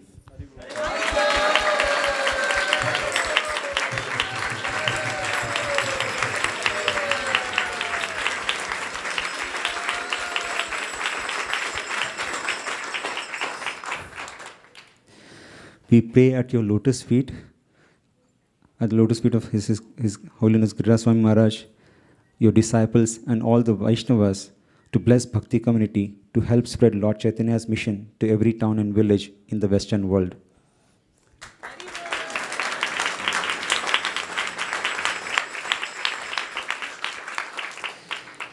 Bhakti Community gets the opportunity to serve newcomers due to the tireless efforts of book distribution team who introduced Bhakti Community to these newcomers.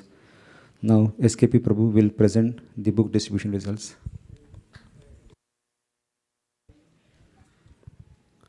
Goals of this MSF was to distribute at least 50 Srimad Bhagavatam sets. Highlights of this MSF were: in keeping with the spirit to enlighten conditioned souls from the darkness of ignorance onto the path of developing love of Godhead, Krishna Prema, ISV devotees did massive book distribution during month of July and August. To realize these goals, ISV devotees held Harinam Sankirtan performance in Palo Alto, chanting the holy names and spreading the sound vibration. Under the leadership of His Grace Vaisesika Prabhu and His Grace Bhima Prabhu, one whole team is planning to organize Bhadra Dana Yajna in Tirupati this year.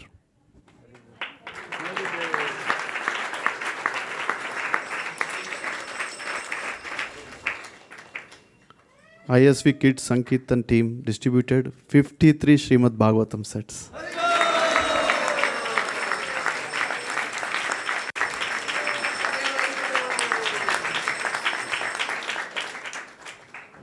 They also distributed 2 Chaitanya Charitamrita sets, and they collected 6,549 13 cents in Lakshmi points.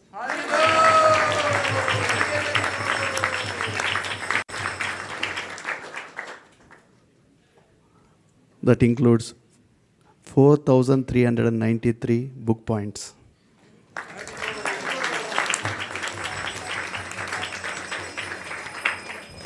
Team Motel Gita reached out to Gujarati motels owners for the placement of Srimad Bhagavatams, explaining to them about the holy scriptures on the phone. They were able to get around 20 Srimad Bhagavatam sets of orders.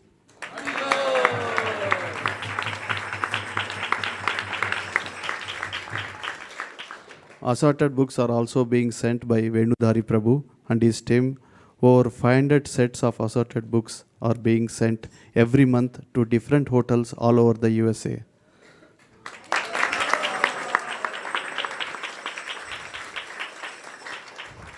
Small books are being placed at the front desk and the brochure desk, where the hotel guests get one more opportunity to look at the books. Over 5,000 Bhagavad Gitas were dispatched for this MSF.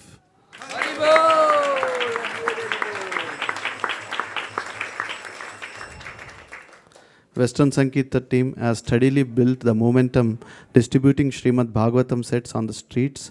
Now they put together a training material for the same. Recently, they presented to the devotees at Australia, New Zealand and Fiji, and also on the Super Sunday call. Their topic was how to distribute Srimad Bhagavatam sets on streets, which was appreciated and implemented in many countries. Local Western Sankirtan team covered various venues like Venice Beach, Santa Monica, Door to Door in Los Angeles, Session Beer Festival and Farmer Market, and in total they distributed 90 Srimad Bhagavatam sets.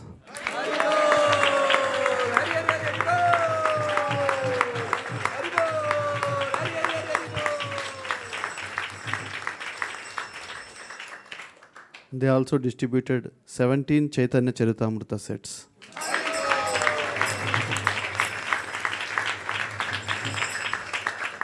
They also collected 24,459 in Lakshmi points.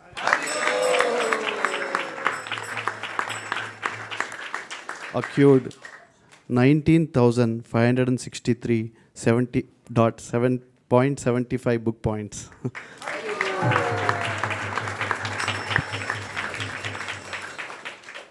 His Grace Navina Nirad Prabhu distributed many books during his tour of North America and collected 41,000 in Lakshmi points.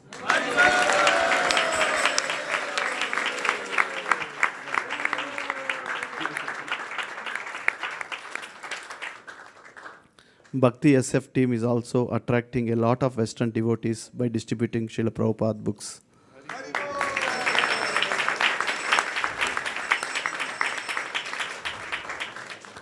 ISV devotees enthusiastically went on traveling Sankirtan to LA Rathayatra in a bus and distributed 10,000 books during the parade. Also, they distributed over 2,000 books at SF Rathayatra.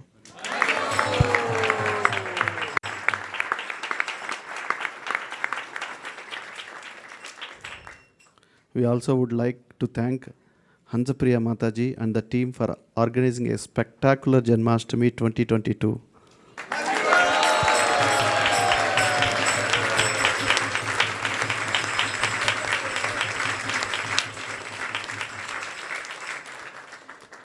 Thousands of people attended the festival yesterday and were able to appreciate several aspects of Krishna consciousness. Special gratitude to our dear Ramananda Sakaprabhu and team for uninterrupted and live broadcasting of ISP programs the entire Janmashtami.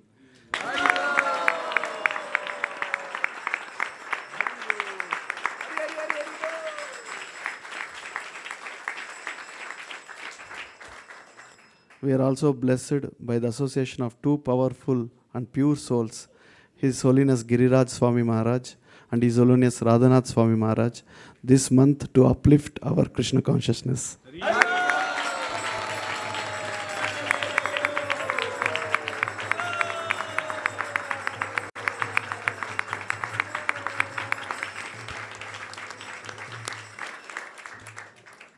Here are the final results for this MSF book distribution. In all, Team ISV acquired total 56,268 book points, which includes 23 Chaitanya Charitamrita sets and 176 Srimad Bhagavatam sets.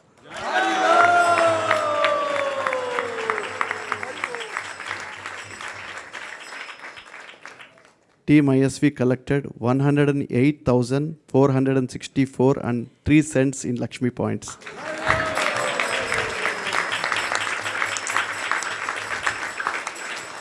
Surpassing the previous year total of 28,369 Lakshmi points.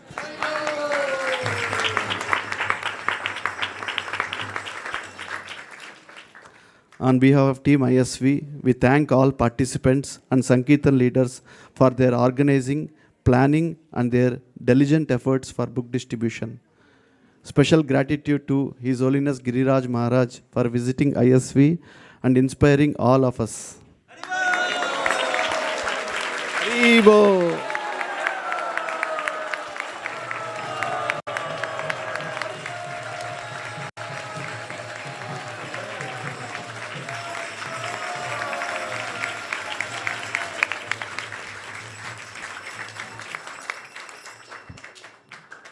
We express our deep gratitude to all the disciples of Srila Prabhupada who have carefully carrying out this mission for the past 50 plus years and inspiring us to carry on the legacy.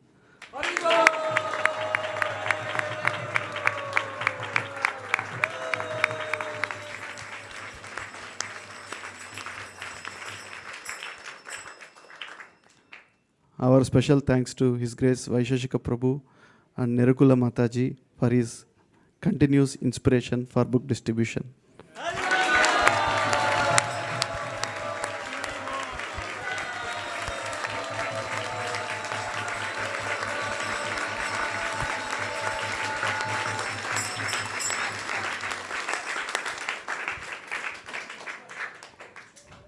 We also pray at your lotus feet to give us intelligence and mercy to distribute at least 2,500 Srimad Bhagavatam sets by Bhadra Purnima this year.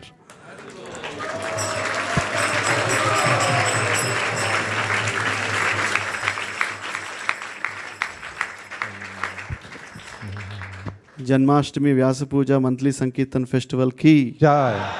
Shri Shri Radha Madan Mohan Bhagavan ki Jai. Lakshmi Narsingadev Bhagavan ki Jai. Srila Prabhupada ki Jai. Our heartfelt appreciation and gratitude to Jai Madhava Prabhu, Pavani Bhakti, to Sri Krishna Purushottam, Malini Devi Dasi, Shraddha Devi Dasi for their leadership in carrying all these initiatives forward. They live in it 24 hours a day and dedicate their hearts and souls, and that's why it's working. Thank you very much.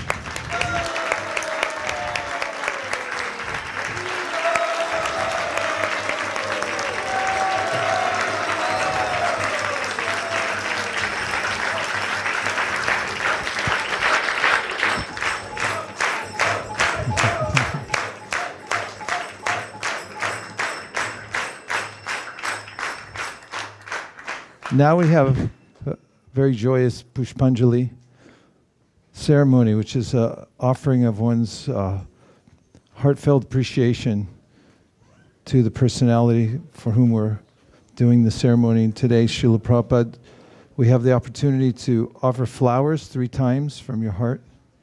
First say the Mangala Charana prayers responsibly. So someone will come around with a basket of flowers and take at least 3 petals, because there'll be 3 offerings.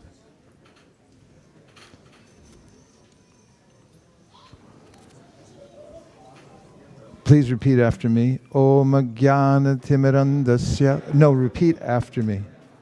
It's a little different. Om Jnana Timirandasya. Jnananjana Shalakaya. Chakshurun Vidatam Nena. Tasmai Shri Gurave Namaha. Shri Chaitanya Manobhishtam. Stapitam Yena Bhutale. Swayam Rupa Kadahmayam. Dati Swapadantikam. Vandeham. Sri Guru. Sri Yuta Padakamalam. Shri Gurun Vaishnavamscha. Shri Rupam. Sagrajatam. Sahagana. Raghunatham Vitam. Tam Sajivam. Sadvaitam. Sadvatutam. Harijana. Sahitam. Shri Krishna Chaitanya Devam. Sri Radha Krishna Padam. Sahavana Lalita Shivishakhanvitamscha Nama Om Vishnu Padaya Krishna Preshtaya Bhutale Srimate Bhakti Vedanta Swami Niti Namine Namaste Saraswate Deve Gauravani Pracharine Nirvishesha Shunyavadi Paschatya Deshatarine Nama Om Vishnu Padaya Krishna Preshtaya Bhutale Srimate Bhakti Siddhanta Saraswati Tinamine Shri Varshabhanavi Devi Daitaya Kripabdaye Krishna Sambandha Vijnana Daine Prabhave Namaha Madhuryo Jwala Premadya Shri Rupanuga Bhaktida Shri Gaura Karuna Shakti Vigrahaya Namostute Namaste Gauravani Shri Murtaye Dinatarine Rupanuga Virudhapa Apasiddhanta Dvanta Arine Namo Gaurakishoraya Sachat Vairagya Murtaye Vipralamba Rasambode Padambo Jayate Namaha Namo Bhakti Vinodaya Sachidananda Namine Gaura Shakti Swarupaya Rupanuga Varayate Gaura Virvaba Bhomestvam Yudhesta Sajjana Priya Vaishnava Sarvabhauma Shri Jagannatayate Namaha Vansha Kalpatarubhyascha Kripasindubhya evacha Patitanam Pavanebhyo Vaishnavebhyo Namo Namaha Namo Mahavaranyaya Krishna Prema Pradayate Krishnaya Krishna Chaitanya Namne Gauratvishe Namaha Panchatattvatmakam Krishnam Bhaktarupa Swarupakam Bhaktavataram Bhaktakyam Namami Bhakta Shaktikam He Krishna Karuna Sindho Dinabandho Jagatpate Gopesha Gopika Kanta Radha Kanta Namostute Jayatam Suratau Pango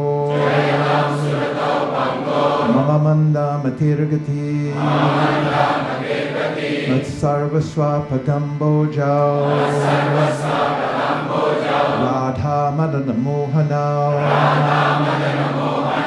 Divya Vrindaranya Kalpadrumadha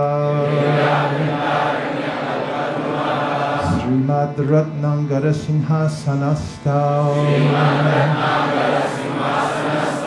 Srimad Radha Srila Govinda Deva Krishtalibi Sevyamano Smarani Srimandra Sarasarampi Vamshivata Tatastitaha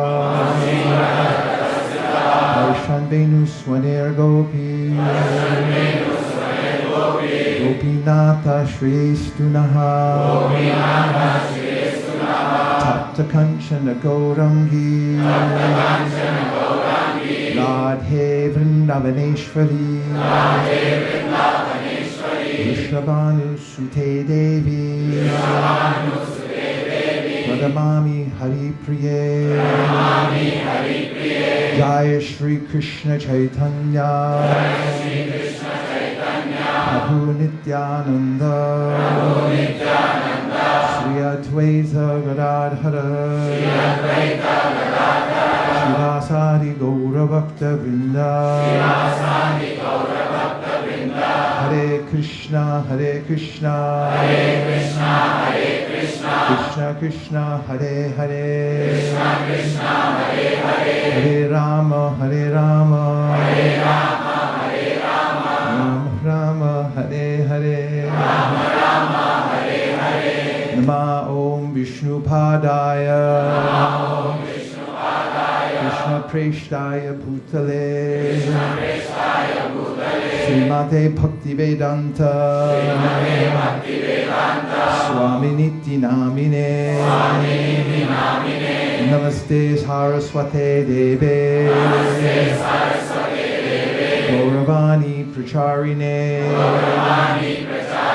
Nirvishesha Shunyavadi Paschatya Deshatarine Esha Pushpanjali Srila Prabhupada Ki Jai.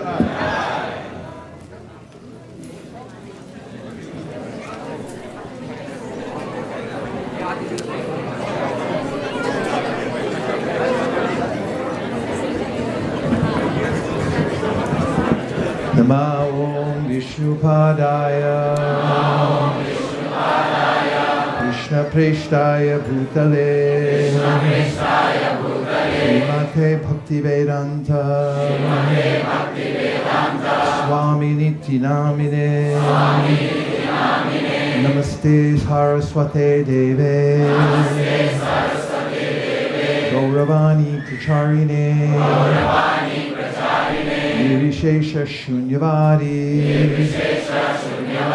Paschatya Deshatarine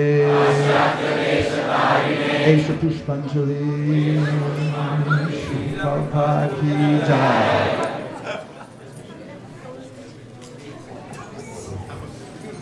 Nama Om Vishnupadaya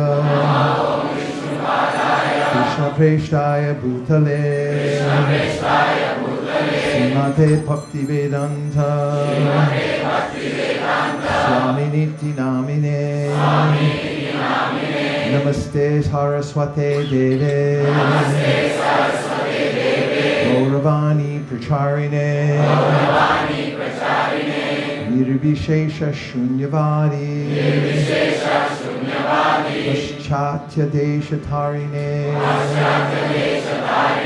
Esha Pushpanjali Srila Prabhupada Ki Jai.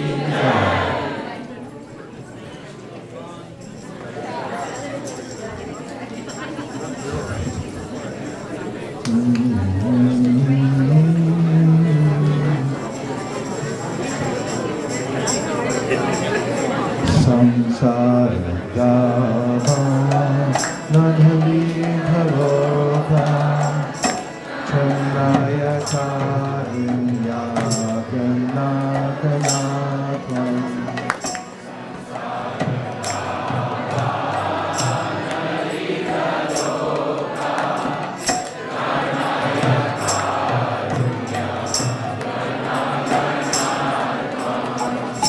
Raptasya Kalyana Gurunarnavasya Vande Guroshi Charanaravinda Raptasya Kalyana Gurunarnavasya Vande Guroshi Charanaravinda Vande Guroshi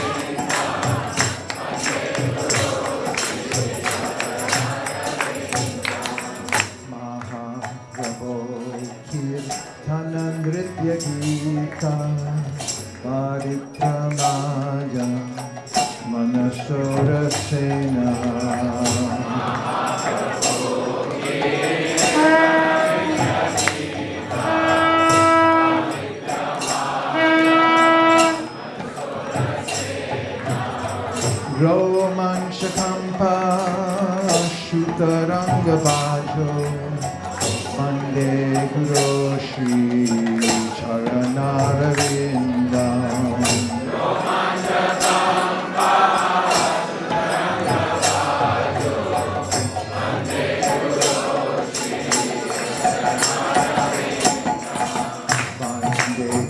Shutarangabhajo Mande Guru Shri Charanarvindam Mande Guru Shri Charanarvindam Mande Guru Shri Charanarvindam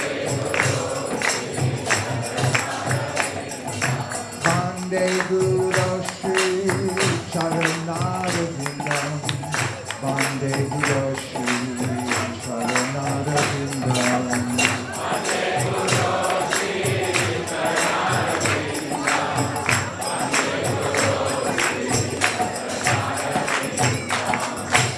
Vigrahara Dana Nityanana Shringara Tanman Dhiramarjanada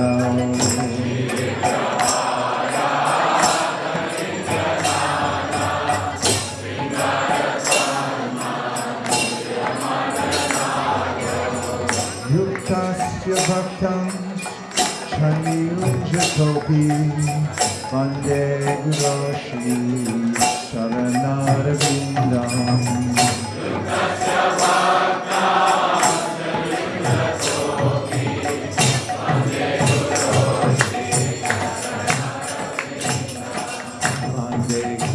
Shri Charanarvindam Vande Guru Shri Charanarvindam Vande Guru Shri Charanarvindam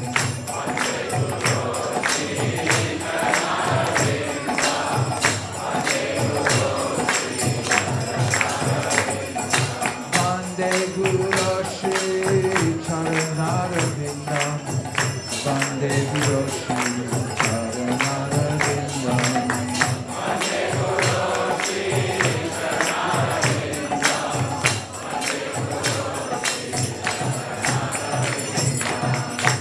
Chaturikasi Bhagavat Prasada Swadhamna Kritam Paribhakta Sangam Chaturikasi Bhagavat Prasada Swadhamna Kritam Paribhakta Sangam Kritbhaiva Tritim Bhajata Sadaiva Vande Guru Shri Charanarvindam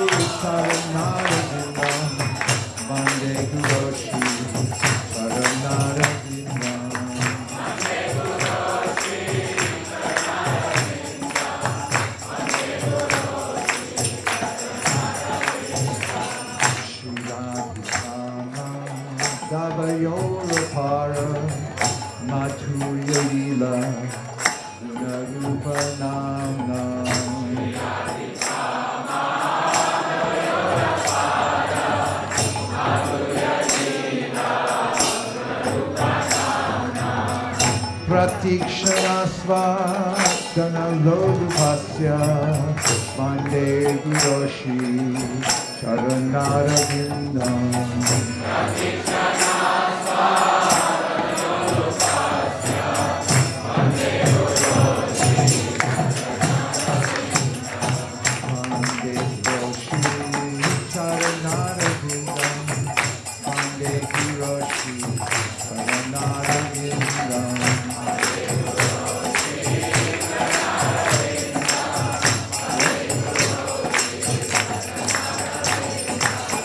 Vande Guru Shri Charanaravinda. Vande Guru Shri Charanaravinda.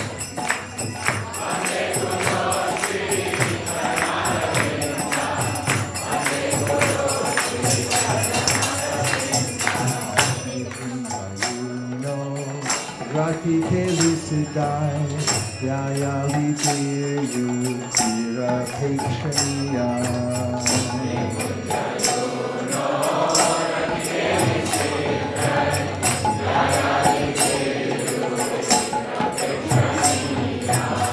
Tatra Daksha Ati Vallabhasya, Vande Guru Shri Charanarvindam.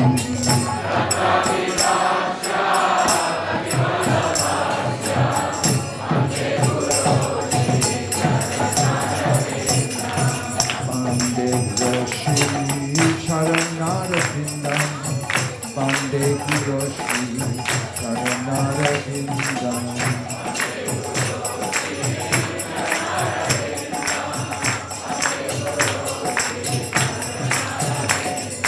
Vande Guru Shri Charanarvindam.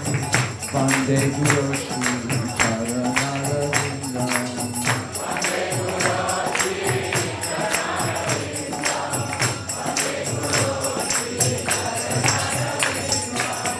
Sakshat Harite Masta Masta Shastre Ruktastatava Yadaiva Sadhi.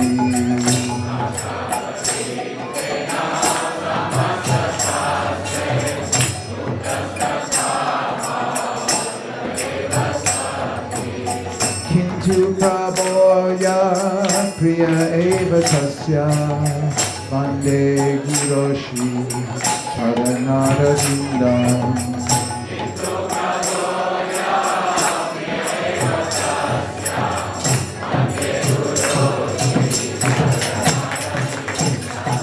Vande Guru Shri Charanarvindam. Vande Guru Shri Charanarvindam.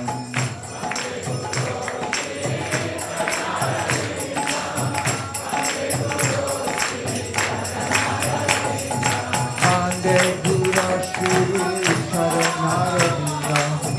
Vande Guru Shri Charanarvindam.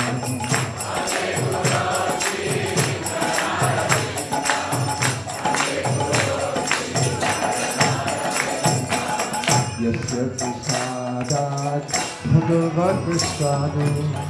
Yasya prasadam nagati kutopi. Yasya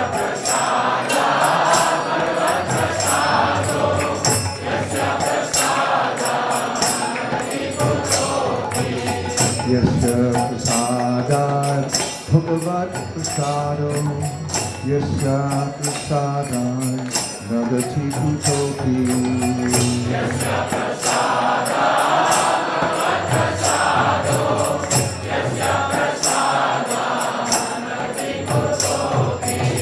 Jayam Subham Tasya Yasas Krisanyam.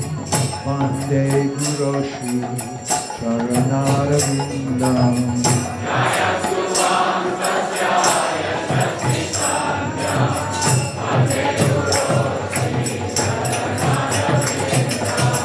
Jayam Subham Tasya Yasas Krisanyam. Vande Guru Shri Charanarvindam.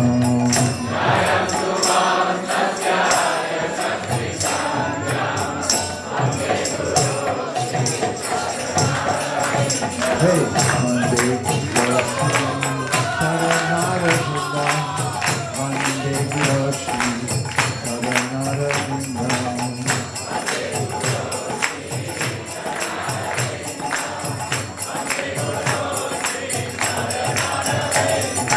Vande Guru Shri Charanarvindam. Vande Guru Shri Charanarvindam.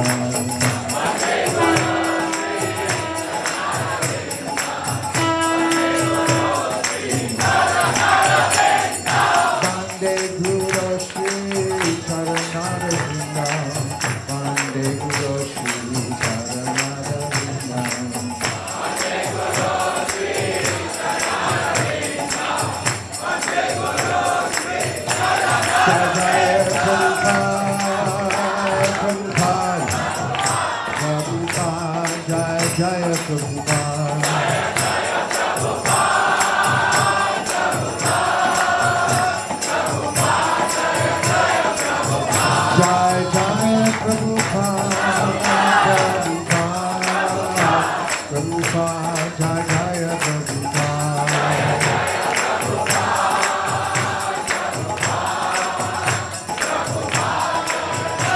Jai Prabhupada, Prabhupada, Prabhupada, Jai Prabhupada.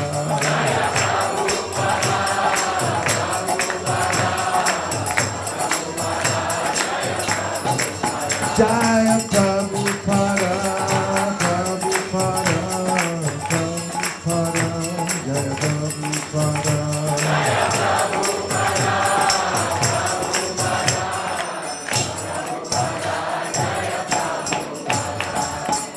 Srila Prabhupada ki jai. Namo Vishnu Padaya Krishna Prestaya Bhutale Srimate Bhakti Vedanta Swami Nityanamine.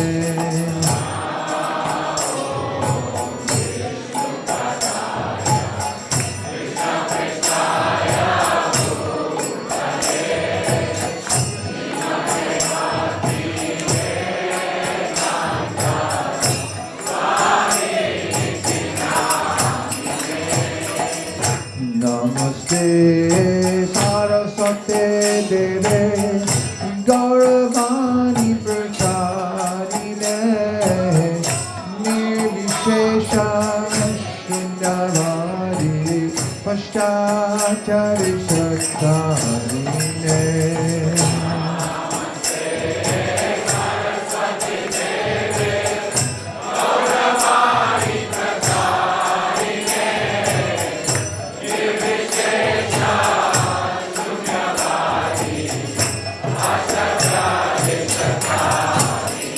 Jai Shri Krishna Chaitanya Prabhu Nityananda Shri Advaita Gadadhar Shivasari Gaur Bhakta-vrinda.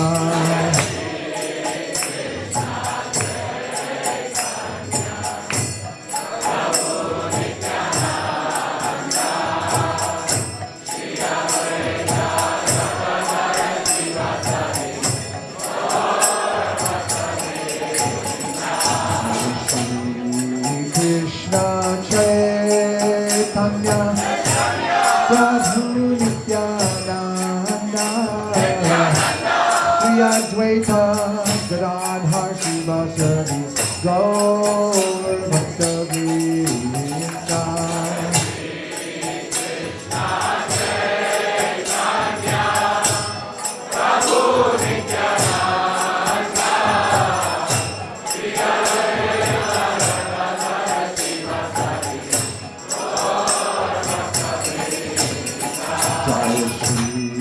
Krishna Chaitanya Prabhu Nityananda Shri Advaita Gadadhar Shivasari Gaur Bhakta-vrinda.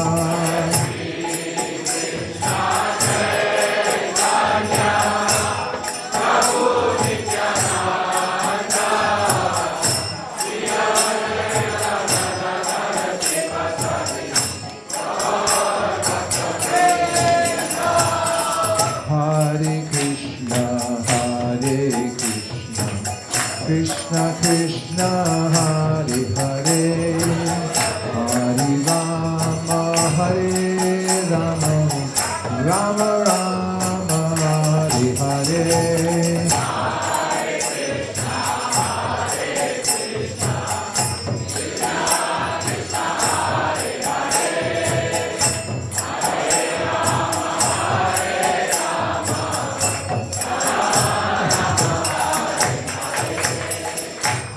Hare Krishna, Krishna Krishna Hare Hare, Hare Rama Hare Rama, Rama Rama Hare Hare.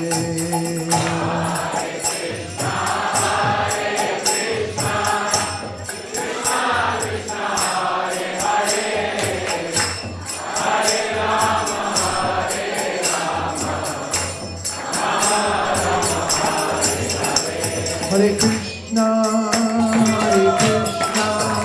Krishna Krishna, Hare Hare, Hare Rama,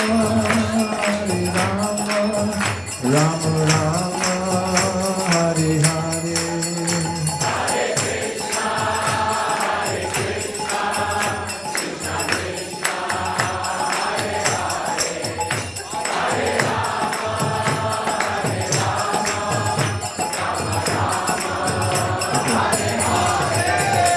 Hare Krishna, Krishna Krishna, Hare Hare, Hare Rama,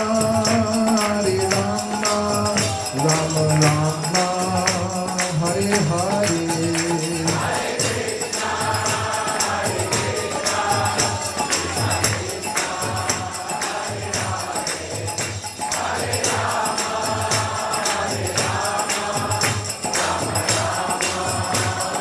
Hare Krishna, Krishna Krishna, Hare Hare, Hare Rama, Rama Rama, Hare Hare.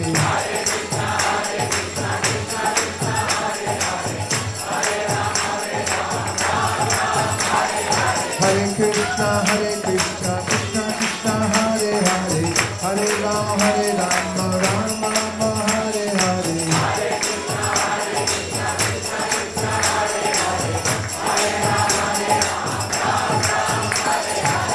Hare Krishna,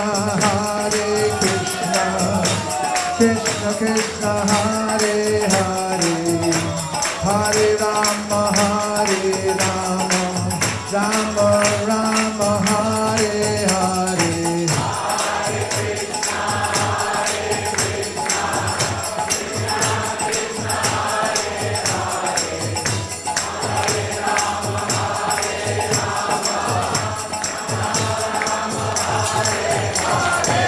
Hare Krishna, Krishna Krishna, Hare Hare, Hare Rama, Rama Rama, Hare Hare.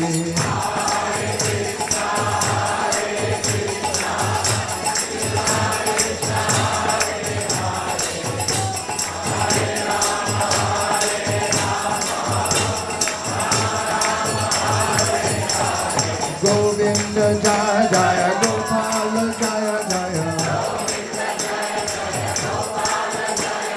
Govinda Jaya Jaya, Gopala Jaya Jaya. Radha Damana Hari Govinda Jaya Jaya. Radha Damana Hari Govinda Jaya Jaya. Govinda Jai Jai, Gopala Jai Jai. Govinda Jai Jai, Gopala Jai Jai. Govinda Jai Jai, Gopala Jai Jai. Govinda Jai Jai, Gopala Jai Jai. Radha Damana Hari Govinda Jai Jai. Radha Damana Hari Govinda Jai Jai.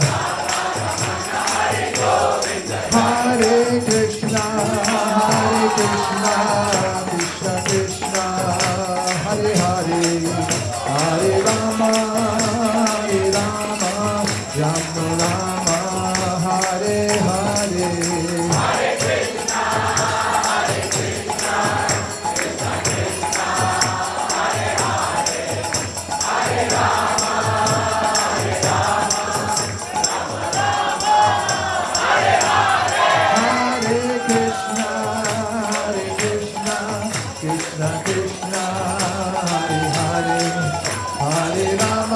Hare Rama, Rama Rama, Hare Hare.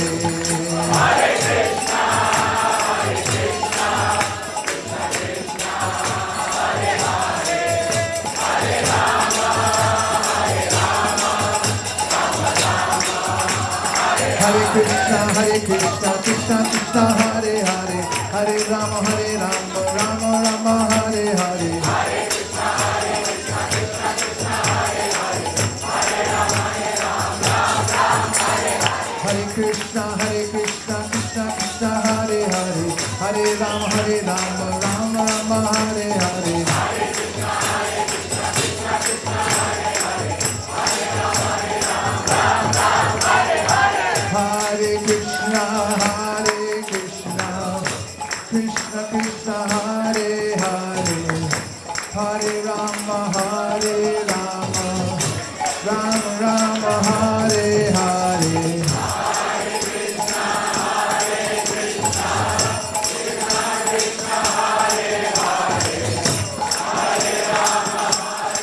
Krishna Krishna, Hare Hare, Hare Rama, Rama Rama, Hare Hare. Hare Krishna, Krishna Krishna, Hare Hare, Hare Rama,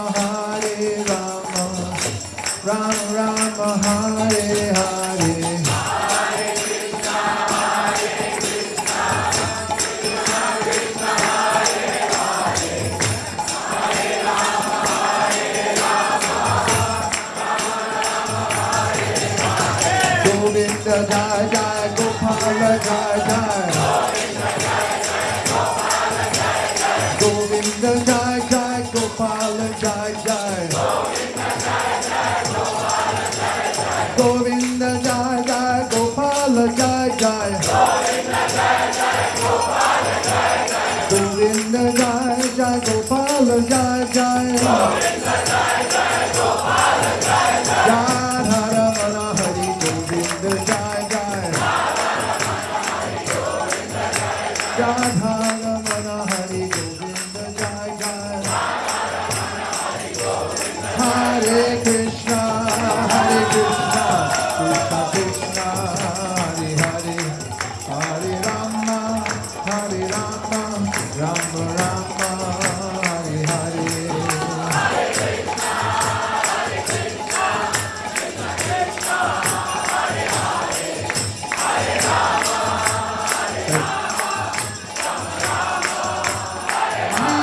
Jai Gaur Hari Bol, Hari Bol, Hari Bol, Jai Gaur Hari Bol.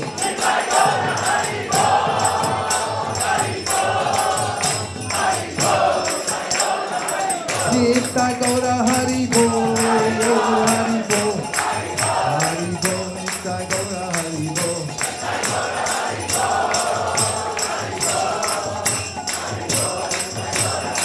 Nitai Gaura Hari Bol, Hari Bol, Hari Bol, Nitai Gaura Hari Bol.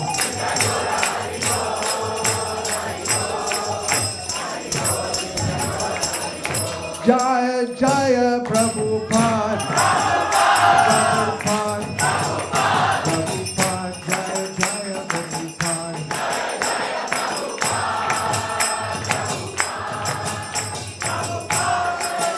Jaya Prabhupada, Prabhupada, Prabhupada, Jaya Prabhupada.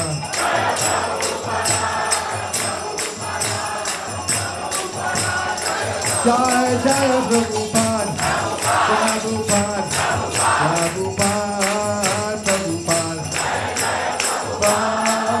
Prabhupada, Prabhupada, Prabhupada, Sai Gaur Premanande, Shri Harinam Sankirtan Ki, Shri Harinam Mantra Ki, Shri Harinam Prabhu Ki, Shri Prabhupada Avirbhav Maha Mahotsav Ki, Gaur Premanande. Nitai Gaura Hari Bol, Hari Bol, Hari Bol, Nitai Gaura Hari Bol.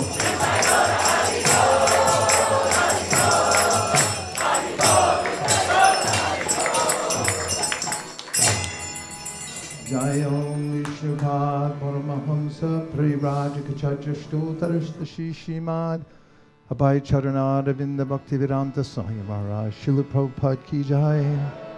Jayom Vishnupad Paramahamsa Parivrajakachacha Stotarashta Shishimad Srila Bhaktisiddhanta Saraswati Goswami Maharaj Ki Jai. Ananta Koti Vaishnavini Ki Jai. Namacharya Shri Haridas Thakur Ki Jai. Prem Zikaho Shri Krishna Chaitanya Prabhu Nityananda Sri Advaita Gadadhara Shiva Sri Gaur Bhaktivinoda Ki Jai. Sri Sri Radha Krishna Gopinath Shyama Kund Radha Kund Giri Govardhan Ki Jai. Sri Vrindavan Dham Ki Jai. Sri Mayapur Navadip Dham Ki Jai.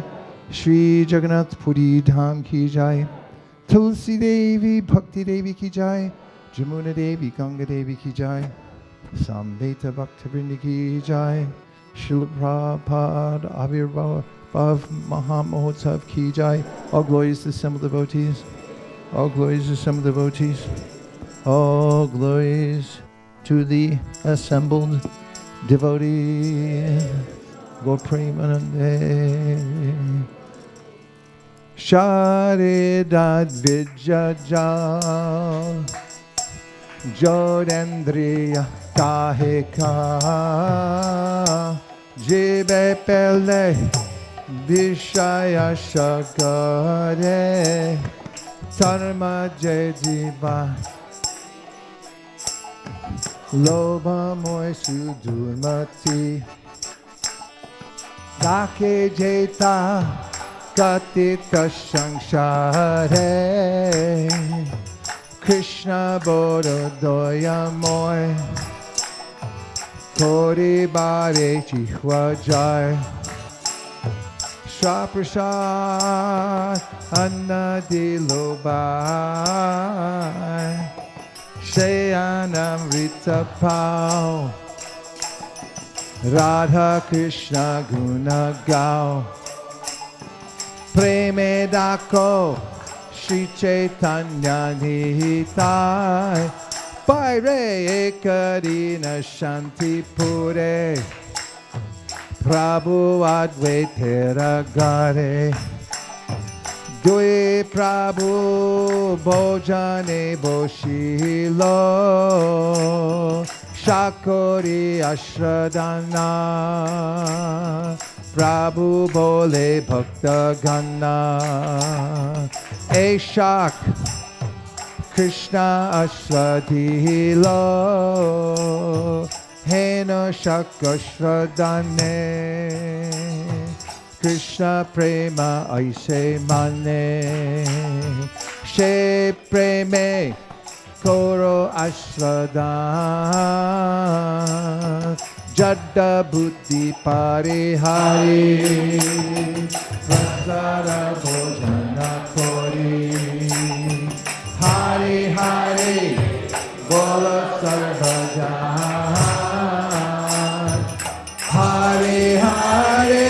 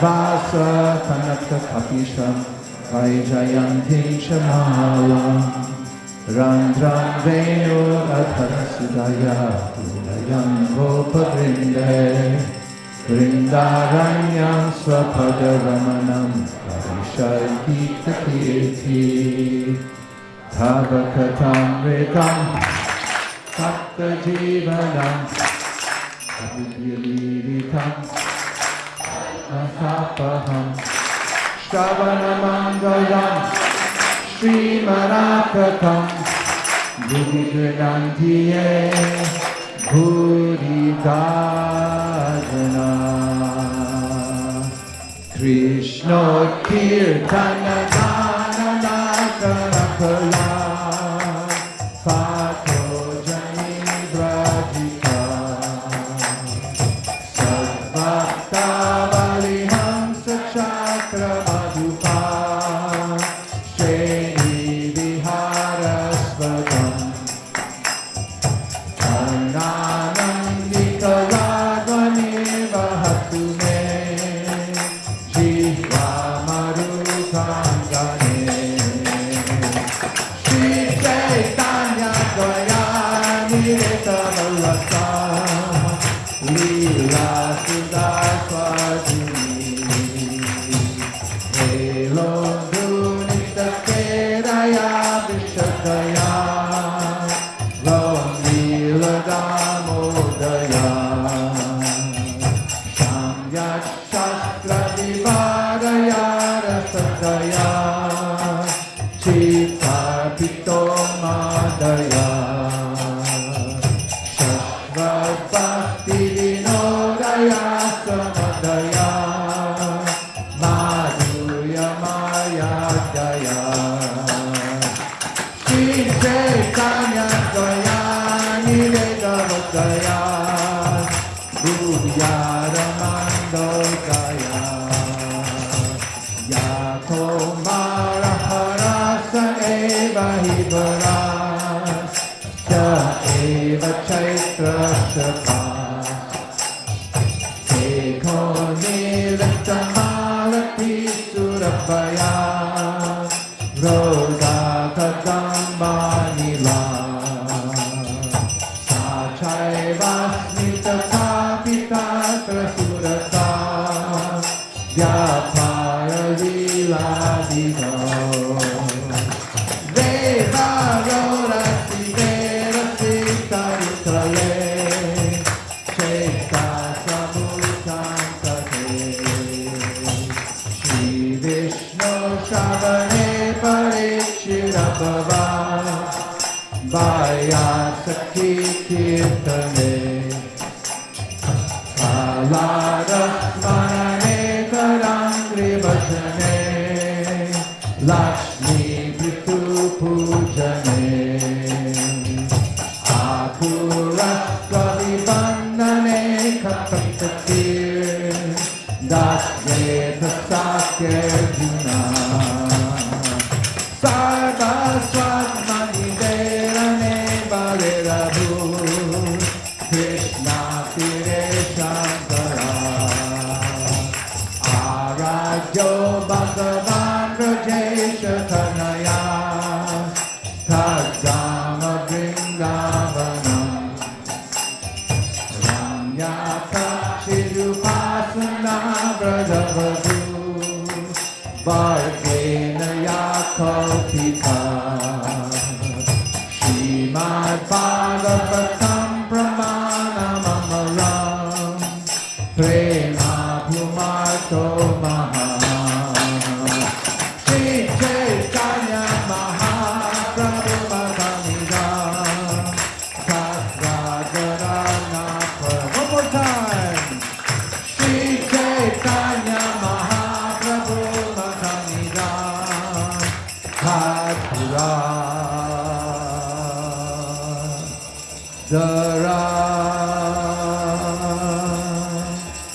Satragarana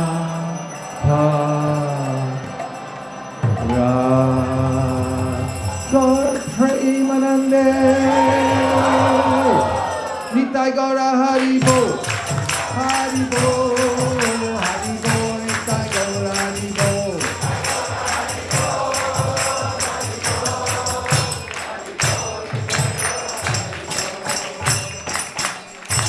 Our thanks to all the cooks for today's feast. Nikula Devi Dasi, Mahaguna. Name everybody. Who cooked the feast? Jagriti, Kanka, Driti.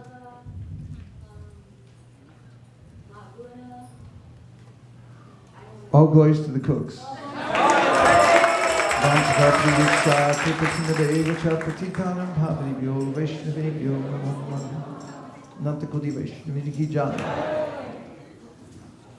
Please come take prasadam.